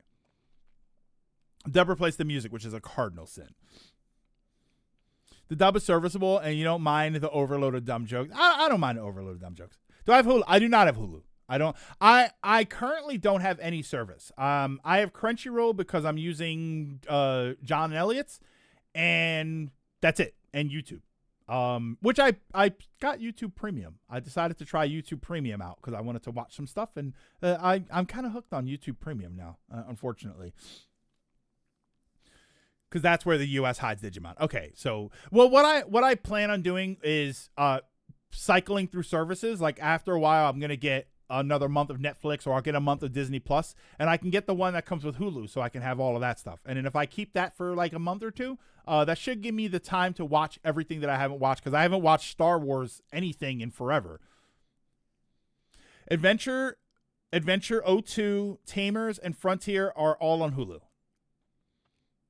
I was about to have a thing where if you're going to say that live action Bebop was no, live action Bebop was terrible. I don't think that was good at all, and I don't have original anime Bebop to reference it. What are the benefits to premium? I don't get ads. There are no ads at the beginning, no ads in the middle of my videos. You have access to some movies and stuff. It's mostly like older movies, but I will admit I've watched a couple of them. I can turn my screen off on my phone, which I hate that that's a feature hidden behind a paywall, but that really saves my battery life. It really does. Like I go to the gym or something, and I put my I've put my music on and turn my screen off, and then an hour and a half, right? I'm on a long bus ride or something. It's like an hour and a half, 2 hours later, and I look at my phone and I've lost maybe 6-7% of my battery because my screen's not on. It's like, all right, that's pretty good. Maybe like 10%. Hold on Netflix until near New Year as the Stranger Things finale. Yeah, so I'm going to wait for the Stranger Things. And Wednesday's already out. Wednesday, the second half of Wednesday, so I can watch that. I really like the Evangelion because every mecha had these ridiculous toy wires, which makes me ask, don't they get stuck when they do all the jumps and twirls? Well, I mean, they usually disconnect. And then after disconnecting, you've got 5 minutes before it runs out of power. So usually something ends up happening. Yeah, that screen off thing is a great benefit. It's actually really good. The real debate is, like I said, starting with Adventure 1 or 2 or Tamers, it's a much darker overall story and is standalone. Saban handled it. They also did X-Men 97 and Power Rangers. Okay. X-Men 97, I don't think we never had a discussion about that show. We never had. I had some thoughts about that show. I think it was a lot of fun. I don't think it was. I think it had a lot of problems. I think it had a lot of fun, and I think it had a lot of problems. If I had to give X-Men 97 a number, like 8 out of 10. There were a lot of things. There were a lot of things I didn't like in that show. Skip 02, you're the one. Has some good moments. Plus adds a lot to the third OVA of the movie. Okay. But yeah, that's I wanted to bring that up. The other reason I wanted to bring that up is because that's the demo we're gonna play. Time Strangers. I was kind of curious. Not a 97. No. I'll appreciate Tamer's darker tone and themes a lot, but not if I start there. That's the problem. The Digimon movie is also worth a watch if you get into the show, but hold on that to well, the movie is probably going to fit somewhere else, right? All right, so I can close that. I'm going to leave that there. So let me see here. I recommend Adventure because this is where most of the basic lore and archetype began, and has mature elements. Then after watching the first 2 seasons, to watch Tamers because that's where you see how far the show will go. Fun ship the way Uncle he's trying time. No, so hold on. So I was never against trying the game. I was never against trying Time Strangers. It's called, right? I was never against trying Time Strangers. I knew that. First of all, I knew that I need to play this correctly because we remember what happened last time, and I just haven't been streaming a lot. That's my problem. That's why I have some of this. I have a stack of demos that I wanted to play on stream, and I just haven't gotten to. I got a bunch from Steam, right? I have Mindwave, Pizza Kid. Like I have a bunch of demos, and then I've got some on my systems. Scoring 8 out of 10 is actually really good. Did I see? No, I didn't want to watch Lilac. Are you talking about the video you sent me? I didn't want to watch that until I watched the show. I want to have my own opinion on it. Scoring 8 out of 10 is actually really good. It's good, Gabriel. It's good for X-Men 97. But the reason it doesn't go higher is because of decisions they actively made.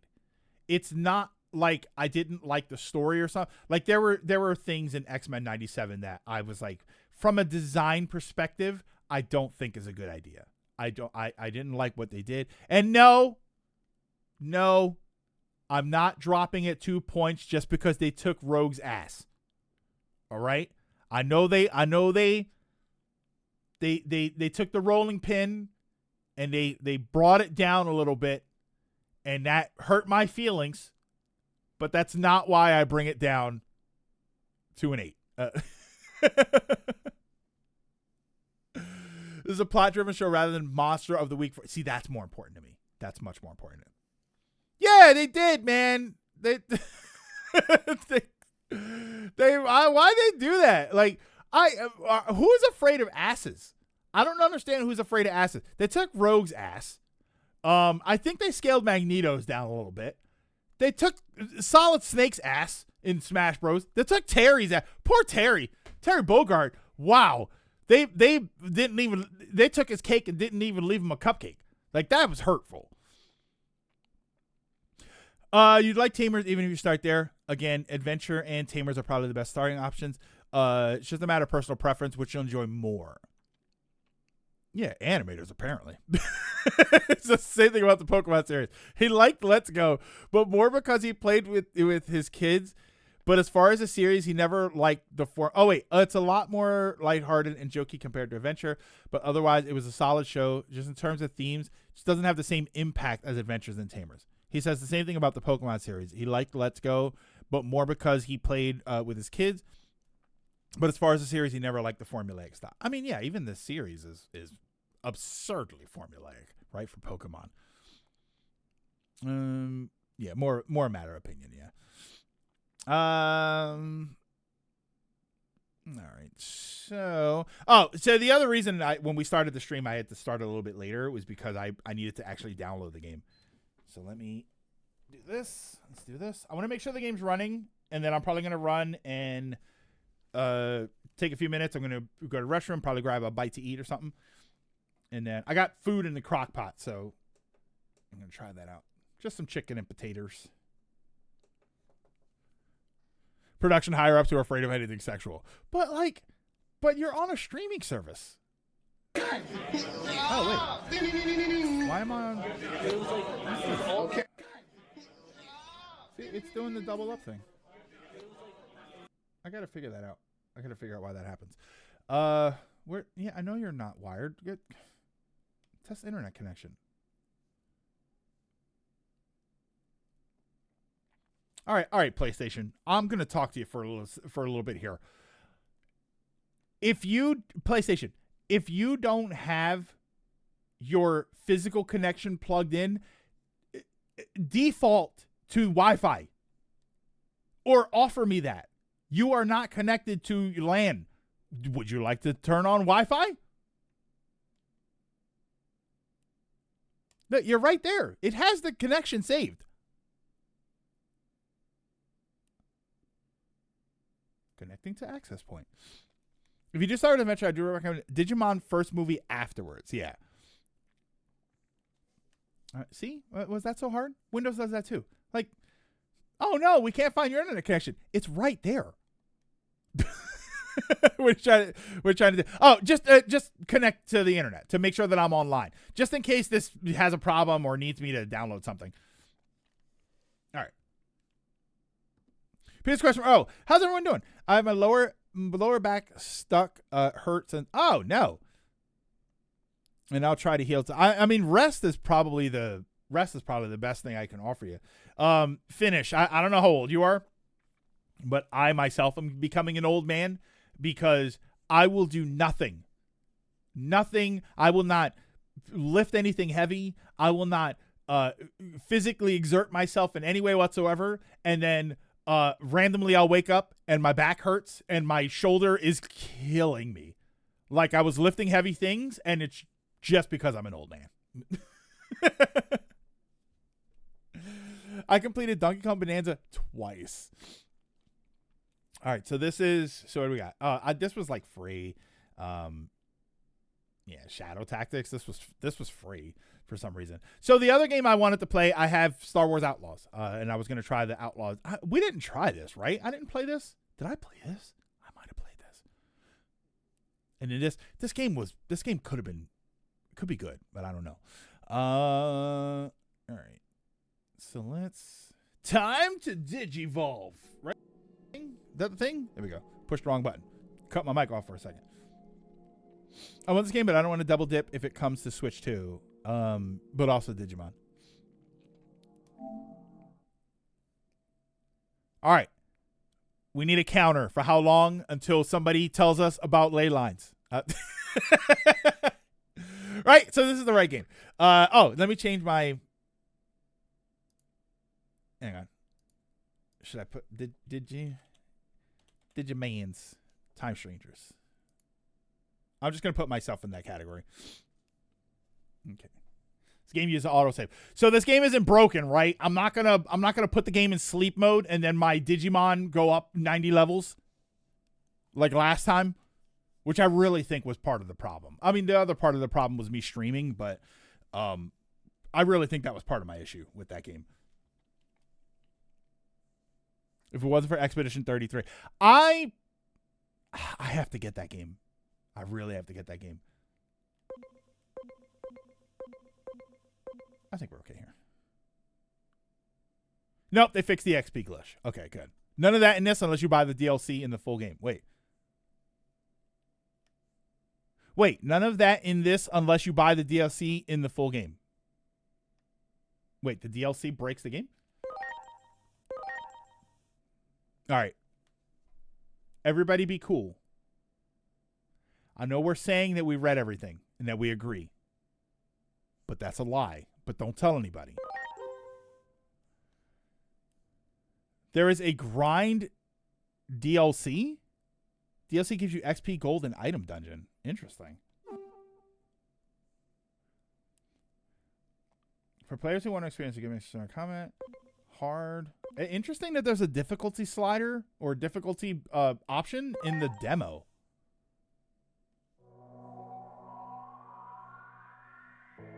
I didn't even know they still made Digimon games. Oh, child defeat. Okay, choose a figure suitable for fulfilling that mission.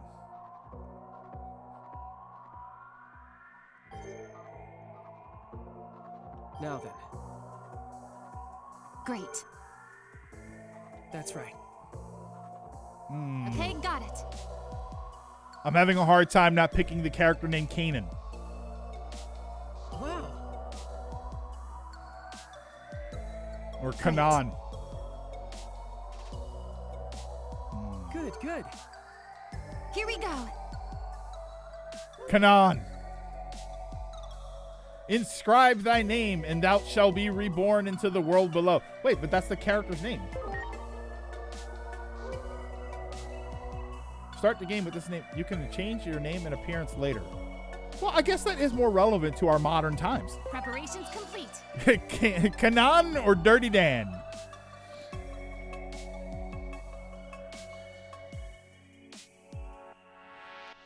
The Femc, what was this? Was absolutely stacked in the game cover. Somebody give me a picture of the game cover. Let me see that. Take your seat and wait for the show to start. A story about the natural laws You can of the world change difficulty is about and to character begin. gender in the options menu. Birthed. That was nerfed.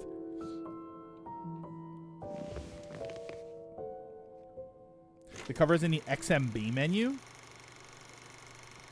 Just go back to the PS5 menu. Okay, hold on.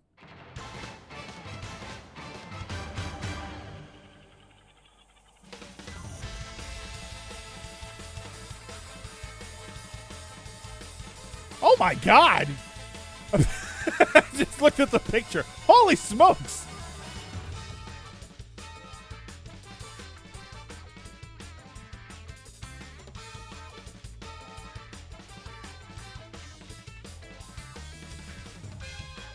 How's the volume, by the way? Later, Dracket. Have a good one.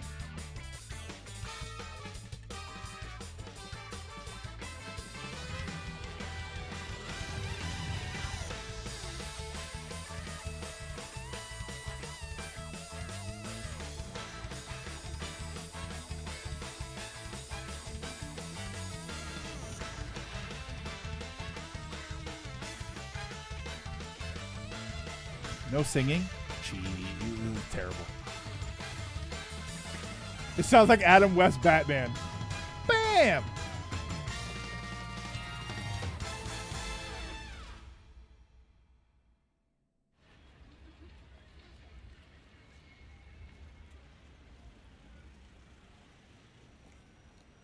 People that skip good game intro doesn't have heart. For the first time.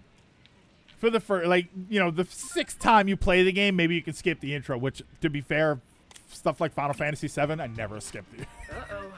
Looks like we've been overdoing it a little lately. The world is starting to wake up to our existence. Oh, so your other character is always still there. Yeah, I'm a speedrunner. I always skip.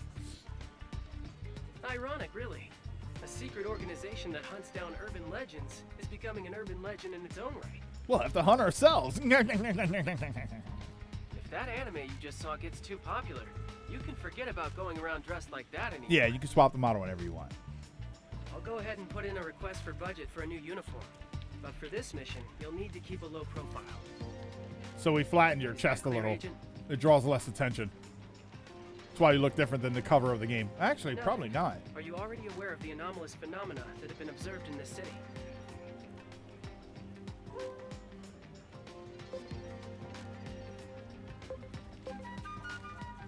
Who are you again? Okay, why is there a symbol? Is this the correct... They kind of give you the correct answer here. I think covering more in the angle and pushing your chest out. I mean, yeah, but, you know, but they did it. I wonder why is there a symbol here? The symbol advances the story. Okay, so this will be like, he'll give me nonsense answers, and then I have to do this one anyway. Okay. Inexplicable explosions, sightings of mysterious life forms. All right, what outfit is this? Because isn't there a Persona 4 character that dresses like this? Shortage of strange reports. All typical anomalies, so it's time for Adamus to step in. The top brass have high hopes for us, I'm told. Adamus? I would have said Adamus.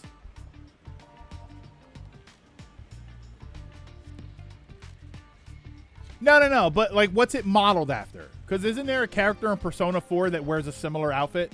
Like with the hat and everything? Is this based on like a flight attendant? A repeat performance.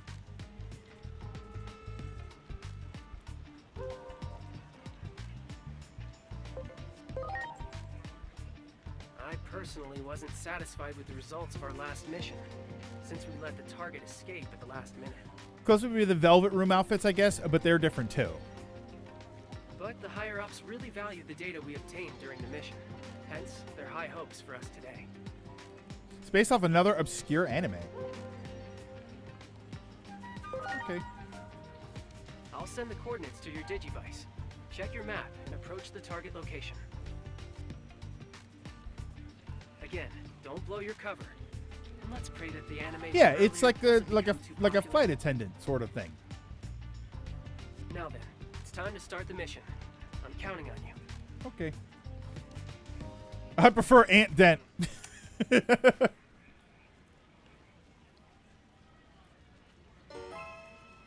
All right, hold on.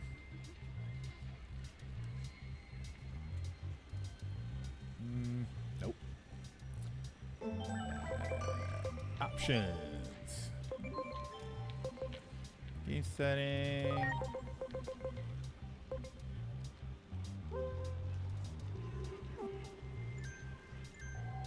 There we go. That's much better. Much better. All right, so we can go this way. So let's see what talking to people's like. Flight attendant, diner waitress, customer service rep. I've heard these describe that outfit. See, waitress looks different, I think. I think waitress is different. Customer service rep, I'm not really sure of.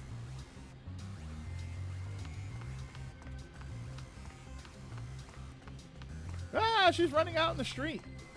I'm going to guess there's nothing defined, but I kind of wanted to look around anyway. Look at that. We got dubbing. Something else to know. I'm also kind of annoyed that they voiced the guy, but then she got selections. Like when I pick her selection, why isn't there audio for her? And you're an adult. You're an adult. Yeah, you're right.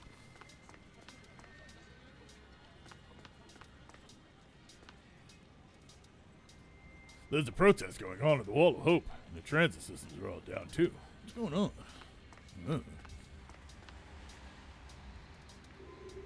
The girl is voiced when she's an operator, so give them voice lines. Pay the extra $30 or like I don't know that. I mean, you know me. I always have these little pet peeves when they do that stuff. Like when they do the voice for the first line. Well, actually, and then it's the rest of the text, but they don't ever say well actually on the thing. So she's wearing a flapper. See, that's not a flapper outfit. All right, I clearly was not paying enough attention. I just randomly got a message. Messages containing useful information such as tutorials and mission intel sent to your Digivice.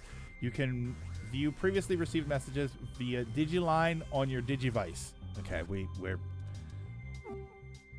how long until the Digi? I have to change my Digi options.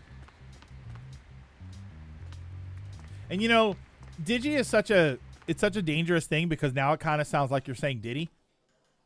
Oh, what the heck? Oh, it's like a locked camera. Oh, true third person.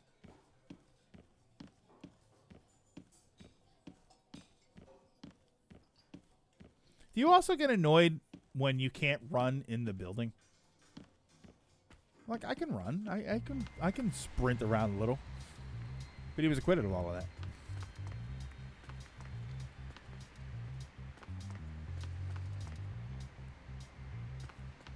Diddymon? Oh my god, wait.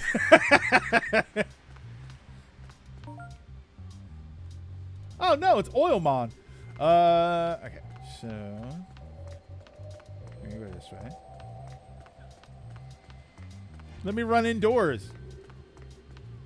Well, it's not like Pokemon where you couldn't get on the bicycle.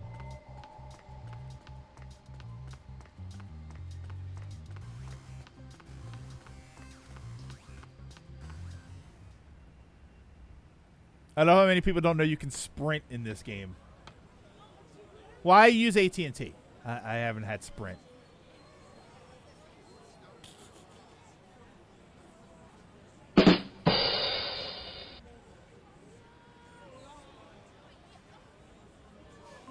Oh, I get it. It's called a building because they build it.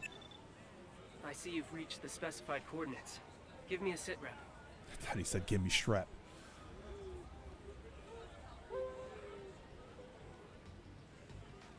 Is this some kind of protest? You can really feel the fear and anger of the crowd. Our studies indicate an odd correlation between an increase in the frequency of anomalies and heightened social unrest. What are you playing? This is Digimon Time Strangers. Anomalies have been occurring exponentially more often of late, at a rate only seen a handful of times in history. And though we aren't sure why, almost all those precedents were accompanied by complete societal collapse. Keep a low profile. Speaking on her hologram phone in public. What made you try this? I have a weird, like, I've always wanted to try Digimon, and then the last time I tried it was Cyber Sleuth, but that streaming that game was a lot of it was pretty problematic. I didn't hate it, but I kind of broke it, and not in a good way, and it made me not want to play it anymore. Be it from an epidemic, a natural disaster, even war. War is hell. That's why we're in such a hurry. But in our haste, I'm afraid we've alerted the world to our existence. Well, maybe you're using holographic flip phones as part of the problem. Nevertheless, our ultimate mission is to uncover the causality between these anomalies and the horrible tragedies that follow. You just said a lot of words to just say, let's figure out what's going on here. Investigating that area a little further. Services are following. It's so weird that the game would lose you. We rush you through it. No, it's not your fault. It's not your fault. But I'll admit that I didn't have time to really learn, really appreciate the game. But that was partly because I was streaming. That's why I don't blame anybody for it. The only thing I blame for what happened with Cyber Sleuth was just streaming it. Oh. You're obviously hiding something. Stop making excuses and just tell us. No kings. I still blame us. We told you about the exploit. The problem, Lilac, though, is I would have found that out by accident anyway. Because putting my system to sleep and then coming back, especially when I was streaming consecutive days, that was normal. So I would have gone back and said, what the hell happened? That's why I don't blame the game for that. Oh, this is weird. Can I not? You can't even walk fast. Oh, you're supposed to... A blockade, but no... tariffs?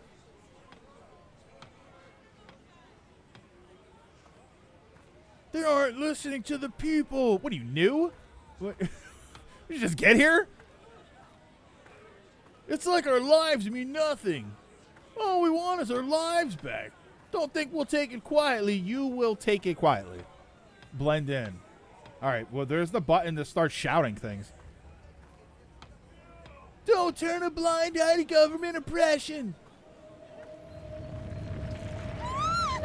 Move it, everybody. Secret agent coming through. Like you care. You're part of the problem.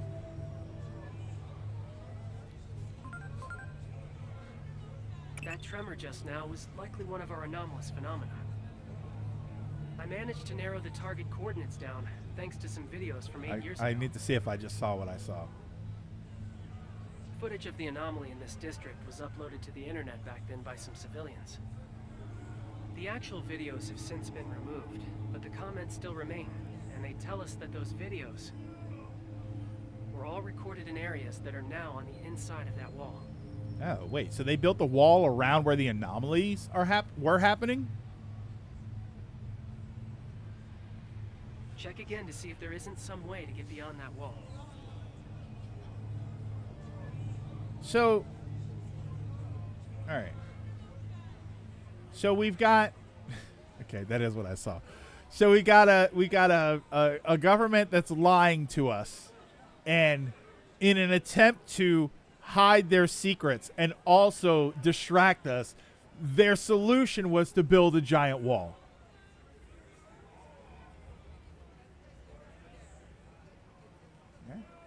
I mean, the question is, who paid for it, right? Who paid for that? I don't know. I bet it was the people on the other side of the wall that paid for it. Okay. Well, I'm not going to do that, Lilac. There's probably some sort of achievement that calls me a perv. So what made me laugh was, oh, the earthquake knocked down these 2 cones in that pole. Thank God, because I wouldn't be able to get through otherwise. I understand the video game logic, but it always makes me laugh.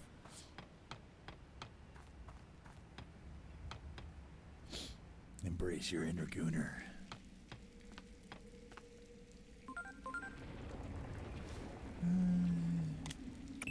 An update. I'm sending Yeah, you an additional mission. I see what you mean, Someone is Drago. requesting aid near the target coordinates.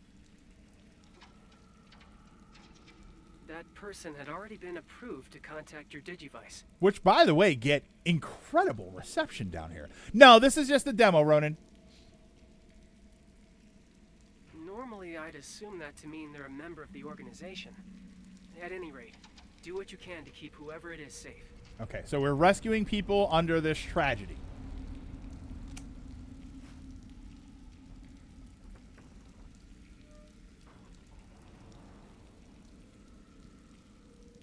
It seems you've discovered some phase electron life forms. Phase electron life forms are mysterious organisms, often found in the vicinity of anomalies. Sometimes they wear clothes. Adamus has been studying them for years, but the truth of their nature still eludes us. That is a Five Nights at Freddy's creature. You will not convince me otherwise. The analysis department at HQ finally decided on a name for these creatures in a report they put out the other day. They're called What? Digimon. Digimon. Going forward, they're to be referred to as digital monsters, or Digimon for short. That creature was 15 years before FNAF. Well, then this is the inspiration for FNAF. Way to go ruin the franchise. Naturally, we won't send you out defenseless. I'll transmit some firepower to you right now. You're going to transmit me guns? The Thanks. connection will only allow me to send one, however. You're a real pal in this world.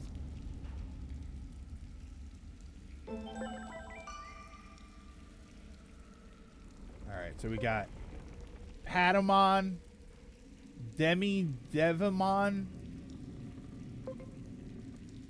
Gomamon. Oh, so those 3? Really? This is choose my starter? I mean, I kind of want to pick this guy because he looks cool. Can I can't move him around?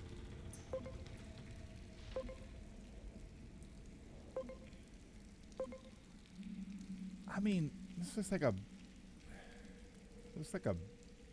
bean with wings. This guy looks cool. Gomamon. Why does Gomamon, like, I feel like I should like it and I don't. And it's the water one. Small traits. Small and evil. Wait, why are those the traits? Wait, I don't want to pick that guy. He didn't be aquatic. I do like water stuff.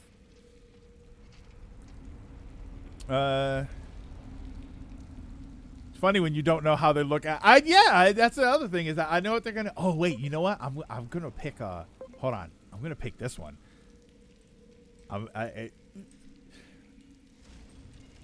Easy. Pick the legged potato. I am having potato for dinner tonight too. Devimon is a virus type Digimon. I mean, it's also evil.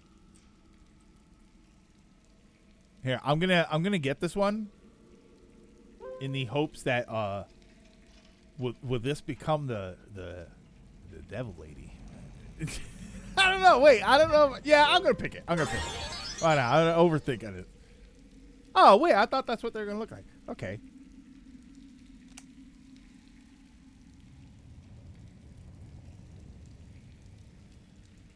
Data, vaccine, and virus. Okay. All right. So this is I just battle them. I just walk into them, right? All right. I'll fight Freddy Fazbear first. I knew you were trying to get Lady Devimon. Digivice activated. Execute the Digimon summoning program. Okay. DSP. Whoa, wait. Do we want to call it that? Do we want to call it DSP?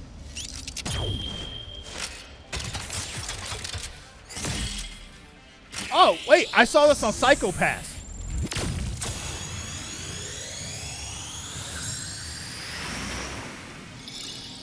Ah, a little guy.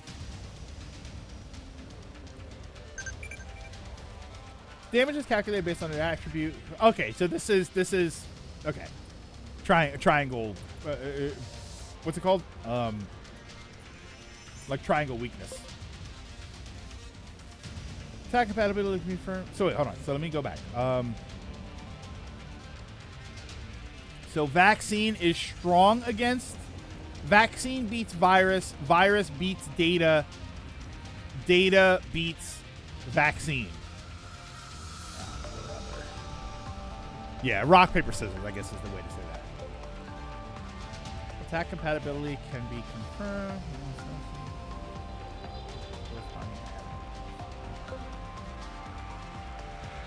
L2.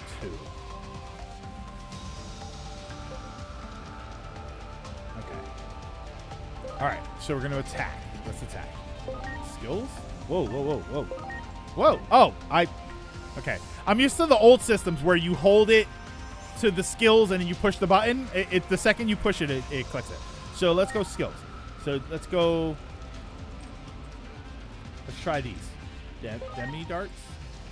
How do I move it? Oh, okay. Oh, darts. Those are needles. Oh wait, I'm the vaccine guy, right? Speed the battle by pressing up on the right stick. All right, so now. Here we go. Oh my God! This is a Five Nights at Freddy's game. I'm Virus. Okay, that sounds hurtful, but there had to have been a. Yeah, I'm Virus. Okay, there had to have been a better way to say that. So let's just go attack. Let's just go attack. Oh, so he's like.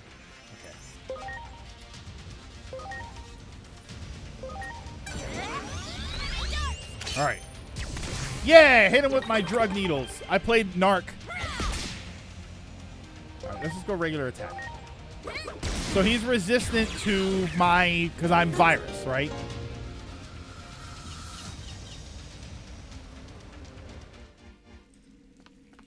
Is this like the Cyber Sleuth game too, where you're supposed to downgrade them and start over in order to make them stronger? All right, so this guy, yeah, he's gonna be normal because the other one was weak against me. All right, I feel it. Damn. Okay.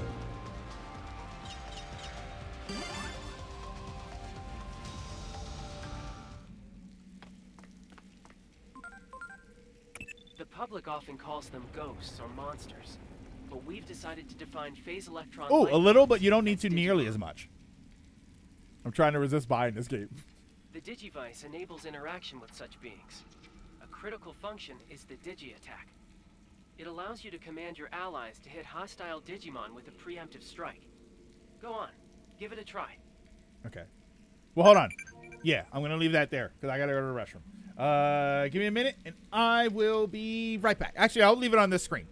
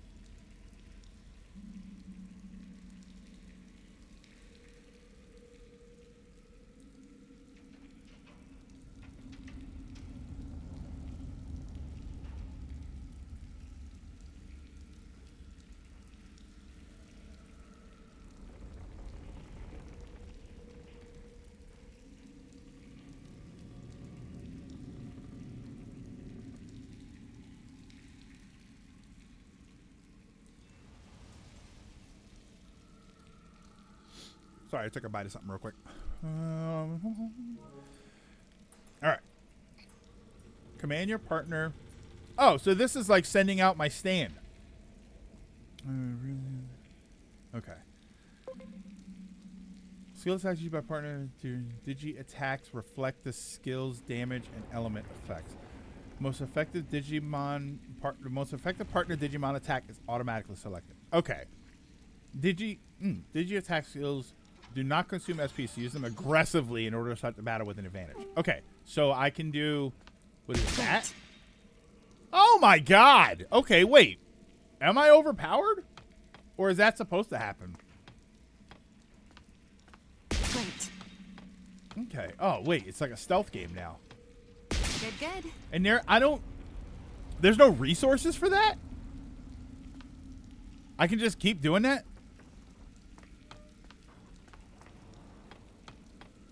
Still, they said that you can do that to start a fight at an advantage, and I don't get to start a fight as an advantage. It just kills them. I kind of wanted to see I want to see if I start the fight like that, where it puts me in the fight. Well done. Yeah, you just kill everything. You will. Tell me, do you bleed? You will. Great. Gives like Paper Mario badge where you can insta-kill weak enemies. Don't worry, it'll happen.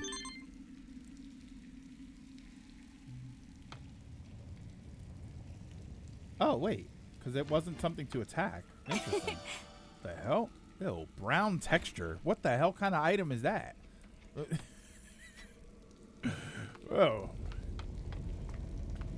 I'm gonna make sure. Oh! Got him! Great. Can this just be the game? Just do this the whole time. Just run around and R2 and annihilate them in one hit.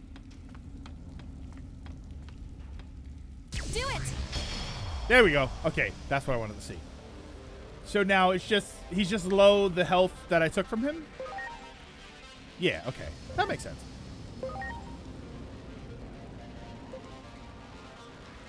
Runs our physical attack at power of 20 times 2 hits. So let's try this. So I can do this. Not bad. Make it an auto clicker. I'm just amazed you haven't gotten lost yet. Lilac. When I came around here, I almost turned this way. I'm not even exaggerating. I almost did that and went the other way. Wow. Great. Do you have to aim that, by the way? Is that like... I saw that. That's why. This is... Yeah. Okay, so that's the sprint button, so it's a toggle. This game has a $120 Ultimate Edition. I almost hit the button because I thought that was a bad guy. I don't know why I get lost so easily. I just do. Aim in the loose sense. You just need to be in your POV. Okay. Since after a few battles, you can talk to your Digimons. Oh, wait. Yeah, it had a bubble. Like I could say something. The target coordinates are just ahead, but there appears to be an obstacle in your path. And God knows you can't climb a 1 foot elevation. Your Digimon should be able to Outfit remove DLC and story DLC. Give it a Okay. try. Because you want to explore it and you want to get lost, but then you get lost off the main. I mean, that is kind of the truth. Oh, okay. Oh, so so there'll be. Will there be an indicator when I can break something? Do I have to be up close to it? You got it. Can I be here? Okay, so there's. Okay. I think Batman. I was gonna comment. I should be videoing you guys talking about getting lost in games. I was gonna say Greg could get lost in Final Fantasy 13. I'm pretty sure I did. The hell? Oh wait, can I do something here?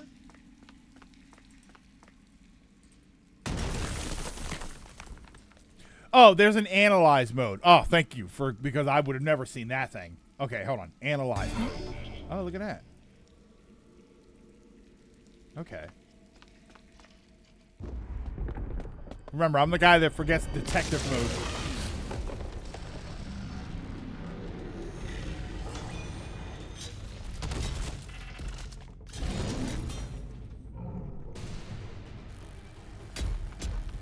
Oh, God. Wait, I have to move. What happened? Am I supposed to be doing something? Something else?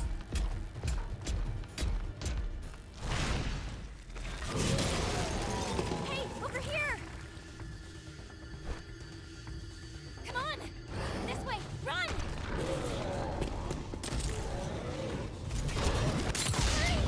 Hey, is this guy usually a good guy?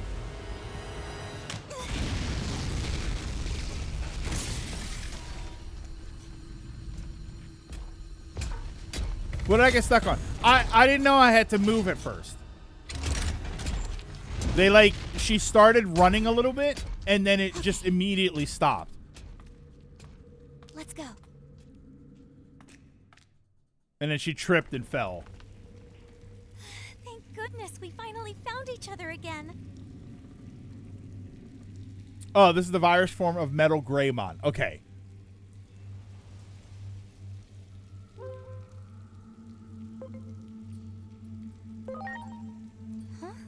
Enough with the jokes already. Now it's hardly the time, don't you think? Hey, where did he go? Wasn't he with you? Who is the character that is dressed like that, but she's wearing blue from Persona 4? Is it 4? We need to hurry up to the roof of the government building. Still not seen Mouthwashing. I want to watch the whole thing. Mouthwashing was interesting.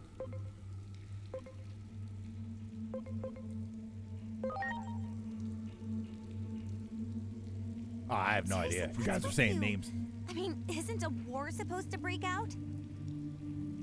War is hell. I need that clip. We have to get to the roof of the Tokyo Metropolitan Government Building. Margaret. Is that what it is? I mean, that's not what I'm thinking of. What?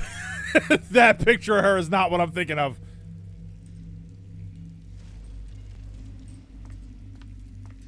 I'm guessing she's the target for our additional mission. She's not making a whole lot of sense, though. It's highly probable that she's been affected by an anomaly. That's who I'm thinking of. Elizabeth. Yes.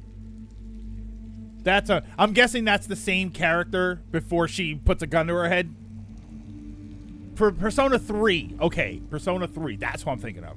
What I still want to know, though, is why she was already approved to contact your Digivice. Because she's again. from the future. Oh, she's a stranger in time. You might even say she's a cyber sleuth. Wait, that's wrong. We can't allow it into the city. For now. Same function as Igor's assistants, but they're different people. 3 is guns, 4 is cards, 5 is masks.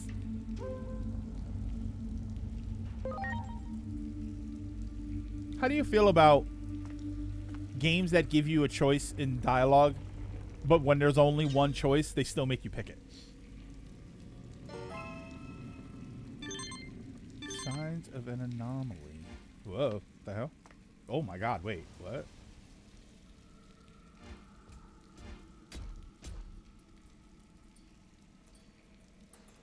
Okay. I thought I saw something. Alright, so that's the big guy. So we don't want that. What's down here? I can't leave the one I'm supposed to keep safe. Okay. It's no use. This door is stuck. Sorry, I got this. A major conflict is going to break out if we can't get through it soon, right? Isn't there some way to open it? Yes, I can use my monster.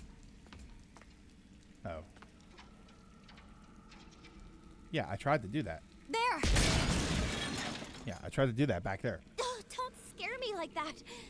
At least give me some warning next time, okay? Only if you're able to still progress through the story. We should be getting Yeah, like close right to the there, government building. it gave me it gave me have the to stop the fight like I had that's to about click to the start button on to its select the roof. option, but there was only one option. It just run it like a piece of dialogue.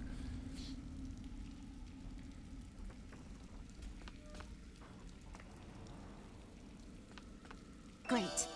I'll take this pile of junk. Gravel data set. It was junk. Look, it's got fans and PCs on it. Great.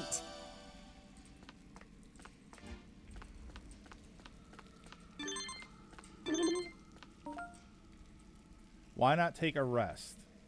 Oh, wait, can I do that? Oh, what's this? Okay. This UI I find confusing. I'm also not really sure how different some of this stuff looks because it's just a demo version. Like item, agent, Digimon, mission, Digiline. Stand still.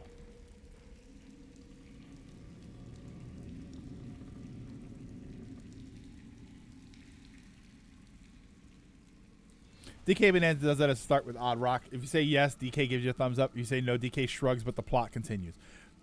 Well, no, Kia, what I mean is like you said you pick yes or you pick no. What if you can only pick yes? What if there's only one option there? Like, why even make me pick it? So why am I standing still? Hold on. You said she's going to talk to her Digimon. Oh, standing still will heal them. Oh, okay. How do I tell then? Hey, bud. What can I do for you?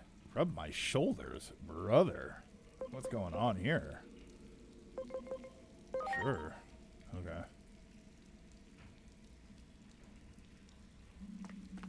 Yeah. Scared the hell out of me. Oh, after the next battle, if you're not fully healed, you stand still and you'll see. Okay. I'll deliberately take a hit so I can understand.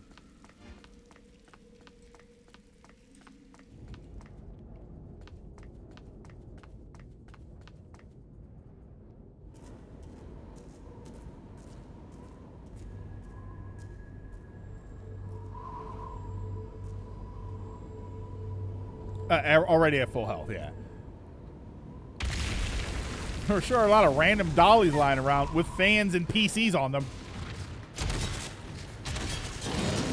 Yeah, can I ask Angelwolmon to rub my shoulders? They call me Goonermon.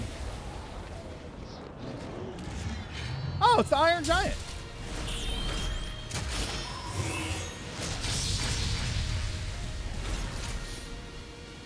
Are you...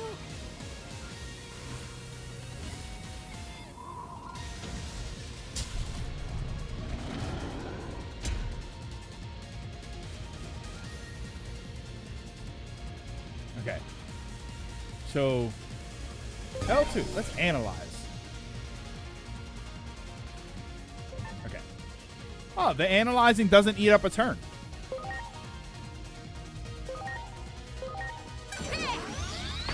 Aha! I missed.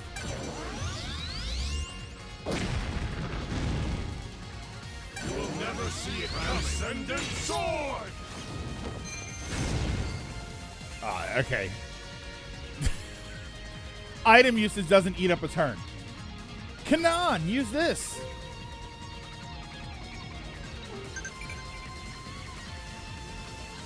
Pokemon do not lose a turn even if you use an item. Digimon will still be able to carry out another command. Interesting. Items and switch to... Is the switch more active? Is it like Yokai Watch where the switches just you rotate them around? So let's go Demi Darts. Yes! Needle drugs! Uh-oh. It is time. Transcendent Yeah, it's the sword! Final Fantasy X swap. I think for that, the plot should continue regardless of what you pick. Whether you pick the mean option or not, because then you're able to add your own flavor, and it feels more of what you'd say. It's more like SOT switch, but no penalty, like eating your turn. Okay, so I can do please?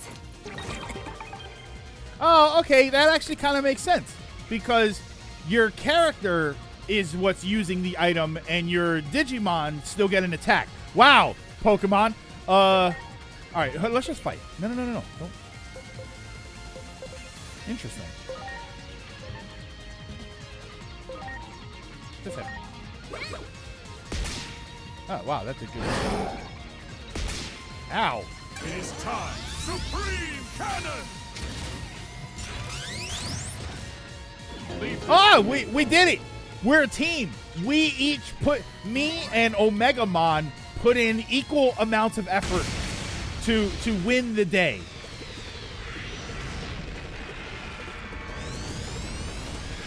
I have defeated the blue metal Greymon. Is that what it was? And the Omegamon helped. A little. It might have started already. I sure hope that he's okay. We need to hurry too. No, please stay, Omnimon. That Digimon just now is the largest ever observed. Which one? Anomalies are harbingers of further tragedy. Odds are there's more, and worse, yet to come. We have to nip this in the bud. That's our mission. You got some bud? I will protect the civilians from anomalies. I'm counting on you, Agent. Could have just voiced that line. Just saying.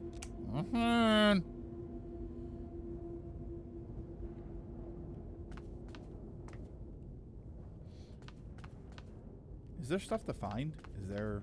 Well, probably not here.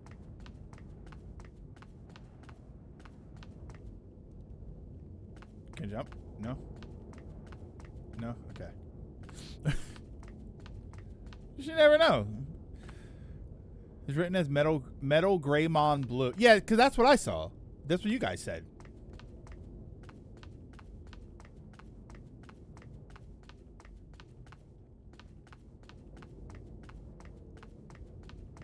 Thank God the debris ended up this exact way, huh?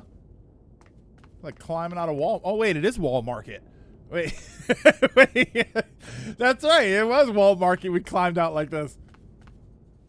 Kind of wanting to play Rebirth again.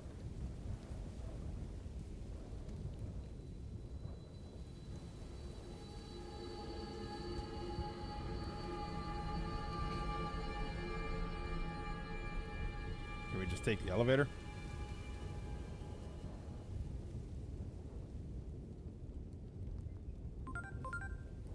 It was recently discovered that Digimon had characteristics of both organic matter and electric signals.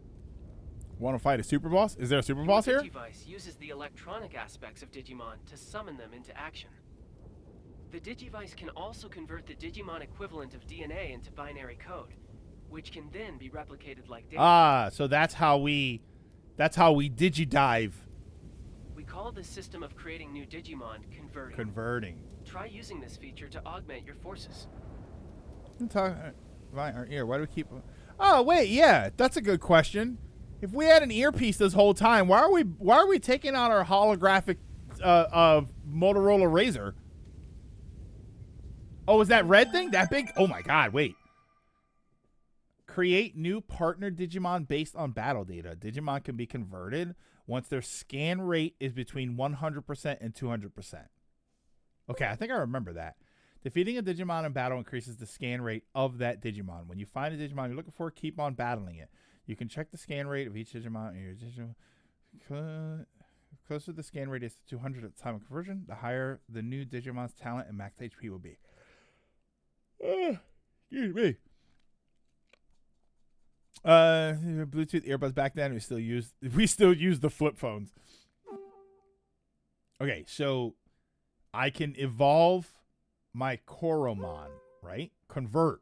I'm sorry. Whoa, Nintendo, hold on. I said I meant to say convert. So it's at 200%.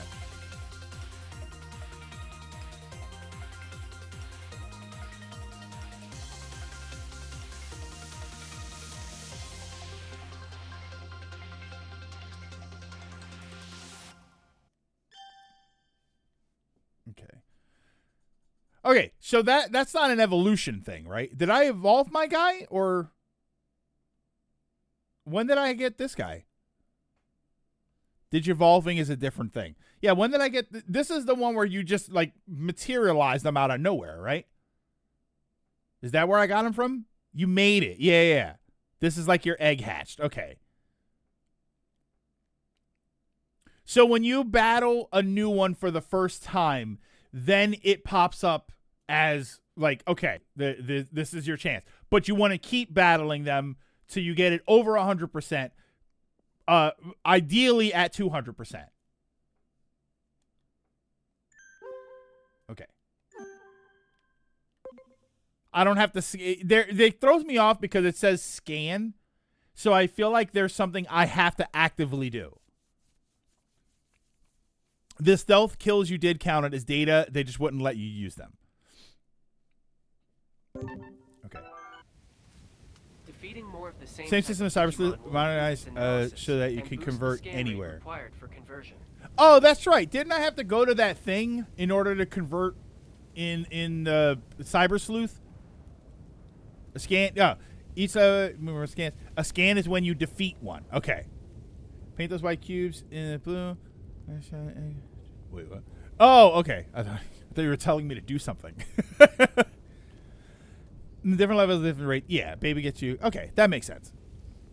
When you're about to Digimon, you scan some of his data. Yeah, well, they said scan, so I wasn't sure if they were telling me, like, you know, I'm a Metroid guy, so they said, you said scan and I have something to do. The closer the scan rate is to 200%, the stronger the new Digimon will be. I mean, we knew be that. sure to convert at a good time. Yeah, in short, kill every baby you see. Good advice. And I'm going to tell the police you told me to do it. Combat to improve analysis and scanning. All right, so there's a super boss here. Can I... If I die, I don't just start over, do I? Here, let's save.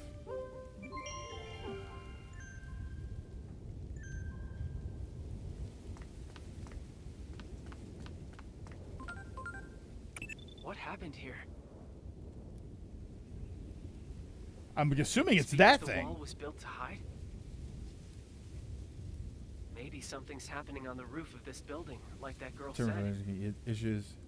Yeah, issues with navigating the menus in Cyber Sleuth. We can't ignore this. Cast aside common sense here. Anomalies always take a turn for the unexpected.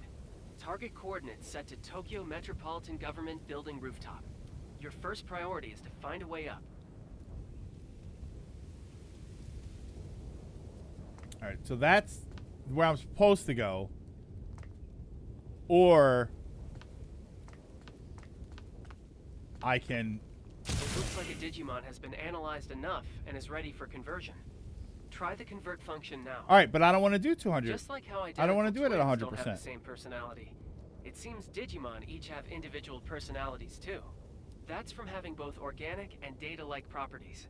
Their differences will become evident in and out of battle. Okay. You can learn more about each Digimon's personality under the setup option in the Digimon section of your Digivice. Game Wars nominees will be revealed on the 17th. Somebody mentioned it earlier, I think. Understanding each Digimon's personality will be vital to the success of your mission. I mean, there's only one game we're all looking for, right? Do we think it gets shunned? You got it. Oh, sorry. So, okay, so then... But I can change... Oh, wait, I can't? Can I set the other guy to fight with me?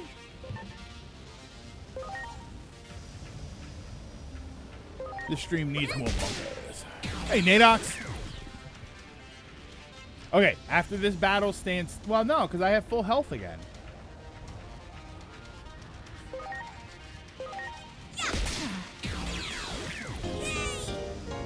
Yeah, I have full health again.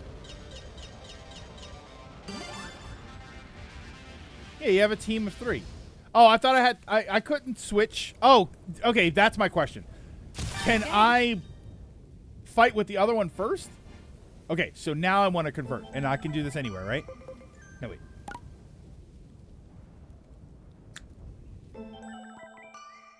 triangle. Mission, Digiline. What am I looking for here? Oh, down on D-pad is the shortcut. What am I looking for in here? Am I looking for this? Convert. There we go. I want to convert. Okay. So I got this guy.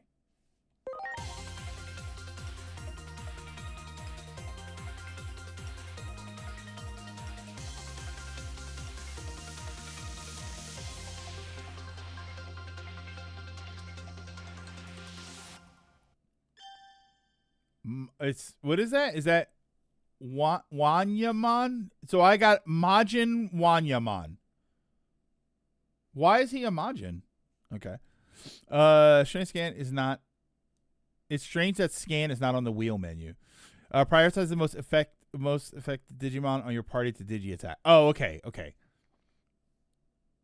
And you can rename them too. All right, so I can do those. But I shouldn't until I get past 100%. Wow. All right, so there's other stuff I can do. Do it. Haha!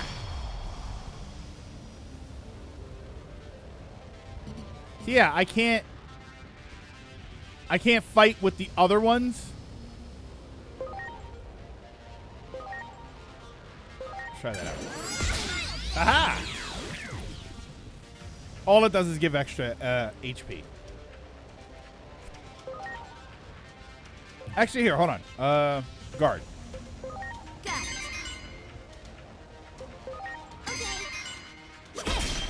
Okay, that's all I wanted.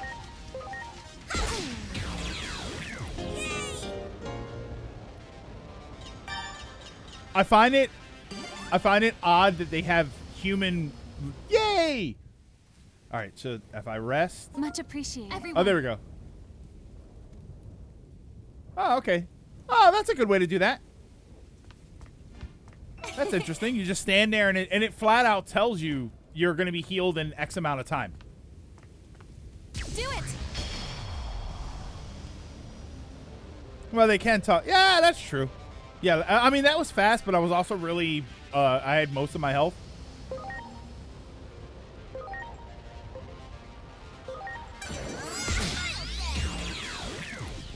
But what? Okay. Yeah, Kendomon. Oh, wait, I have 3. Longest it was 9 seconds, but that was 9,999 HP Digimon. Oh, wow. They're made from leaked data. Yeah, I guess. Yeah, because somebody did say they talk, so it does make sense. My Pokemon brain is not tuned to it. All right, so if I fight this guy,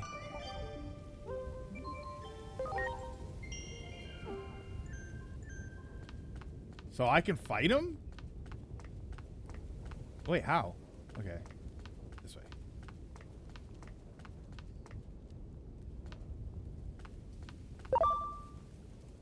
Oh my god! I didn't think he was going to attack me. Oh, when I stand there and heal, do I also get my magic skill points back?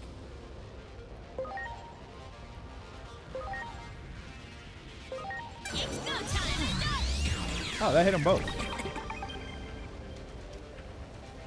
New world full of random human junk that gets dropped in as data on the object. And he says, oh, okay. Oh, and SP. Oh, excellent.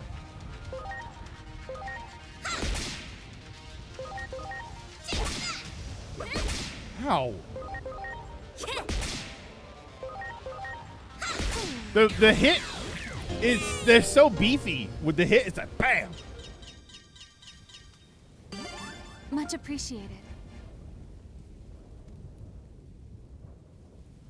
Could you imagine he walked over here right now? That one. Yeah, there you go. Get him. All right, we got this. We got this. All right, that was a little bit weaker than I was expecting, but we'll be okay.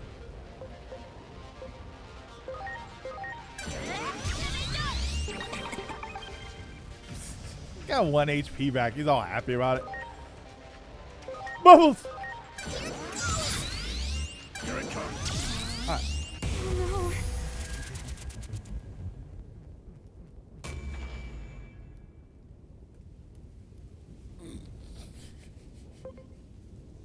Okay, that was.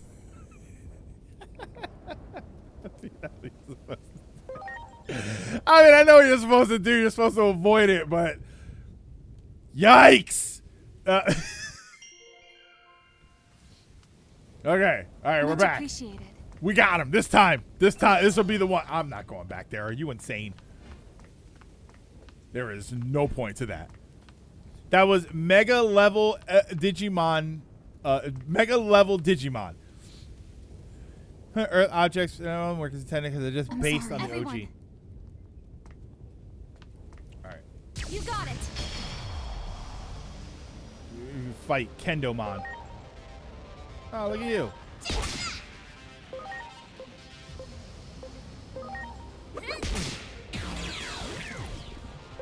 Haha. Yay! That was you attack. Yeah, that was me attacking Ruby Weapon. Oh, the other guy is ready. Hold on.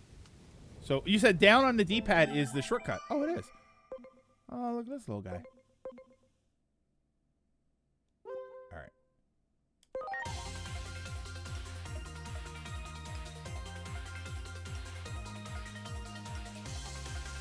Basically the final form of most Digimon.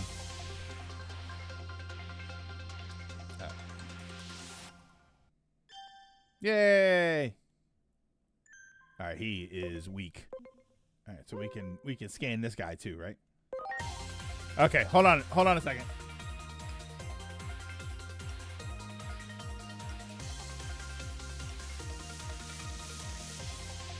Give me a minute. I gotta return a phone call.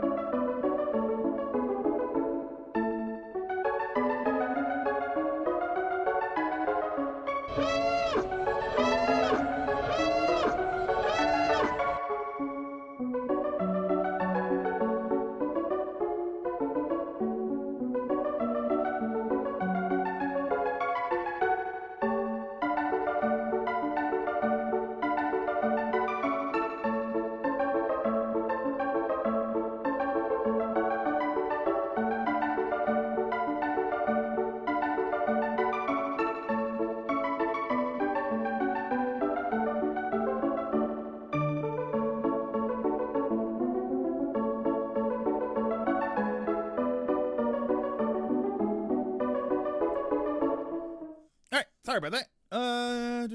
Trails, thank you so much. Ready with a party of 2. I hope your stream went well. How did you like oh crap. I saw what you were playing.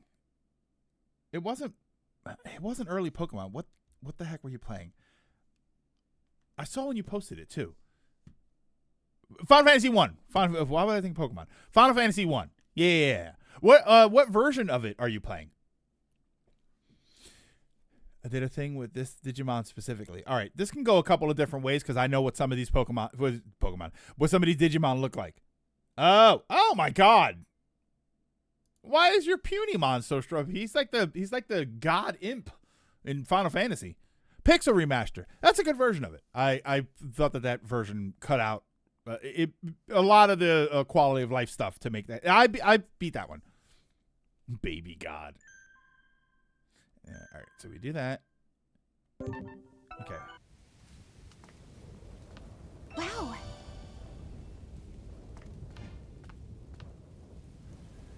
Oh, they're Yu-Gi-Oh monsters. These are dual monsters. That's why there's always 2 of them. So I'm gonna go this way. No. Oh wait, hold on. Can I? Oh, there's nothing. Something will pop up when I can destroy stuff, right? Like there'll be a prompt or something.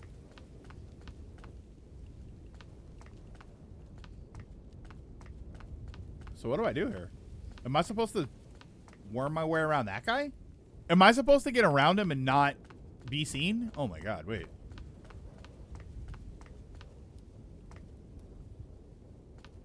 I don't know what I do here. This way? No? In Training 1 and Training 2, Rookie Champion, Ultimate, Mega, and Mega Plus. There! Could you imagine I push that button and it hits the big one? Speed.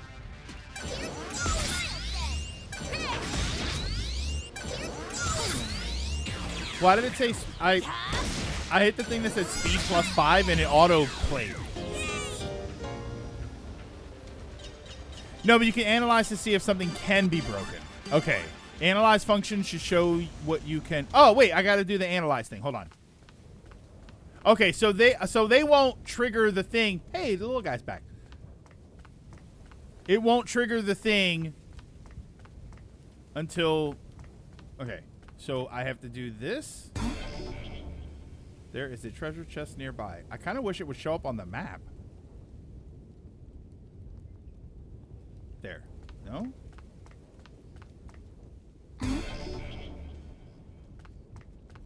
I don't know what I'm looking for here. Because I can't go down this way. I'm afraid to... If you push the stick, it activates auto battle. If you flick the stick up or down... Oh, okay. Oh, wait. I want to turn it off. Okay. Actually, that's not... I mean, for early on, that's not a bad feature. Gmail honor is technically above Mega. Much appreciated. Made by combining 2 megas. It doesn't complete decks. Chaos Dramon doesn't aggro you. You need to touch him to fight. So is that what that guy's called? Chaos Dramon or something? I'm kind of lost. Like, that's him? Here. Do it!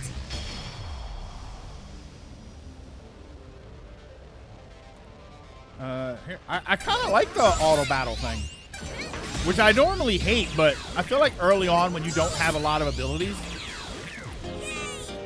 And you know what I also like about this? That you could, the auto battle thing, just standing there heals all of your stuff. Because I always hate auto battle because they always use all my resources, right? If they're using magic and whatnot, it's like, guys, don't use that. Everyone. Okay. So that guy won't attack me unless I touch him? Great.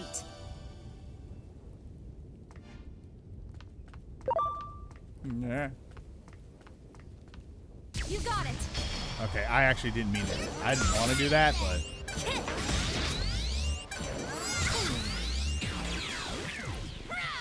Nah! Yeah, since it's early on, auto battle I never use. I'll use it just for now, just because we're streaming.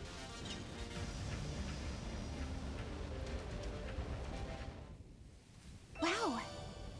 An XP share. Oh, might as well just have the game play it for me. The other guys will go. The other guys will go for you, though. Okay, so this is good. All right. So that's where I want to go. Oh, I fight the little dragon guy.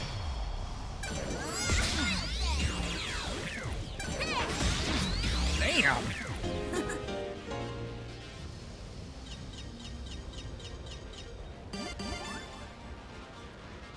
It kind of does play without you at times. Yeah, that's not too bad. Great. Yeah, that's always my real problem with auto battle. It uses a bunch of.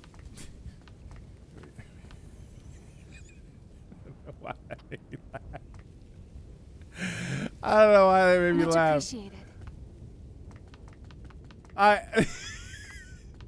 But not up. Why does it do that going down but not up? Is there another set of stairs? It's just this one? I don't know.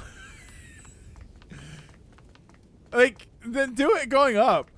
XP shares working in this. The reason the grin methods were gone is because your active 3 and reserve 3 get 100% XP from battle. Oh my god. Yeah, I don't know why that makes me laugh, because like she does it going down, but then going up, it's the normal video game ignore the stairs. Like, stairs are ramps in video games, but when she goes down, they're stairs. Ramp, stairs, ramp. I don't know. I'm easily amused. So this way. Girl to be protected. I think the logic is that she's skipping steps to go up. Stairs are an illusion in video games, and usually never a great one.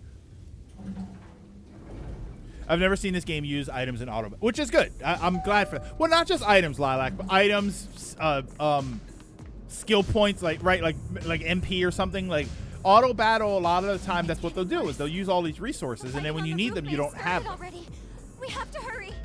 But in this game, they don't seem to be using items, and then they use skills, but you just stand still afterwards, and you get all your stuff back.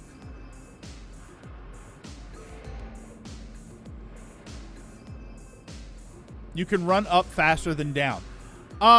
You can run up faster than down, but you can, like, skip steps going down.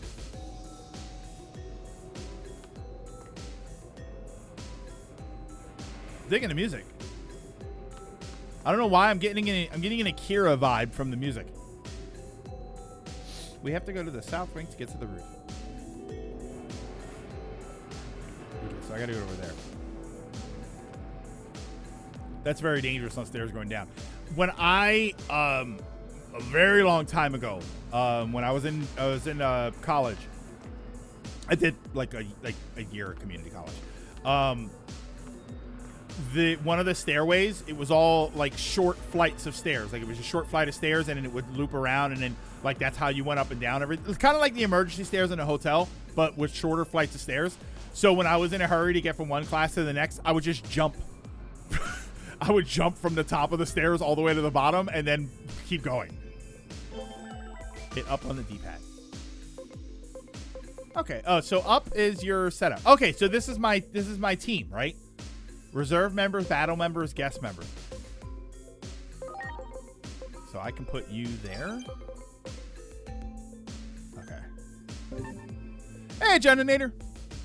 There were stairs back in your college days? I mean, yeah. I mean, listen, 2 floors was a new creation back then, but it was fine. How far are we in? This is only the demo, so we're not super far. Oh, look at that guy. That guy's creepy. Wait, is that the Ditto from the Pokemon game? Do it! Damn!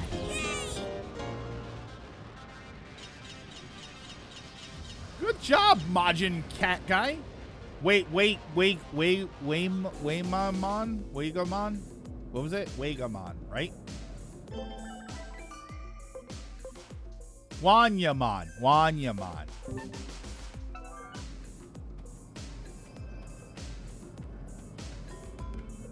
Are you trying to take my man? I don't want your man. What's with the... Much appreciated. Oh my god! Why do they stand with the eye? Is that to say that they're aware? Oh my god. Okay, well that's unpleasant. Attacking and using skill against enemies sometimes results in a chance for a follow-up attack. Press X to trigger extra strikes. So, okay, I have it on auto battle. Do I need to turn this off? When extra strike triggers, a circle will appear in the HUD. Press X when the circle reaches the center to cause a strike effect. Strike effects have a variety of additional... Okay, okay. Oh my god.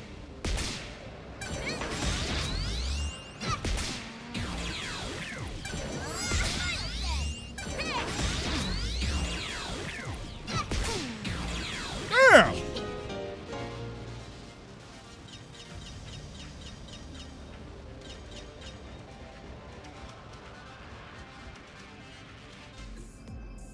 So just gonna wait. I'm sorry. Japanese onomatopoeia.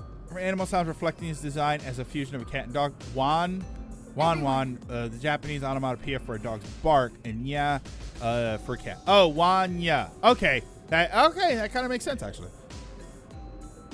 All right.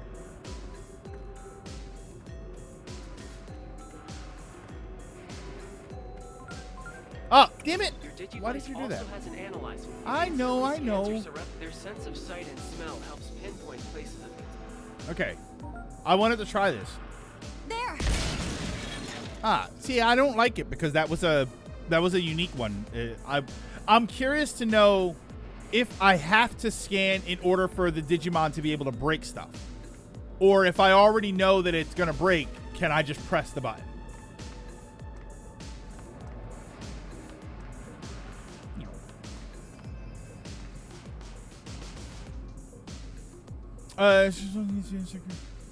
Not perfectly in the middle. If you hit outside the circle. Oh, okay. If you hit inside the circle, you get the extra hit and the Digimon specific bonus. Sometimes a hit or a debuff or a heal. Analyze is never required. Okay. If you know it's breakable, you can just do it. That's what I was kind of when I was running around in the underground place with the big monster. I wasn't sure if I was supposed to be clicking something or if I could break anything at all.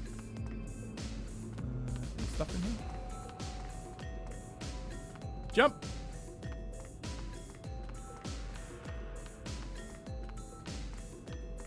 This hallway is too long for nothing to happen. Okay.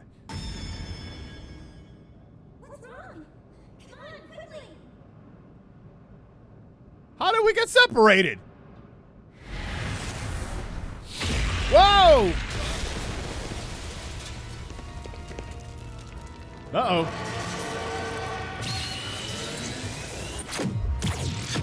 Everything changed on that day. Oh my God, she's dead. The Titans got her.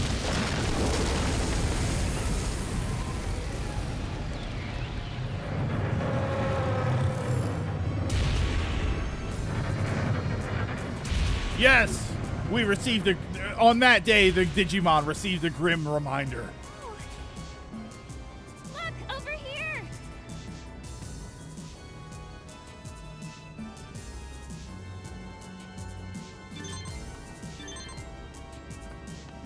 What the hell's that? I think it's a Digimon.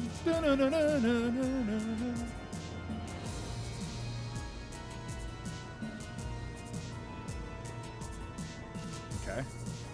Alright, I can jump that. Hold on. Let me get a running start. I can jump this. Alright, we ready? Go. Okay, it won't let me jump.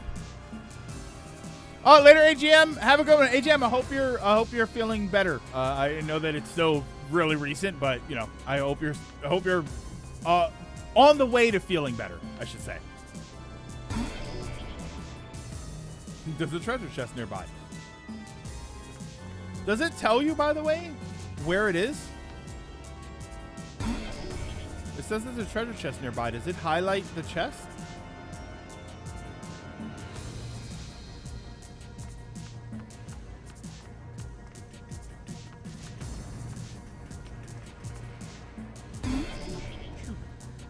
I guess not.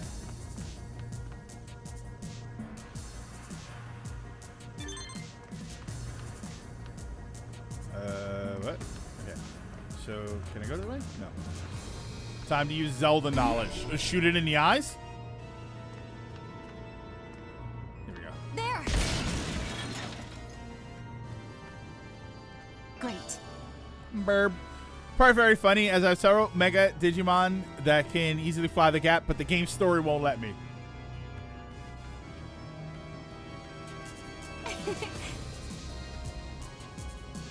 If you were Link, you'd be able to easily hookshot. No, not this early in the game. Not this early in the game. I would see the hookshot points, but I wouldn't be able to do it until I got the hookshot.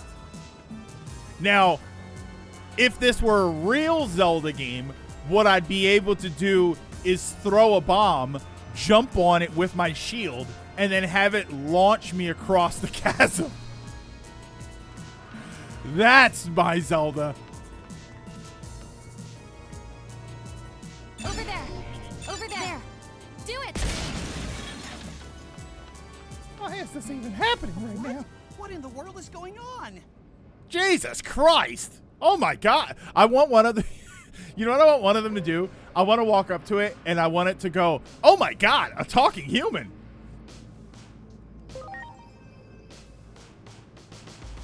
At this point, you would still be on 3 hearts. All of a sudden, this rubble came raining down. Biomon. Is this like a poison one? I just want to get back to my friends. Zelda speedrunning is just Jackass the show. It really kind of is. Can you fly to the other side? Huh? Why do you ask? Be your mom. Oh, wait. No, Dragoon, I like the first one better. I don't think I can. Just look how puny my wings are. You did clear away that rubble for me, though. And maybe it's just my imagination, but...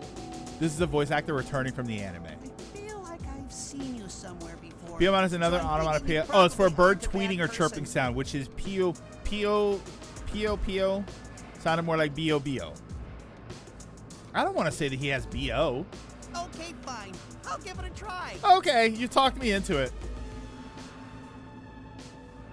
All right. Well, now I have to battle him, right? I got to tear his head off. Oh, no, he's just with me. Damn. I thought I had to kill him. Also, you already have a flying Digimon. Yeah, but it's not strong enough to lift me around. You know, like when you had Charizard, but you had to use Pidgey.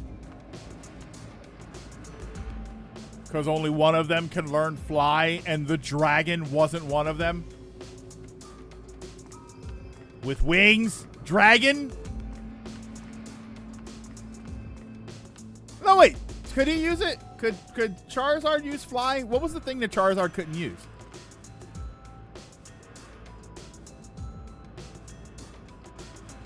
From here?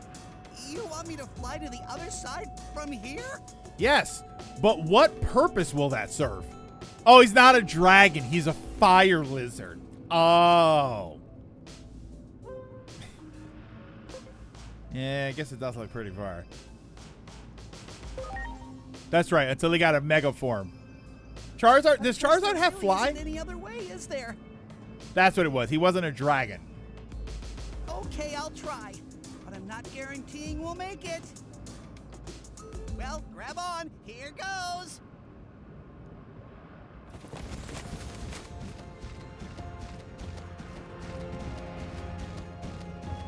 Oh wait, I forgot. I have terrible grip strength. It's no right? good. That's never the problem. We're going to make an emergency landing right there. Could have also kept going forward though. You have to go straight down.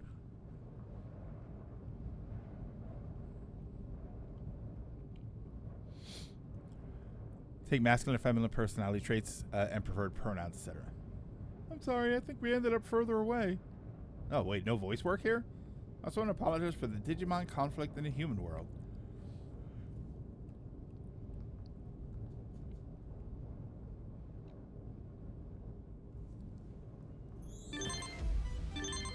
Wait, you put me in a worse situation and then said, lol, I'm out? Are you serious? Get on my team! What is that about? Sorry I made things worse for you. Good luck. Come on.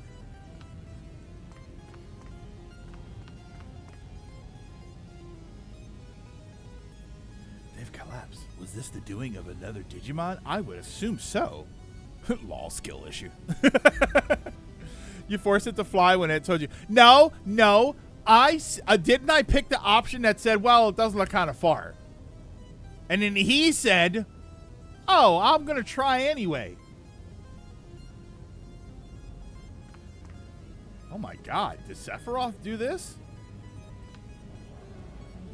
Tell me this is called Cool Starrymon.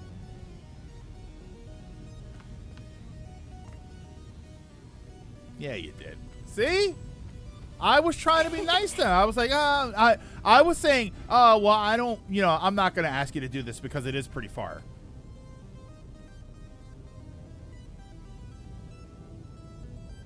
Okay, so if I stab it, does that count as defeating it, and then I can start learning it? Super Starmon. Wait, is that really what it is? Yeah, it is. Look at him. Cool story. Cool story, Mon. Let me tell you about Digivolution. The person who came Okay, up with the so basic this theory is was your adopted evolving father, the Digimon based on like its strength and its personality, right? Dr. Yuki, the founder of Adamus. He referred to phase electron life forms as semi-cyber beings. How long is this demo, by the way?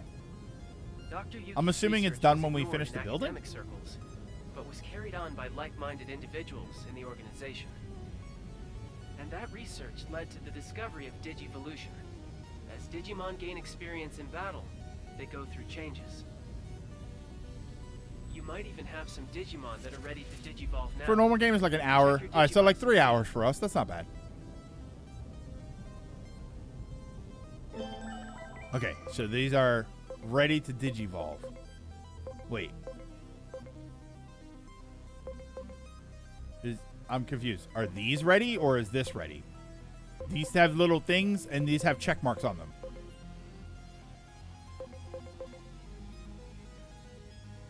So these two can Digivolve. Okay. So let's go with this guy. Oh, wait, what? Okay, so this is how you if I were to devolve this guy, I would get him. But if I evolve him, I'll get him.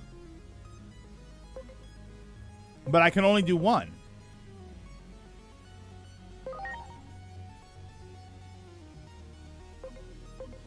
Okay, and then I can look at stuff.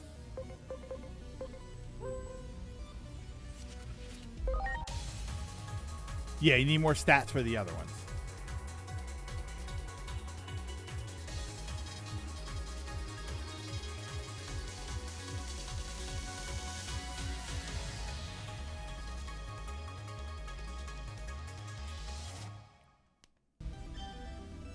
But then when I max this guy out, I could Digivolve him into something else or turn him back into a stronger version of the other one. And that way I can when I get back to making another Agumon, it'll be a stronger version of it, right? Or I can make something else. That's all I got. I got this one and this one. That's the idea. Okay.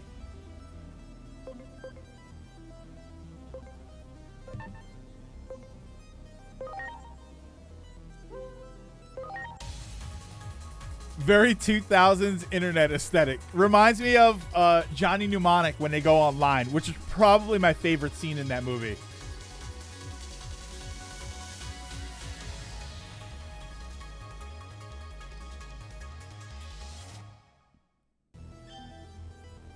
Sunomon. Agu Agu. I feel like I've heard that. Oh, okay. Meaning it's just a biting monster. I like the classic Digivolutions in the OG Adventure Show because the Digivolve sequence involved absorbing the data for the next form and then changing into it.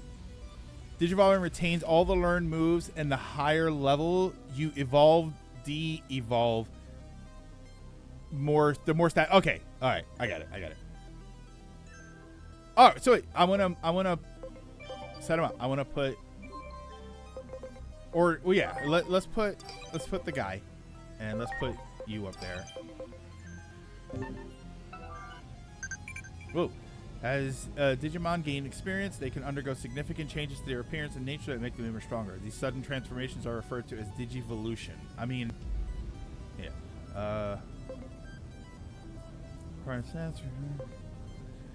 Process of compressing a Digimon's data is referred to as de-Digivolution. This is an effective means of digivolving a particular Digimon into a different specimen. Oh, this is an effective means of okay.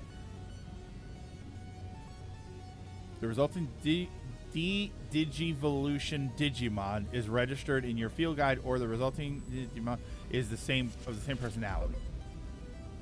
Okay. I feel like I'll understand that more later. Retains all the learned moves in the higher level. Develop more stat. Yeah. All right, so we're going this way. Oh my god! It trapped me.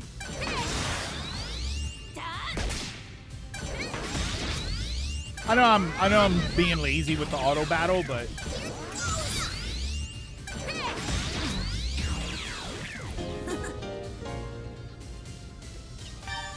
unlike Pokemon where you have a line and some forks, here's a super complex graph.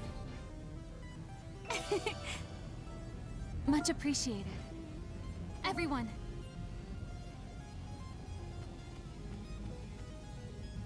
Oh, this guy again. You got it. There.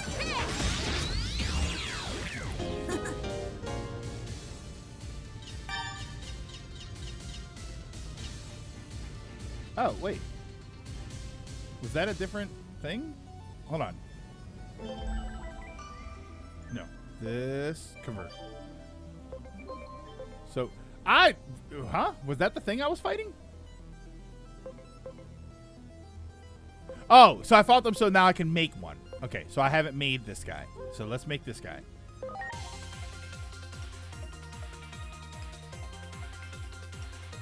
Oh, so when Agumon was turning into Greymon, we briefly saw Greymon. It turned into data, and Agumon absorbed that data. Oh, okay, so that's that's an interesting way to do it. Are these the brain slugs from Futurama? Koromon. And I can make one of these. Is there any reason to not make one other than you just don't need one? This is the Digivolution web laid out. That hurts my brain because I probably don't even have to ask this, but is this legit or is it a joke? But I feel like I don't even have to ask that.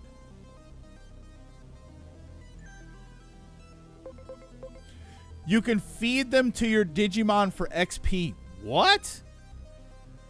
Wait, so I can take one of the ones I just made and chop it up and then serve it to my other ones? Pokemon Evolution is addition. Digimon Evolution is a pie chart. Legit. That entire thing comes from 7 baby Digimon. So okay, so that's a good question. I was about to ask you that. So all Digimon in this game are based off of, what would you say, just one or oh wait, I start from the bottom. So there are 7 base Digimon, and they all spawn the other 450. Holy. Nah. Check side Taiwan. It's 30 seconds ish. Hold on, where am I? Where's my? Hang on, am I missing something? Where's my other? Ah, there we go. What is this? Oh, okay. Well, I won't watch that now. I want to. Okay. I'll keep it on my tab so I can see it after. What the hell? Where'd you come from? Oh my god.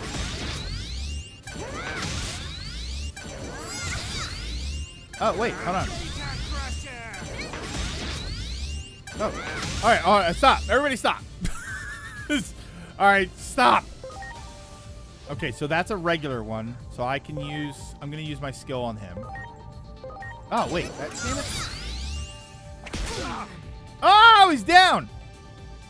Reserve members. He's down. All right, so that was... I'm not used to the symbols. Please. Okay, so... Pepper? Yes. All right, that acid sucked. Yeah, that's okay. Oh, it says it on the thing there. Okay. So let's change to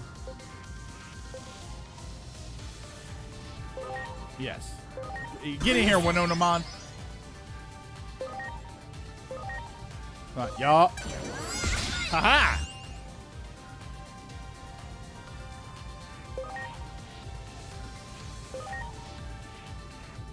Are there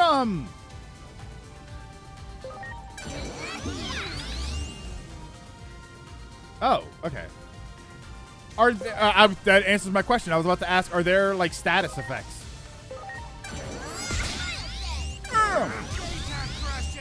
Oh my god. Okay. I gotta swap you out.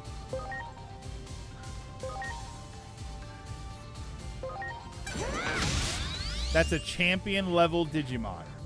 So this is... Alright. What's this called? Okay.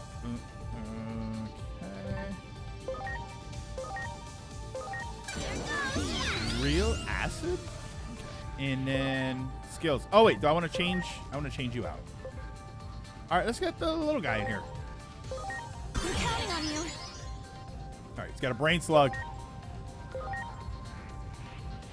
So what is that? Dark magic, attack power. Oh god.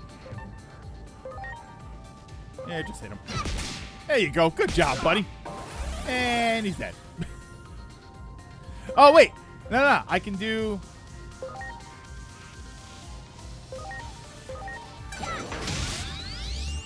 You missed? Oh, you are going to the glue factory. Let's see here. Are you okay? Can you use more than one item?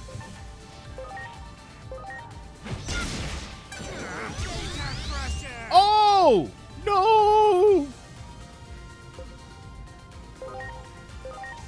Oh, Koromon guy.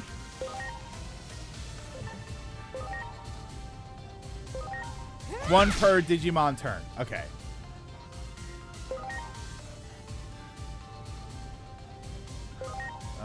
Right here.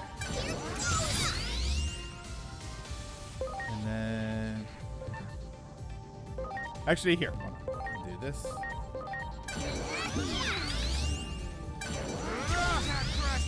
Why is he so strong? I'm counting on you. Items. This is for, yeah. You had the heavy thing.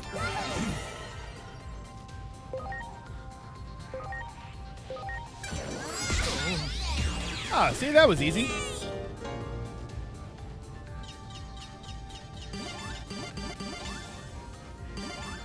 Do the dead ones get XP also? I'm sorry.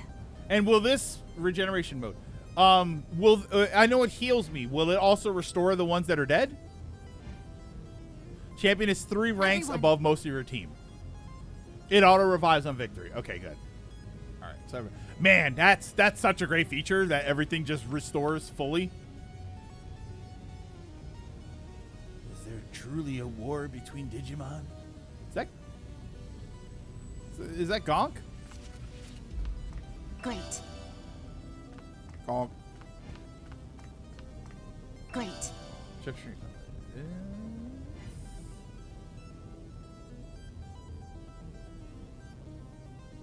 Oh, yeah, Ronan, I saw that earlier today. I need to understand that a little bit more, but... Do it!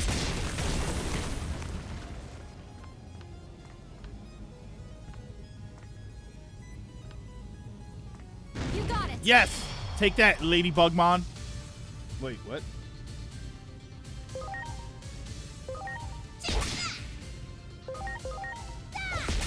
Aha!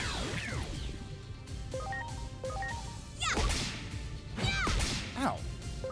Jerk.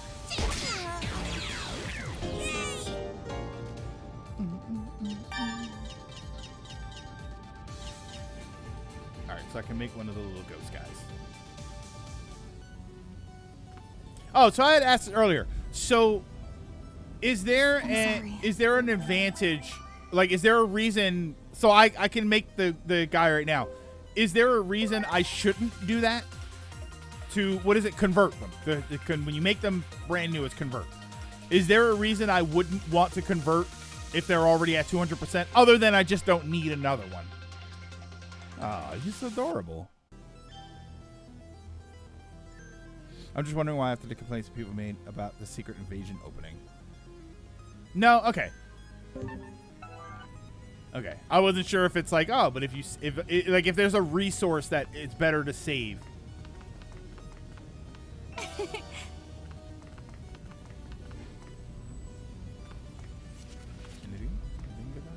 Wow. Wow. HP augment chip. Have they shown me how to use that stuff?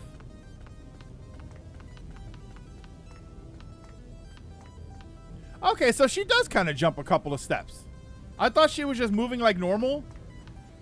She does. There is a difference in the way she moves when she hits the stairs going up. Okay. Once it's 200%, anything beyond it is wasted.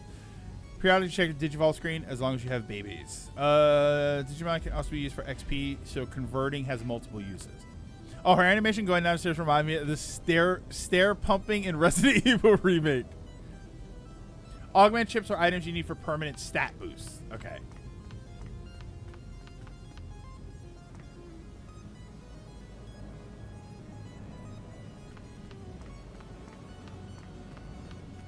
Okay, for the roof. This doesn't look like the roof. That does.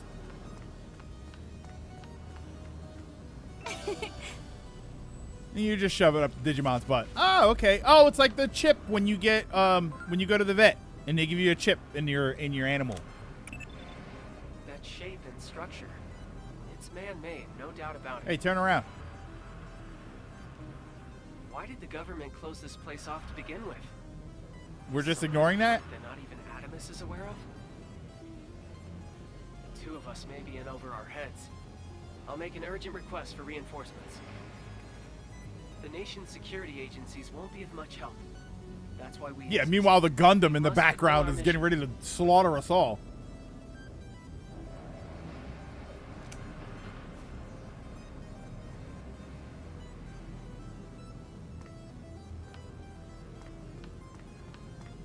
Wow.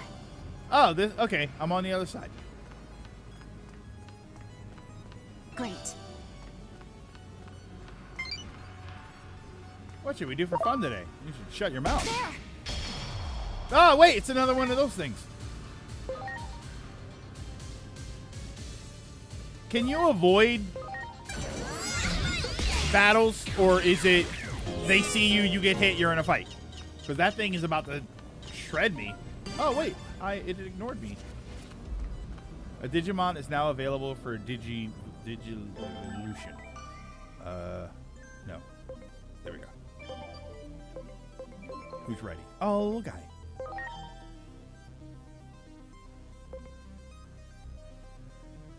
Oh, well, wait. I have one of these though. I don't want to evolve that.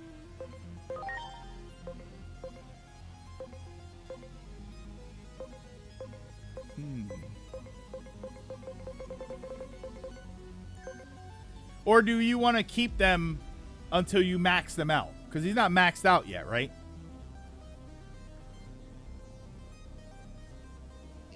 I'd mash the evolve screen up before fighting that. You can avoid, but if you battle, you can just flee. Oh, okay. It's like 7 evolutions after that. You can evolve that Corrosion. What?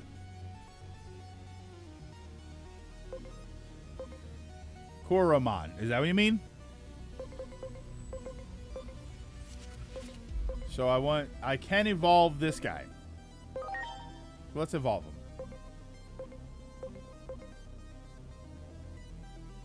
This guy. You get more stats while your bond is so low, the stat carry is so tiny. And how do you raise bond? You just talk to them? Bond, right? Wait, you said bond.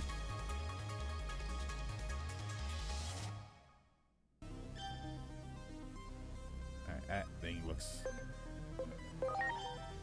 Yeah, I have one of those. Oh, just battle, talk, stuff them with food in the farm. Oh God, we're back to tea parties. Ah, oh, come on. Do it.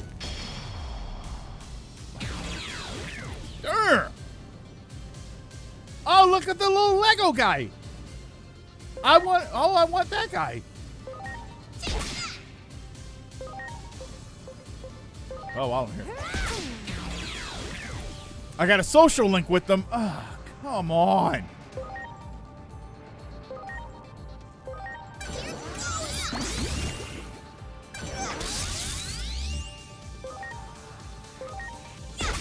I want to get Duplomon.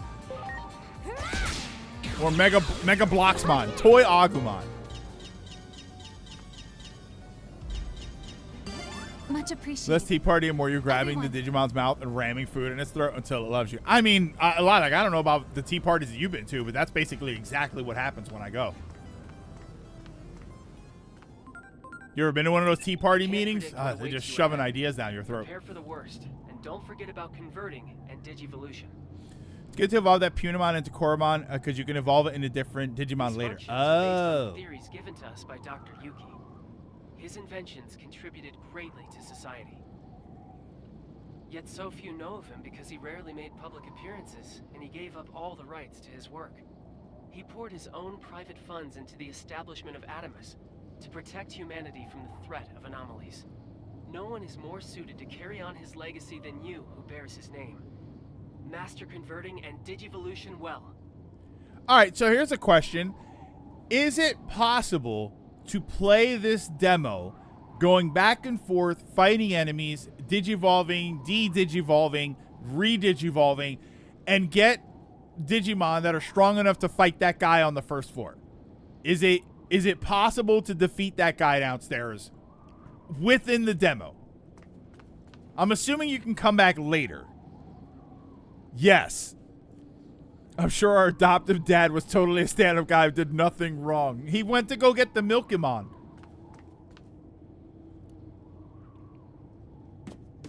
Oh, you can't come back later. Oh, okay. So, but it is possible to level up here. Why are Digimon gathering on Oh, wait. Is this Final Fantasy 16?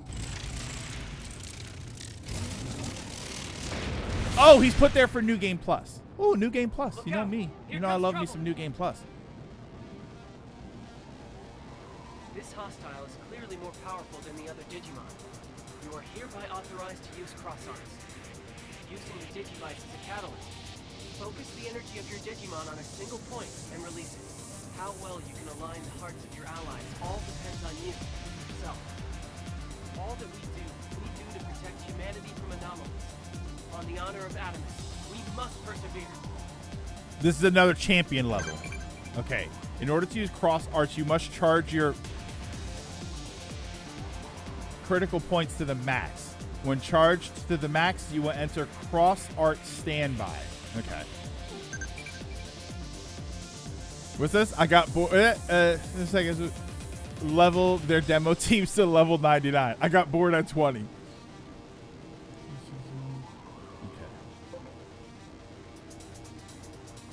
Stop using those initials. Whoa. No way. Don't abbreviate Cyberpunk.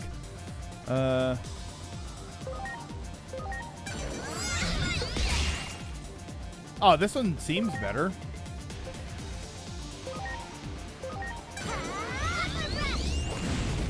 Oh, that's awesome. Wait.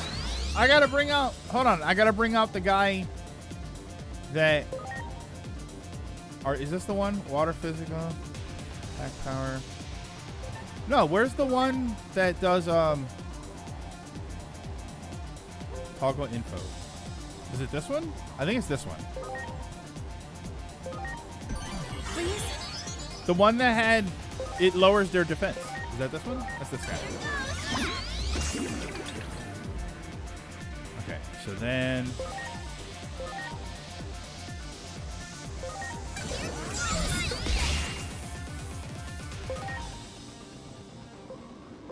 this guy. Oh, what's the meter? Hold on, I need to get to the meter. Ready to go. Oh, okay, so they're automatically going to trigger it. I had someone tell me it'd be silly that I had issues with games constantly using that. Like, it's, I get that it wasn't an issue before, but it kind of is now, and it's a little like, maybe, It keeps happening. Oh man.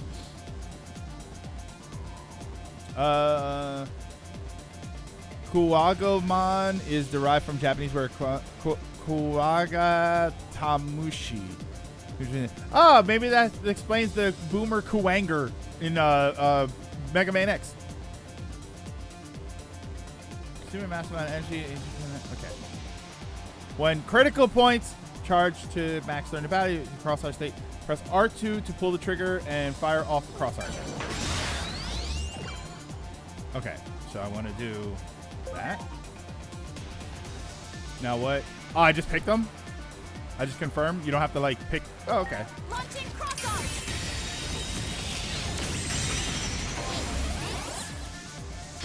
All set. What?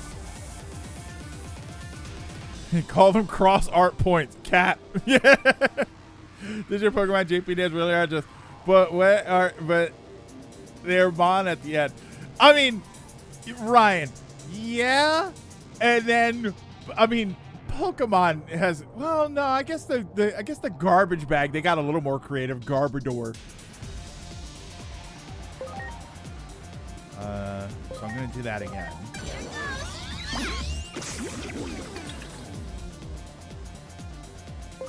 So I want to do. I feel like let's bring you out here. I don't know if you're going to be better or worse. I'm counting on you. To be fair, Pikachu is just zap and mouse noise. Like they're trying, but they're not.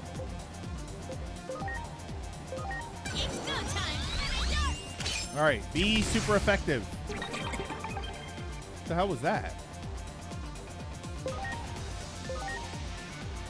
300%.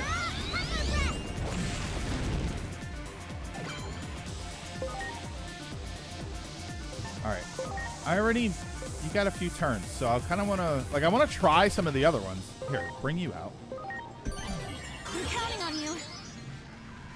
So we're going to do this.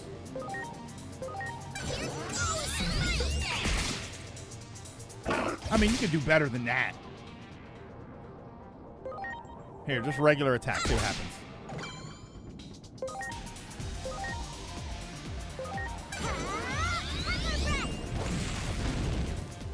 I fear this Digimon is unlike any we've encountered previously. Yeah, but I'm winning. Our job is to keep civilians safe from anomalies. We can't afford to make any mistakes here.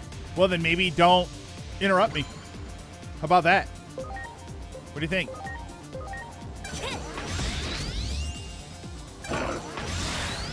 No, no! I'll save you, Winonamon. Wait, why did he get 2 attacks? I feel like I should move you out anyway. Can I? Okay, I'm going to test something here. I'm going to do that. Now. So I can do both.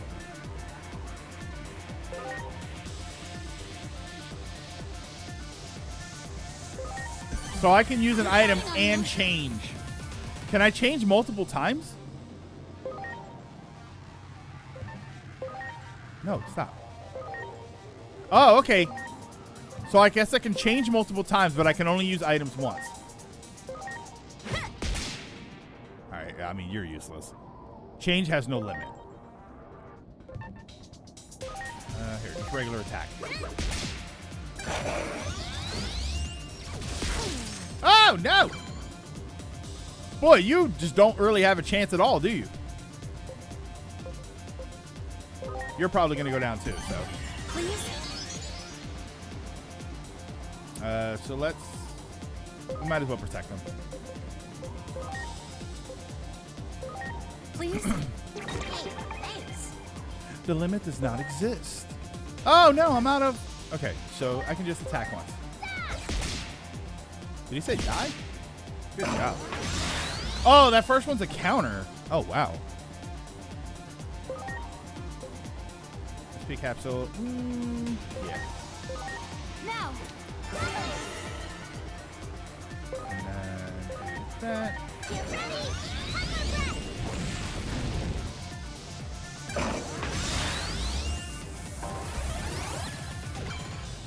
What was that? Musters your strength.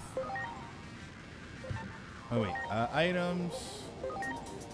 I'm gonna heal Agumon, and then I'm gonna use the defense down thing.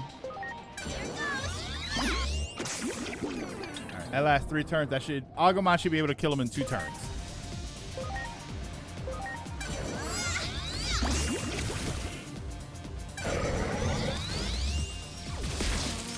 Okay.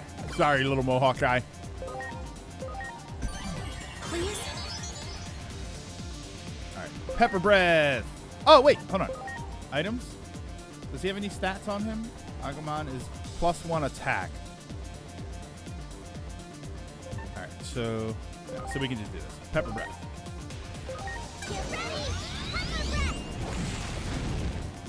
Oh, wow. Another one? It's called a horn mohawk. It's got a horn mohawk. What? Oh, wait, who died? What? All right, get in here, Winonamon. I'm counting on you.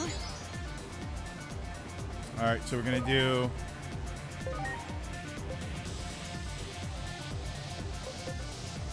I just wanted you to...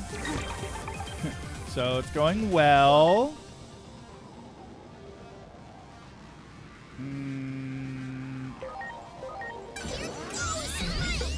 Yay, good job. Oh, look at you.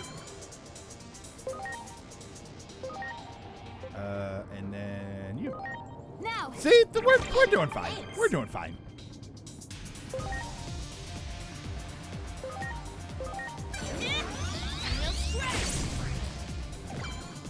Oh, here we go. Can I? Do I want to try and win with the ability? Here, I'm gonna try. It doesn't burn it, right? Okay, good. So I'm gonna do. We'll do pepper breath. Because I don't think that'll kill him this time. And then. Oh no! So we're gonna revive him. Are you okay? Then attack on pepper breath. Why not salt sneeze? I kind of like salt sneeze. Spicy burp. Spicy burp actually sounds like a Wario move. All right, so we're gonna do this, and now we should be able to kill him with this.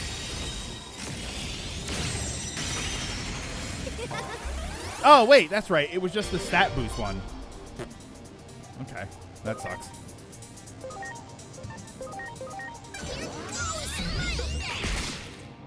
Yeah, I thought I forgot. All right, that'll kill him.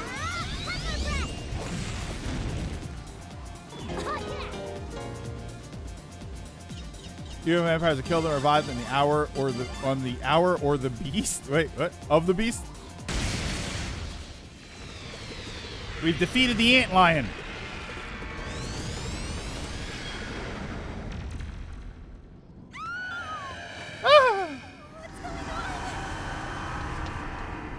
Oh, it's the Geth!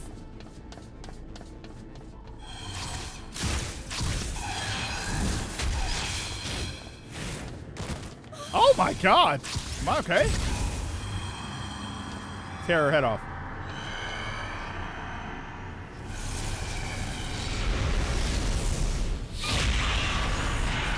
No, no, no, no, no, no, no, no, no. Oh wait, that's the Geth. It is the Geth.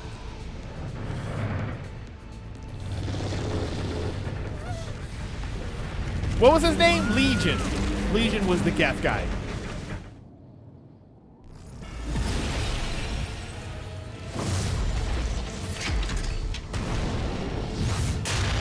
Oh, what? Shit, you're getting a robot.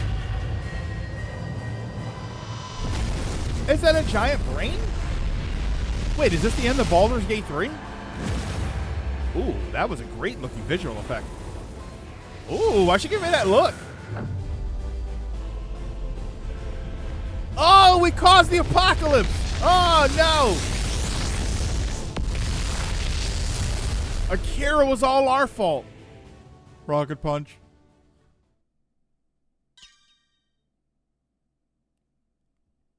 Well, that seemed bad. There's a lot going on there. They really make you want to know. It's pronounced Jeff, not Jiff. Wait. Is it alive? We did an SMT. I've never seen a Digimon like this before. Looks like a human. No, you're wrong. This isn't a Digimon. Kind of wish this was where the demo ended. Oh, it doesn't end there? I thought it ended there. Huh?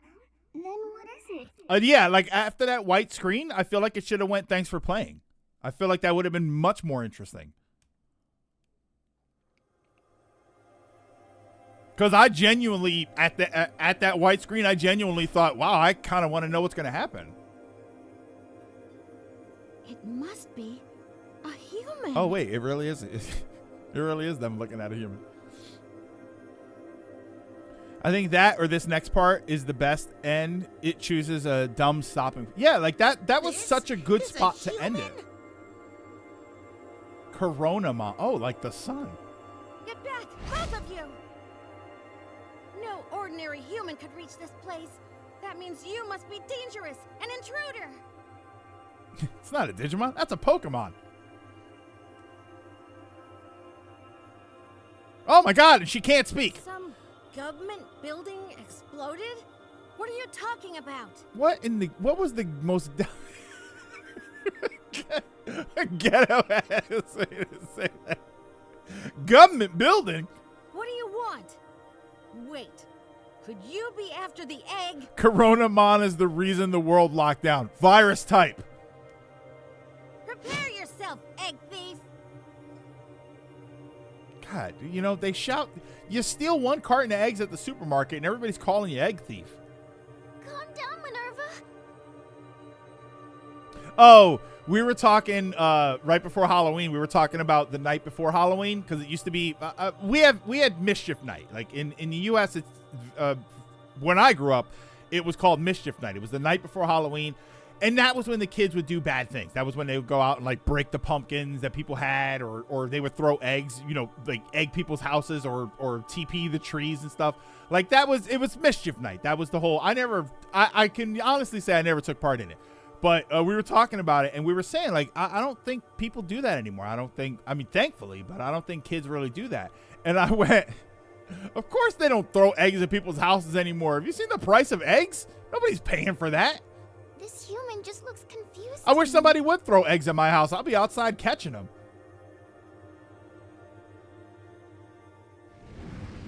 Okay, but that's not a person.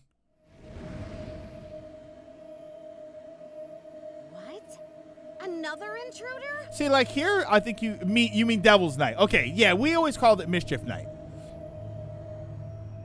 See, I'll be honest, you could end it right here too. You must be this egg thief's accomplice. I think if I ever get isekai'd and I end up in this kind of situation, they would probably kill me because I would not be quiet about how stupid they are. You must be this egg thief's accomplice. Look at the two of us. Do we look like we are accomplishing anything? Yeah. Minnie! 9/11 is canon. Digimon, one of the OG Digidestin was a first responder. Oh my God! Wait, really? I'm surprised they didn't make Digimon revolve around COVID and the lockdown. You must be in league with that egg thief. What? Nervy! One calls her Minnie, the other calls her Nervy.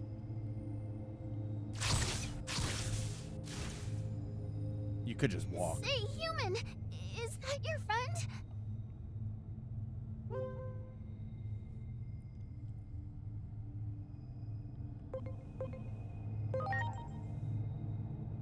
We don't know what the hell he's talking about. Not sure what you're talking about. You're basically saying it's We have no idea what the hell you're talking about. Anomaly, this is all normal for us. happens to that egg, the human world might be affected too.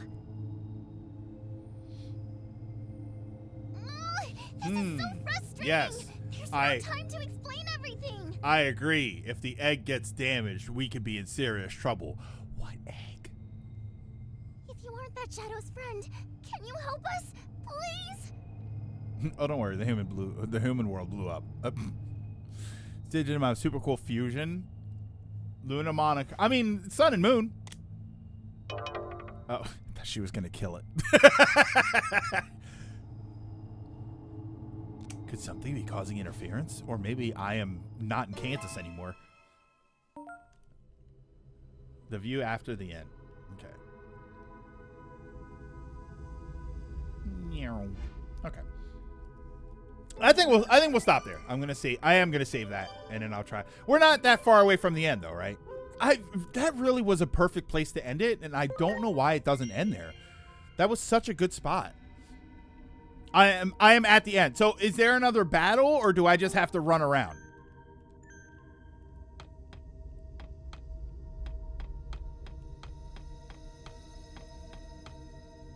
This one.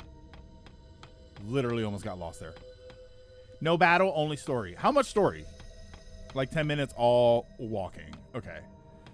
All right, so give me 1 second. I will finish this. Just give me a second and I will be right back.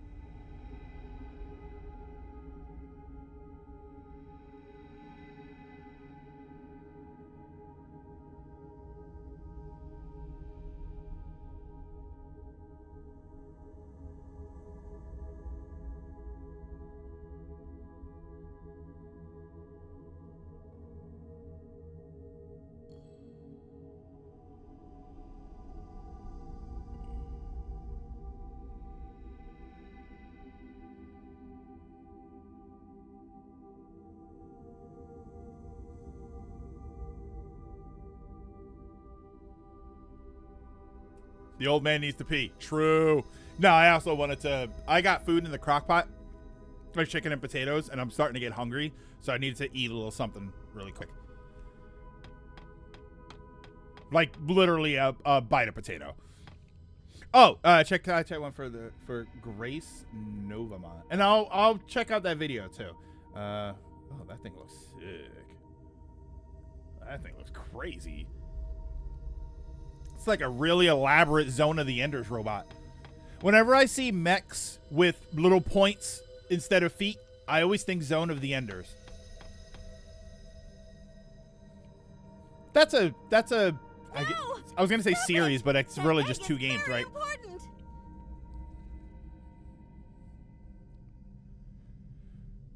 Egg? Yes. Stop that thing! Okay, but you just said it's important.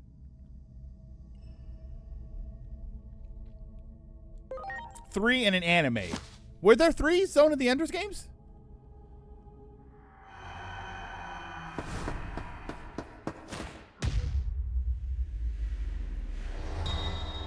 Oh, that egg. No! Oh, no! Well, time to make an omelet.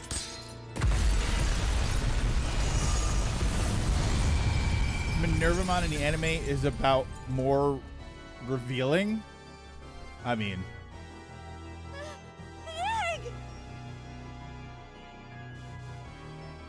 precious egg of the Great Guardian. We're meant to save this world. Egg thief!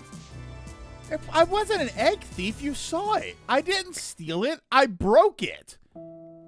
Egg murderer. Get it right. Oh, Fist of Mars was a GBA spinoff tactical RPG. Okay. See, that's where you would have ended it. I feel like I would have ended it in the other spot. That's not a bad ending, but I feel like I would have ended it somewhere else. At the other one. Here's the Velvet Room. Oh, that's why she's dressed like Elizabeth from 3. Conflict over the natural laws of this. Yeah, why tackle it into the egg? Guess It we didn't make can't any stay sense. Entirely uninvolved. Calm boy. He seems agitated. Hey, are you even listening? You know this is all happening in your domain. She doesn't seem arrogant. Homeros. What did you call him? Wow, that is not okay. Holy. Later, Travion. Have a good one. We're wrapping up in a second, so. Oh, she seems sleepy.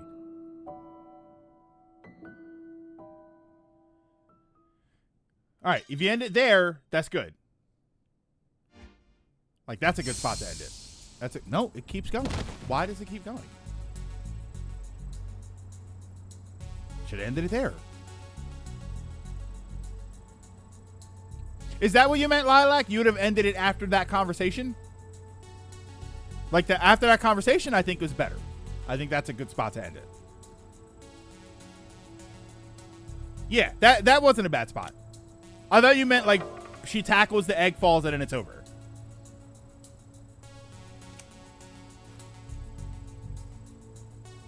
Yeah, adds a little more mystery. There's some other stuff going on, right? You got new characters. That's not a bad spot.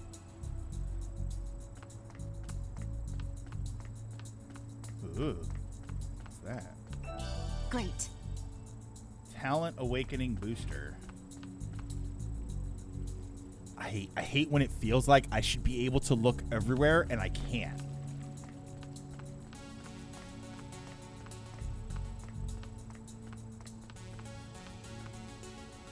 Welcome to Digimon, where a super genius becomes a sociopathic animal abuser because he assumes the monsters are not real and he's just playing a game he can reset. I mean, if that's the plot, I can't fault. Like, imagine if you years later you get attacked by something that you find out that all the Goombas you've ever stomped on in Mario Bros were real in another universe. It's like, okay, that's kind of accurate. Destroy it. All right, wait, hold on. I think I messed that up. Okay, so I wasn't supposed to go there. Investigate the park. Oh, investigate the park. I have to talk to people? You've got to be kidding me. My daughter might still be in there. This is a Tamer reference. You can't just suddenly declare the area off limits. So this save will go to the main game, but after you do this, you unlock a bonus demo mode after this, which allows you to explore the Digicity from altering the game. What's this? Gives you access to the champions too. Oh, so wait, so the demo has some sort of new game plus? What's all the commotion? It's all the hubbub, bub. Later. Oh, okay. Okay.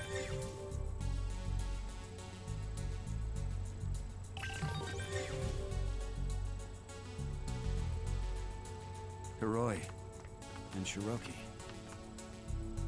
Not a new game plus, just here you go, be powerful. Ooh, see, I like that. Finish sealing off the area. Begin preparations to breach. Breach? I see you're a civilian. This area is now under blockade. Please evacuate. And Ratchet sometimes gets a little bit to mess around with mechanics. See, I like that stuff. My daughter might still be in there. I can't just leave. Your daughter's in there? Don't worry. I promise we'll find her and keep her safe. Oh, that sounded so cocky. Like, oh, well, if your daughter's in there, we'll protect her just fine. Can't lose her too. I just can't. Wait, who else did you lose? Look, we need to avoid any further incidents, so please just let us see to your daughter, sir. Damn it, how typical. This organization never changes. They don't care about us. Oh, look at that. That place is actually there. Never changes. Forget it. Talking to you lot is pointless. Oh, I get it, because they're Prepare to time breach. strangers. All units, confirm your positions.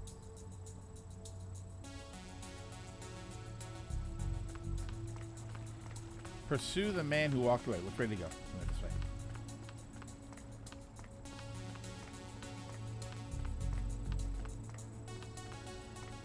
This is, I like the music. It's like I'm watching the Weather Channel. I've got a bad feeling about this. When they show a real world, It's like that day all it is over all. When they show the real world, it's all real world places and accurate depictions. I mean, anime and Japan in general is kind of notorious for that, right? You have tons of anime where you can go to the places and take the actual pictures.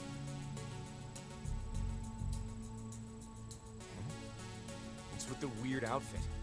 I don't have time for this.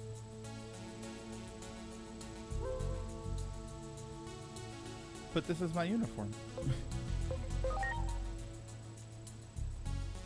I mean, you're... What do kids these days call it again? Cosplay? It's a pretty dapper look, I'll give you that. They do that in Yakuza. Not many have signs saying this is the place you saw in Digimon. It depends, because there are some. I watched But now is really not the time for Laid Back this. Camp, Yuru Camp, and they have a bunch of places that are actual real campsites and stuff. And in real life, some of them have like pictures and stuff to say that they were in this episode and they were on Laid Back Camp. And so I think some places you're not going to bother doing it, right? We're not going to show you Shinjuku. What's it called? The big square, Shinjuku's Park Square. Like they're not going to put signs of every anime that's ever been in, but yeah, some of them actually do. They sort of like take pride in it, which is kind of cool. I mean, I would. Huh? Well, yes, something is the matter, actually.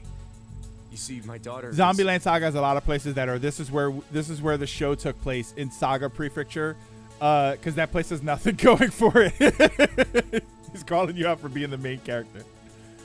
Yeah, this is the Shinjuku Crossing, as seen in every anime ever. Inori? Where are you? I'm in your phone. You got underground from that? Hey, Inori! Damn it! What the hell is happening? Damn it, Inori! She'll call back later. We were surprised there's a Shinjuku sign that has Jujutsu Kaisen on it. They're doing a season 3. I just saw they're doing season Down 3. in the underground. That must be why the reception's so bad. Hopefully the animation quality picks up a little. I mean, I need to find a way down there. Season 2 was a dip in animation quality, but it was no sliding down on the hill with 1 foot. No. With no grass animation whatsoever. Damn it, it's locked. Like even his model didn't move. He just sort of like a action figure. What can I even do? Yeah, JJK wasn't. The little slide, I love it.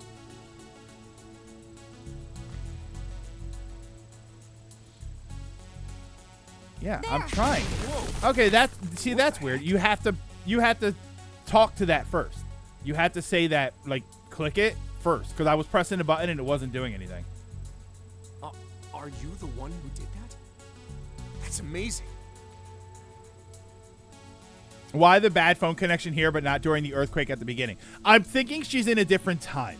I think at some point she crossed to another time, so maybe she doesn't exist here, or it's later into the future. Don't tell me. You just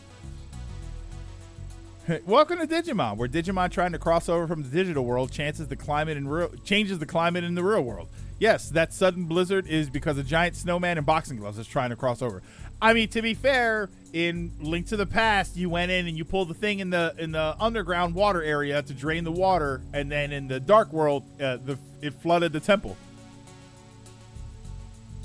Oh joy! More you don't like JJK? I enjoyed JJK more than I thought I would. She's gotten mixed up. I wasn't really expecting to like it as much, and I thought this is really good, even with the animation dip. Would you be willing to come with me to help? Massive Digimon events cause electronics to be on the fritz. I mean, it kind of makes sense. Please, I'm begging you. Did it say will I? What? Protecting? Yeah. Okay. Thank you so much. I owe you.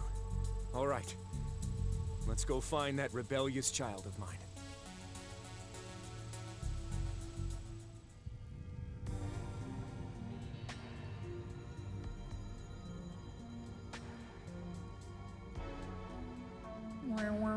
So you seen anybody? Has to be down here somewhere. I haven't got the faintest idea of what's happening. We need to be careful moving forward. You say season 2 had an animation dip. I want to know where. It was early on. I remember early watching and thinking something doesn't look right. It looked, maybe dip isn't the right word. Maybe it was different. I don't know. I remember watching season 2 of JJK and thinking something looks off. And I didn't remember what it was. I just remember looking at it thinking, it wasn't bad. I thought the season was really good. I remember looking at it early on, and it was earlier in the season where I just thought, this looks different. I don't know why. It looks less detailed, which doesn't automatically mean it's terrible, but it was different from season 1. It wasn't like Dress Up Darling where season 2 almost like the first half, most of the season 2 felt almost like a different kind of show. But I don't know. I remember looking at it thinking, why does this look off? JJK is weird in that a lot of the big fights in season 2 use a lot of cheats to make it look good, and it was cleaned up in Blu-ray. So maybe that's the problem. Ocarina of Time, where the Storm song pisses a guy at the windmill off, teaches your future self to play the Song of Storms. So wait, I'm still playing?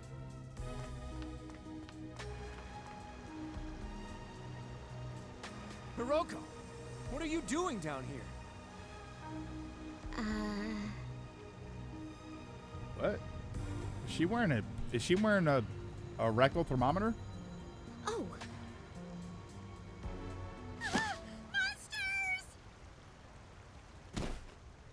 Calm down. Take a deep breath and tell me. Is it really what cheats or happened. is it proper and clever editing? It's probably cheats. It depends. I guess it depends on what the outcome looks like.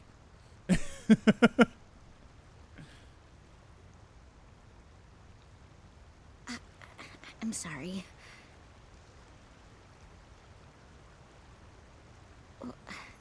Well, they say weird things show up down here, so I thought if I caught them on video, it might go viral.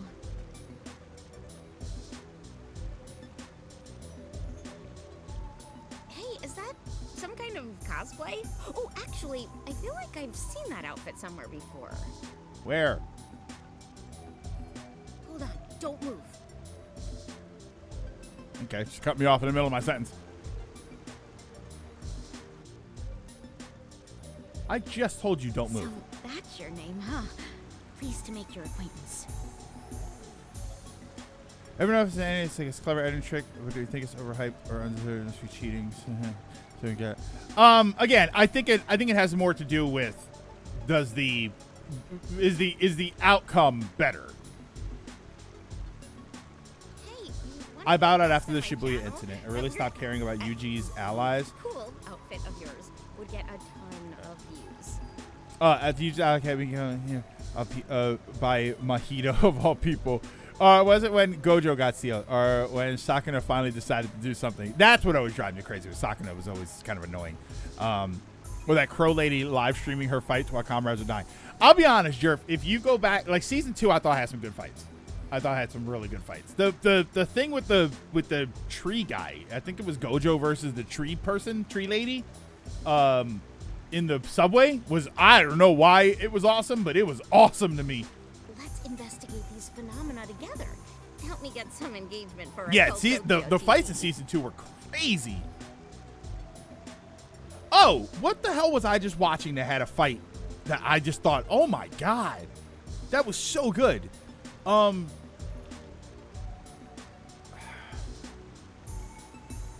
The reincarnated slime.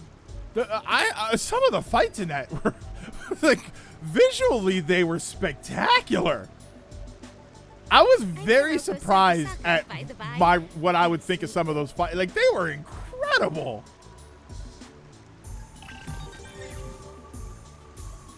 JJK is a prime example of what happens when you optimize the hell out of Naruto-style story. Imagine Naruto at JJK's pacing. You would not care about anyone because they don't get the time they needed.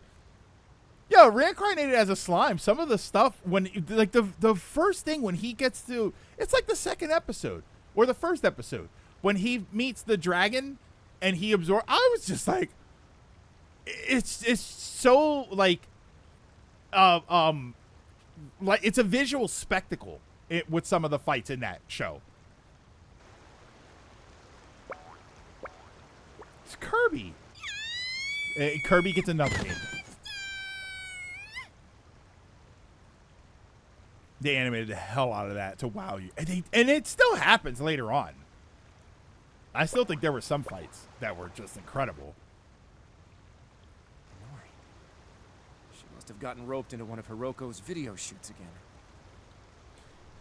Same voice actor as Marco from Star versus the Forces of Evil. I watched like a few episodes of that. But what was that creature just now?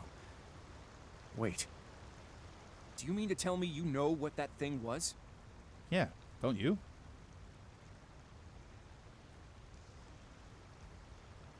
I see.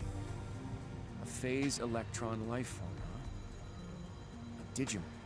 A Digimon. Which means it was just like at the time of the accident. Man with glasses. I thought it was Glassesmon. Oh, that's a Jigglypuff. Was it a Digimon's power that broke the lock and got us in here, too? I have a lot more questions, but let's hurry onward for now.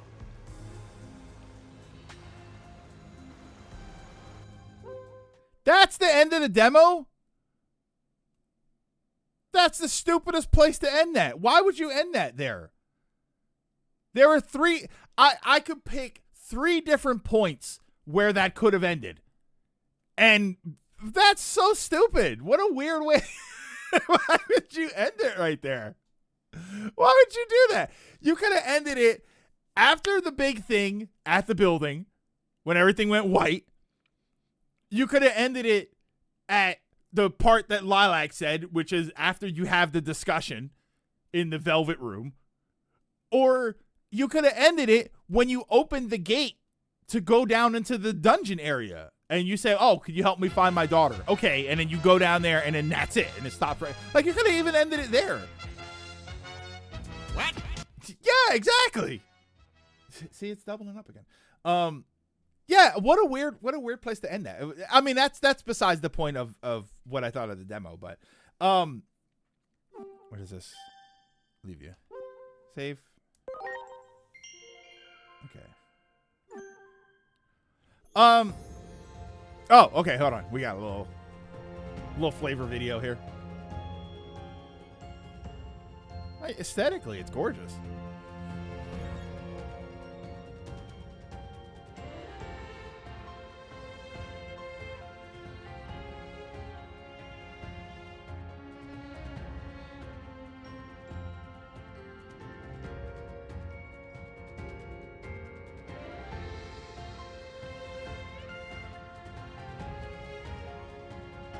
Oh, that's cool.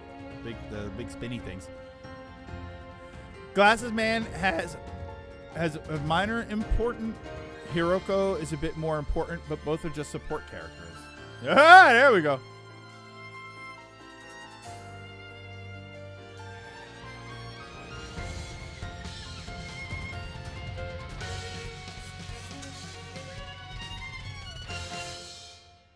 because they don't. Ranger Woman and Lady Devamon do not princess carry you. Yeah, there was no reason to put them in there.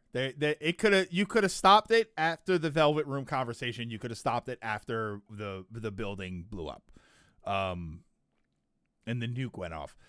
Also, JJK was live streaming Crow Lady trying to seduce her sycophantic little brother. Return to title, and you have a second demo.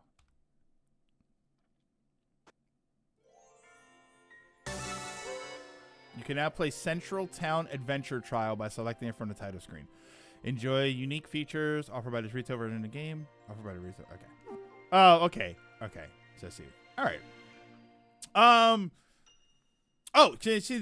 well, I can't. I don't want to swap everything around just to play this video. I have it though. I'm sorry. I just because I have to swap the wires around and it's kind of a pain in the ass, and I really have to get some food actually, to be honest with you. What do you think of the game? So. That's the demo, by the way. That wasn't the full game for anybody that doesn't know. Here, I'll do this. So what do I think? I don't know how much Cyber Sleuth gave me on what to understand as far as, understanding digivolving and de-digivolving and I can tell you though that I understood this a lot more. I understood this much more quickly. I don't know. Like I said, I don't know how much of that was because I had already previously played some of a good chunk of a Digimon game. But overall, I thought it was pretty decent. I was more into the characters. I found the evolving, I found understanding the evolving, the digivolving and de-digivolving. I'm just gonna say evolving. I feel like that made a lot more sense to me. Not just understanding it, but seeing it on the HUD, the UI. I felt like it was easier to figure out what I was supposed to be looking for, right? So I like that. Story, I'm interested. I'm genuinely. I really wish they would have stopped it right there. I really wish they would have stopped it after the explosion and all of that stuff happened, because at that point, more than any of the rest of the time that I was playing the demo, that was the high point of me saying, I want to know what's going to happen next. I want to know, what the hell was all of that? What was the nuke? What was the egg? It was supposed to give birth to the hero, but did it give birth to us? Or you know what I mean? I had a bunch of questions, and then when it stopped after the Velvet Room, I thought, oh, that's actually pretty good too, because now I'm still genuinely curious about that. And then by the end, it was just like, why did we? Because now all my questions are, why the hell did we go to the dungeon and then end the demo? It's so weird. 4 stopping points to end at the worst option. Patamon evolves into an angel, and that little evil crow becomes a sexy evil goth lady. I'm in. A lot of stuff you're confused about in Cyber Sleuth is because you were skipping. Yeah, I was also skipping past stuff, so I understand that there was that issue too. The story's really good. It does have the typical goddammit slog at one point, but that's 30 minutes of a 40-hour story, and is among many reasons this is my game of the year. Interesting. You probably would have understood Cyber Sleuth more if we hadn't been go Uncle the whole time. And I'm cracking jokes, and we're running around, ley lines, and it just again, I don't blame Cyber Sleuth for that. I blame me. I blame me for streaming it, knowing that. And to be clear, it's not because we streamed it more than once. It wasn't like I streamed it once and said, "Wow, what the hell." We streamed it multiple times, and after the first time, there were multiple points. I didn't really say that to you guys. There were multiple points where I did actually think this is probably not a good game to stream. This is probably not a good idea to keep doing it. And I also kind of worry. I always say that I worry about that because I don't want to play a game that everybody loves, and I'm like, ugh. And then it's am I playing it wrong, right? So A lot of Cyber Sleuth's dialogue felt like tutorials. That comes to the other point. The English voicing really helps absorb the information a lot more. When you have to read a long game plus Twitch chat, it becomes very hard to connect. So, yeah, I don't blame it for that. I don't blame it for that. Overall, though, I'll tell you what, I would be more driven if I put them side by side, right? Cyber Sleuth demo, extended demo, Time Stranger extended demo. I'd probably be more likely to play this. I feel like certain menus and stuff, and I feel like understanding the concept of what's going on was a lot easier for me, and I found it more engaging, and I found it more interesting. And that's not a Cyber Sleuth problem. It's just this, I think, kind of did it a little, because they made it intriguing, right? They did the intriguing thing where, that's why I liked where it ended at the explosion, because there was just so many questions that I had. Cyber Sleuth, they had some pacing issues, but everything will make sense by the half point of the game, where it becomes a completely different game. This is also my game of the year because of my 70-hour playthrough. It captivated me the whole time, be it story or gameplay. It's not a game to stream blind. Yeah, I think that might be the problem. Now, for you guys saying it's your game of the year, it seems to be that there's only one other contender here. Did you guys also play Expedition 33? Because that's the one that I really want to get, and that's the one that a lot of people are saying, yes, this is game of the year. This is it. So you played Expedition 33 and you still think this is better. Okay. My game of the year is DK Bonanza because I'm a biased DK. Others say based. Just because it felt like a much better Odyssey to me. E33 is my game of the year. I play both, and Digimon beats it for me. Interesting. The other thing too, Time Stranger combat is properly scaled. Even on hard, the game never gets those WTF spikes like Cyber Sleuth. See, and again, the problem with Cyber Sleuth was that even when it had what should have been a spike, my characters were so overpowered. So it really kind of defeated any notion of challenge early on. Bonanza or Deltarune Chapter 3 and 4. Interesting. E33 will probably end up getting it. I mean, the funny thing is, Garage, a lot of people are kind of expecting E33 to get snubbed. I think there was a lot of sentiment for no reason whatsoever. Like, there's no reason to have that sentiment except past history. And it does kind of like, I feel like this one's going to get burned. I feel like there's other names, right? I feel like they're going to try and say Battlefield 6 or something. It's like, nah, E33 is probably the better game, even though I haven't played it. In hard mode, what? In hard mode in Cyber Sleuth, all bosses become an extreme health sponge. I hate that. That damage sponge crap, I can't stand it. Fantasy Life I was my game of the year, but Bonanza and Deltarune are good. They're so good. Even if you still have those battles that did almost destroy you, even after grinding because of Digivolving, this is never... you never feel like you're being punished for Digivolving, and the XP share really helps with it helps keep weaker Digimon in line. Shadow of a doubt, Time Strangers win. E33 has a better plot, but everything else, I think Time Strangers did better. Oh, interesting. And this is your game of the year. That's fascinating for Digimon. I think Digimon winning a game of the year would actually be incredible for the franchise.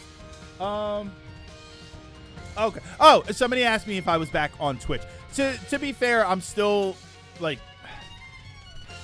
I don't want to be, but Twitch's ecosystem is just good. You know, we have the notifications, we've got the channel points where we can do stuff. It's just more engaging for you guys, and I like that. I think that I prefer that.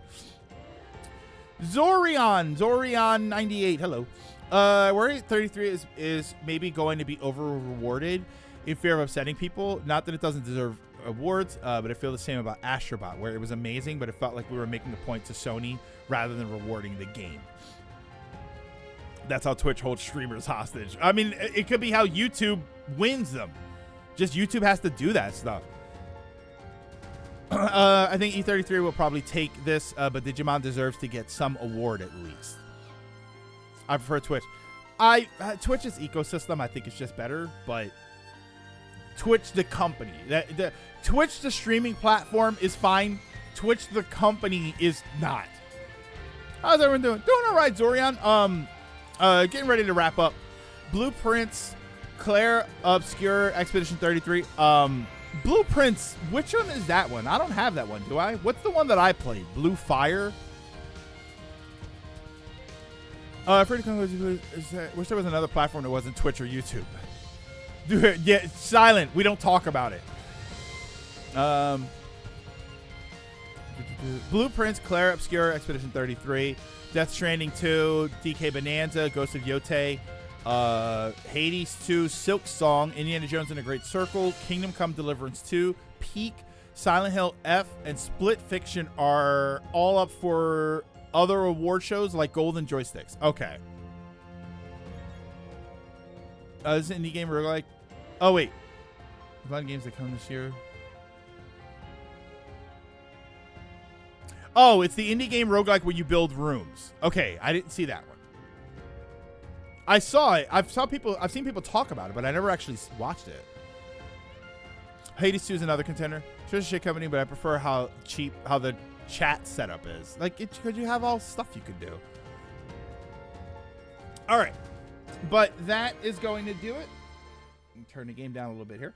I don't think I have anybody to send you to. I mean, I haven't been on here in forever, so. Who's here? Okay, please. Okay. Don't have anybody I'm going to send you to, so. All right, we're just going to wrap up.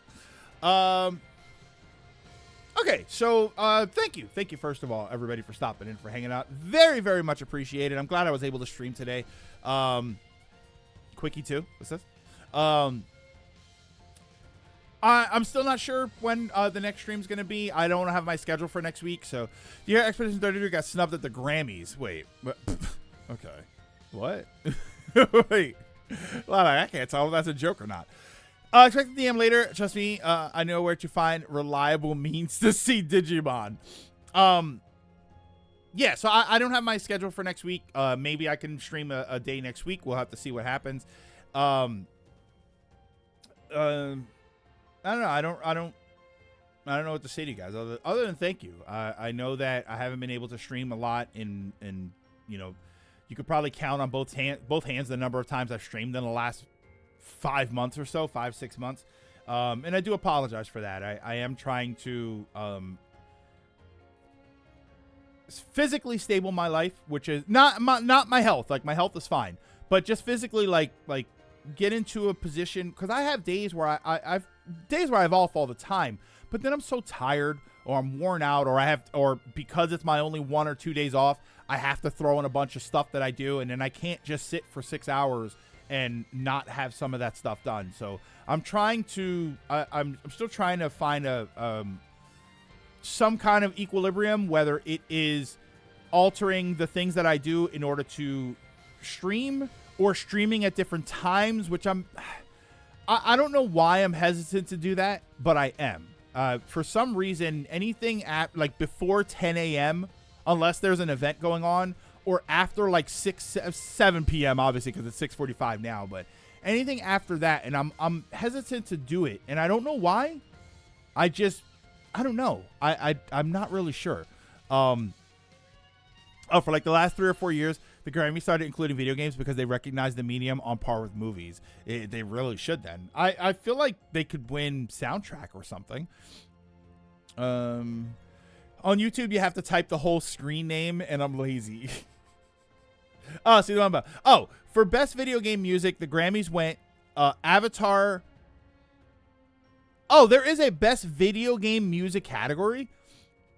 Avatar: Frontiers of Pandora, God of War: Ragnarok, Marvel Spider-Man 2, Star Wars Outlaws, maybe, and Wizardry: Proving Grounds. Interesting. Proving Grounds of the Mad Overlord. Interesting. Wizardry got it. Wait. Oh, the winner was Wizardry. That's not bad.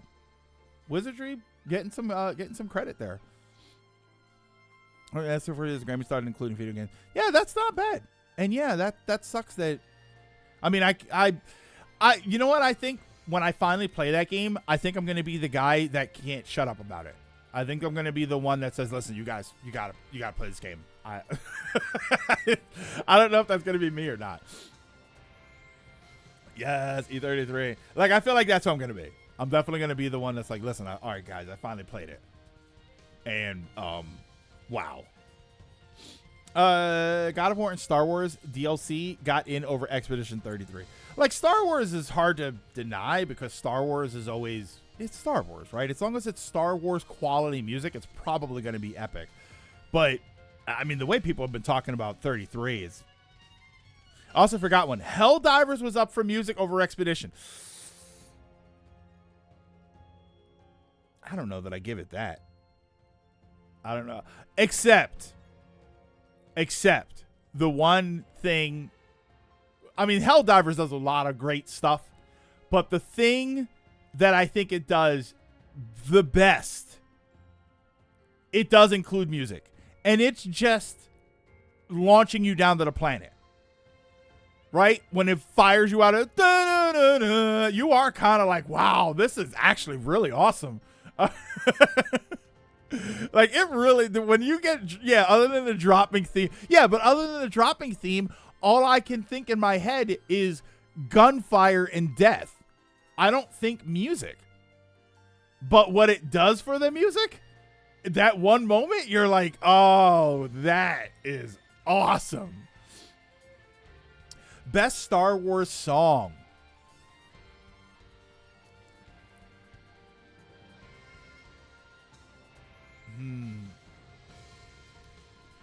I want to say Duel of the Fates.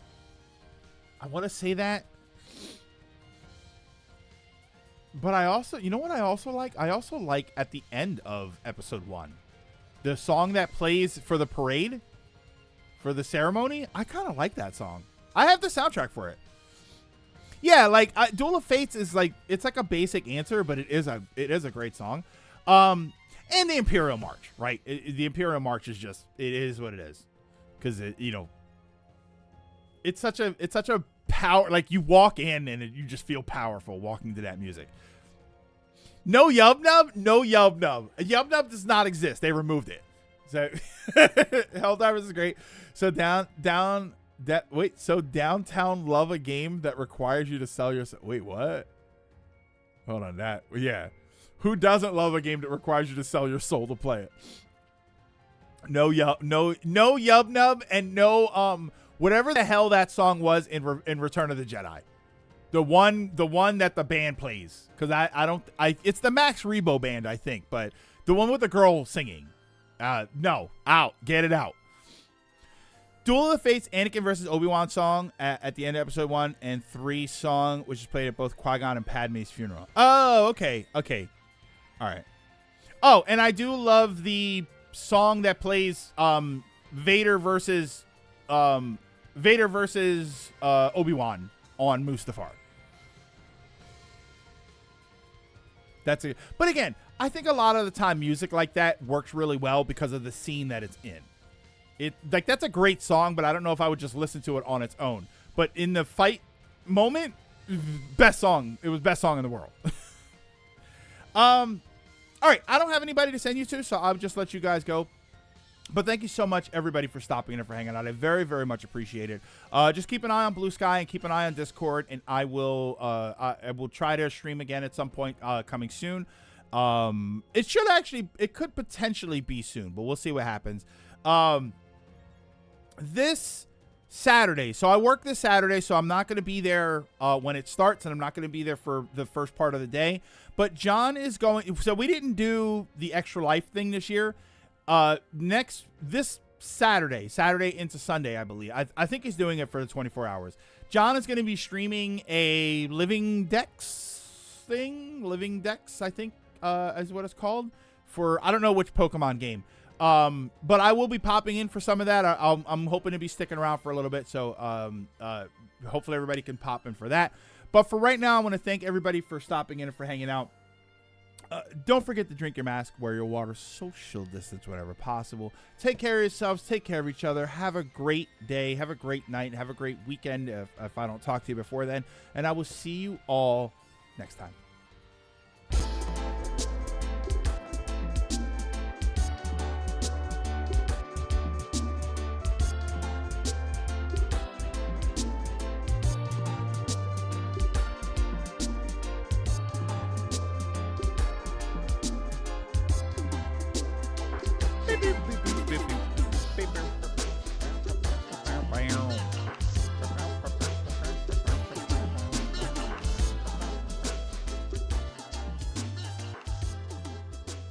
Oh.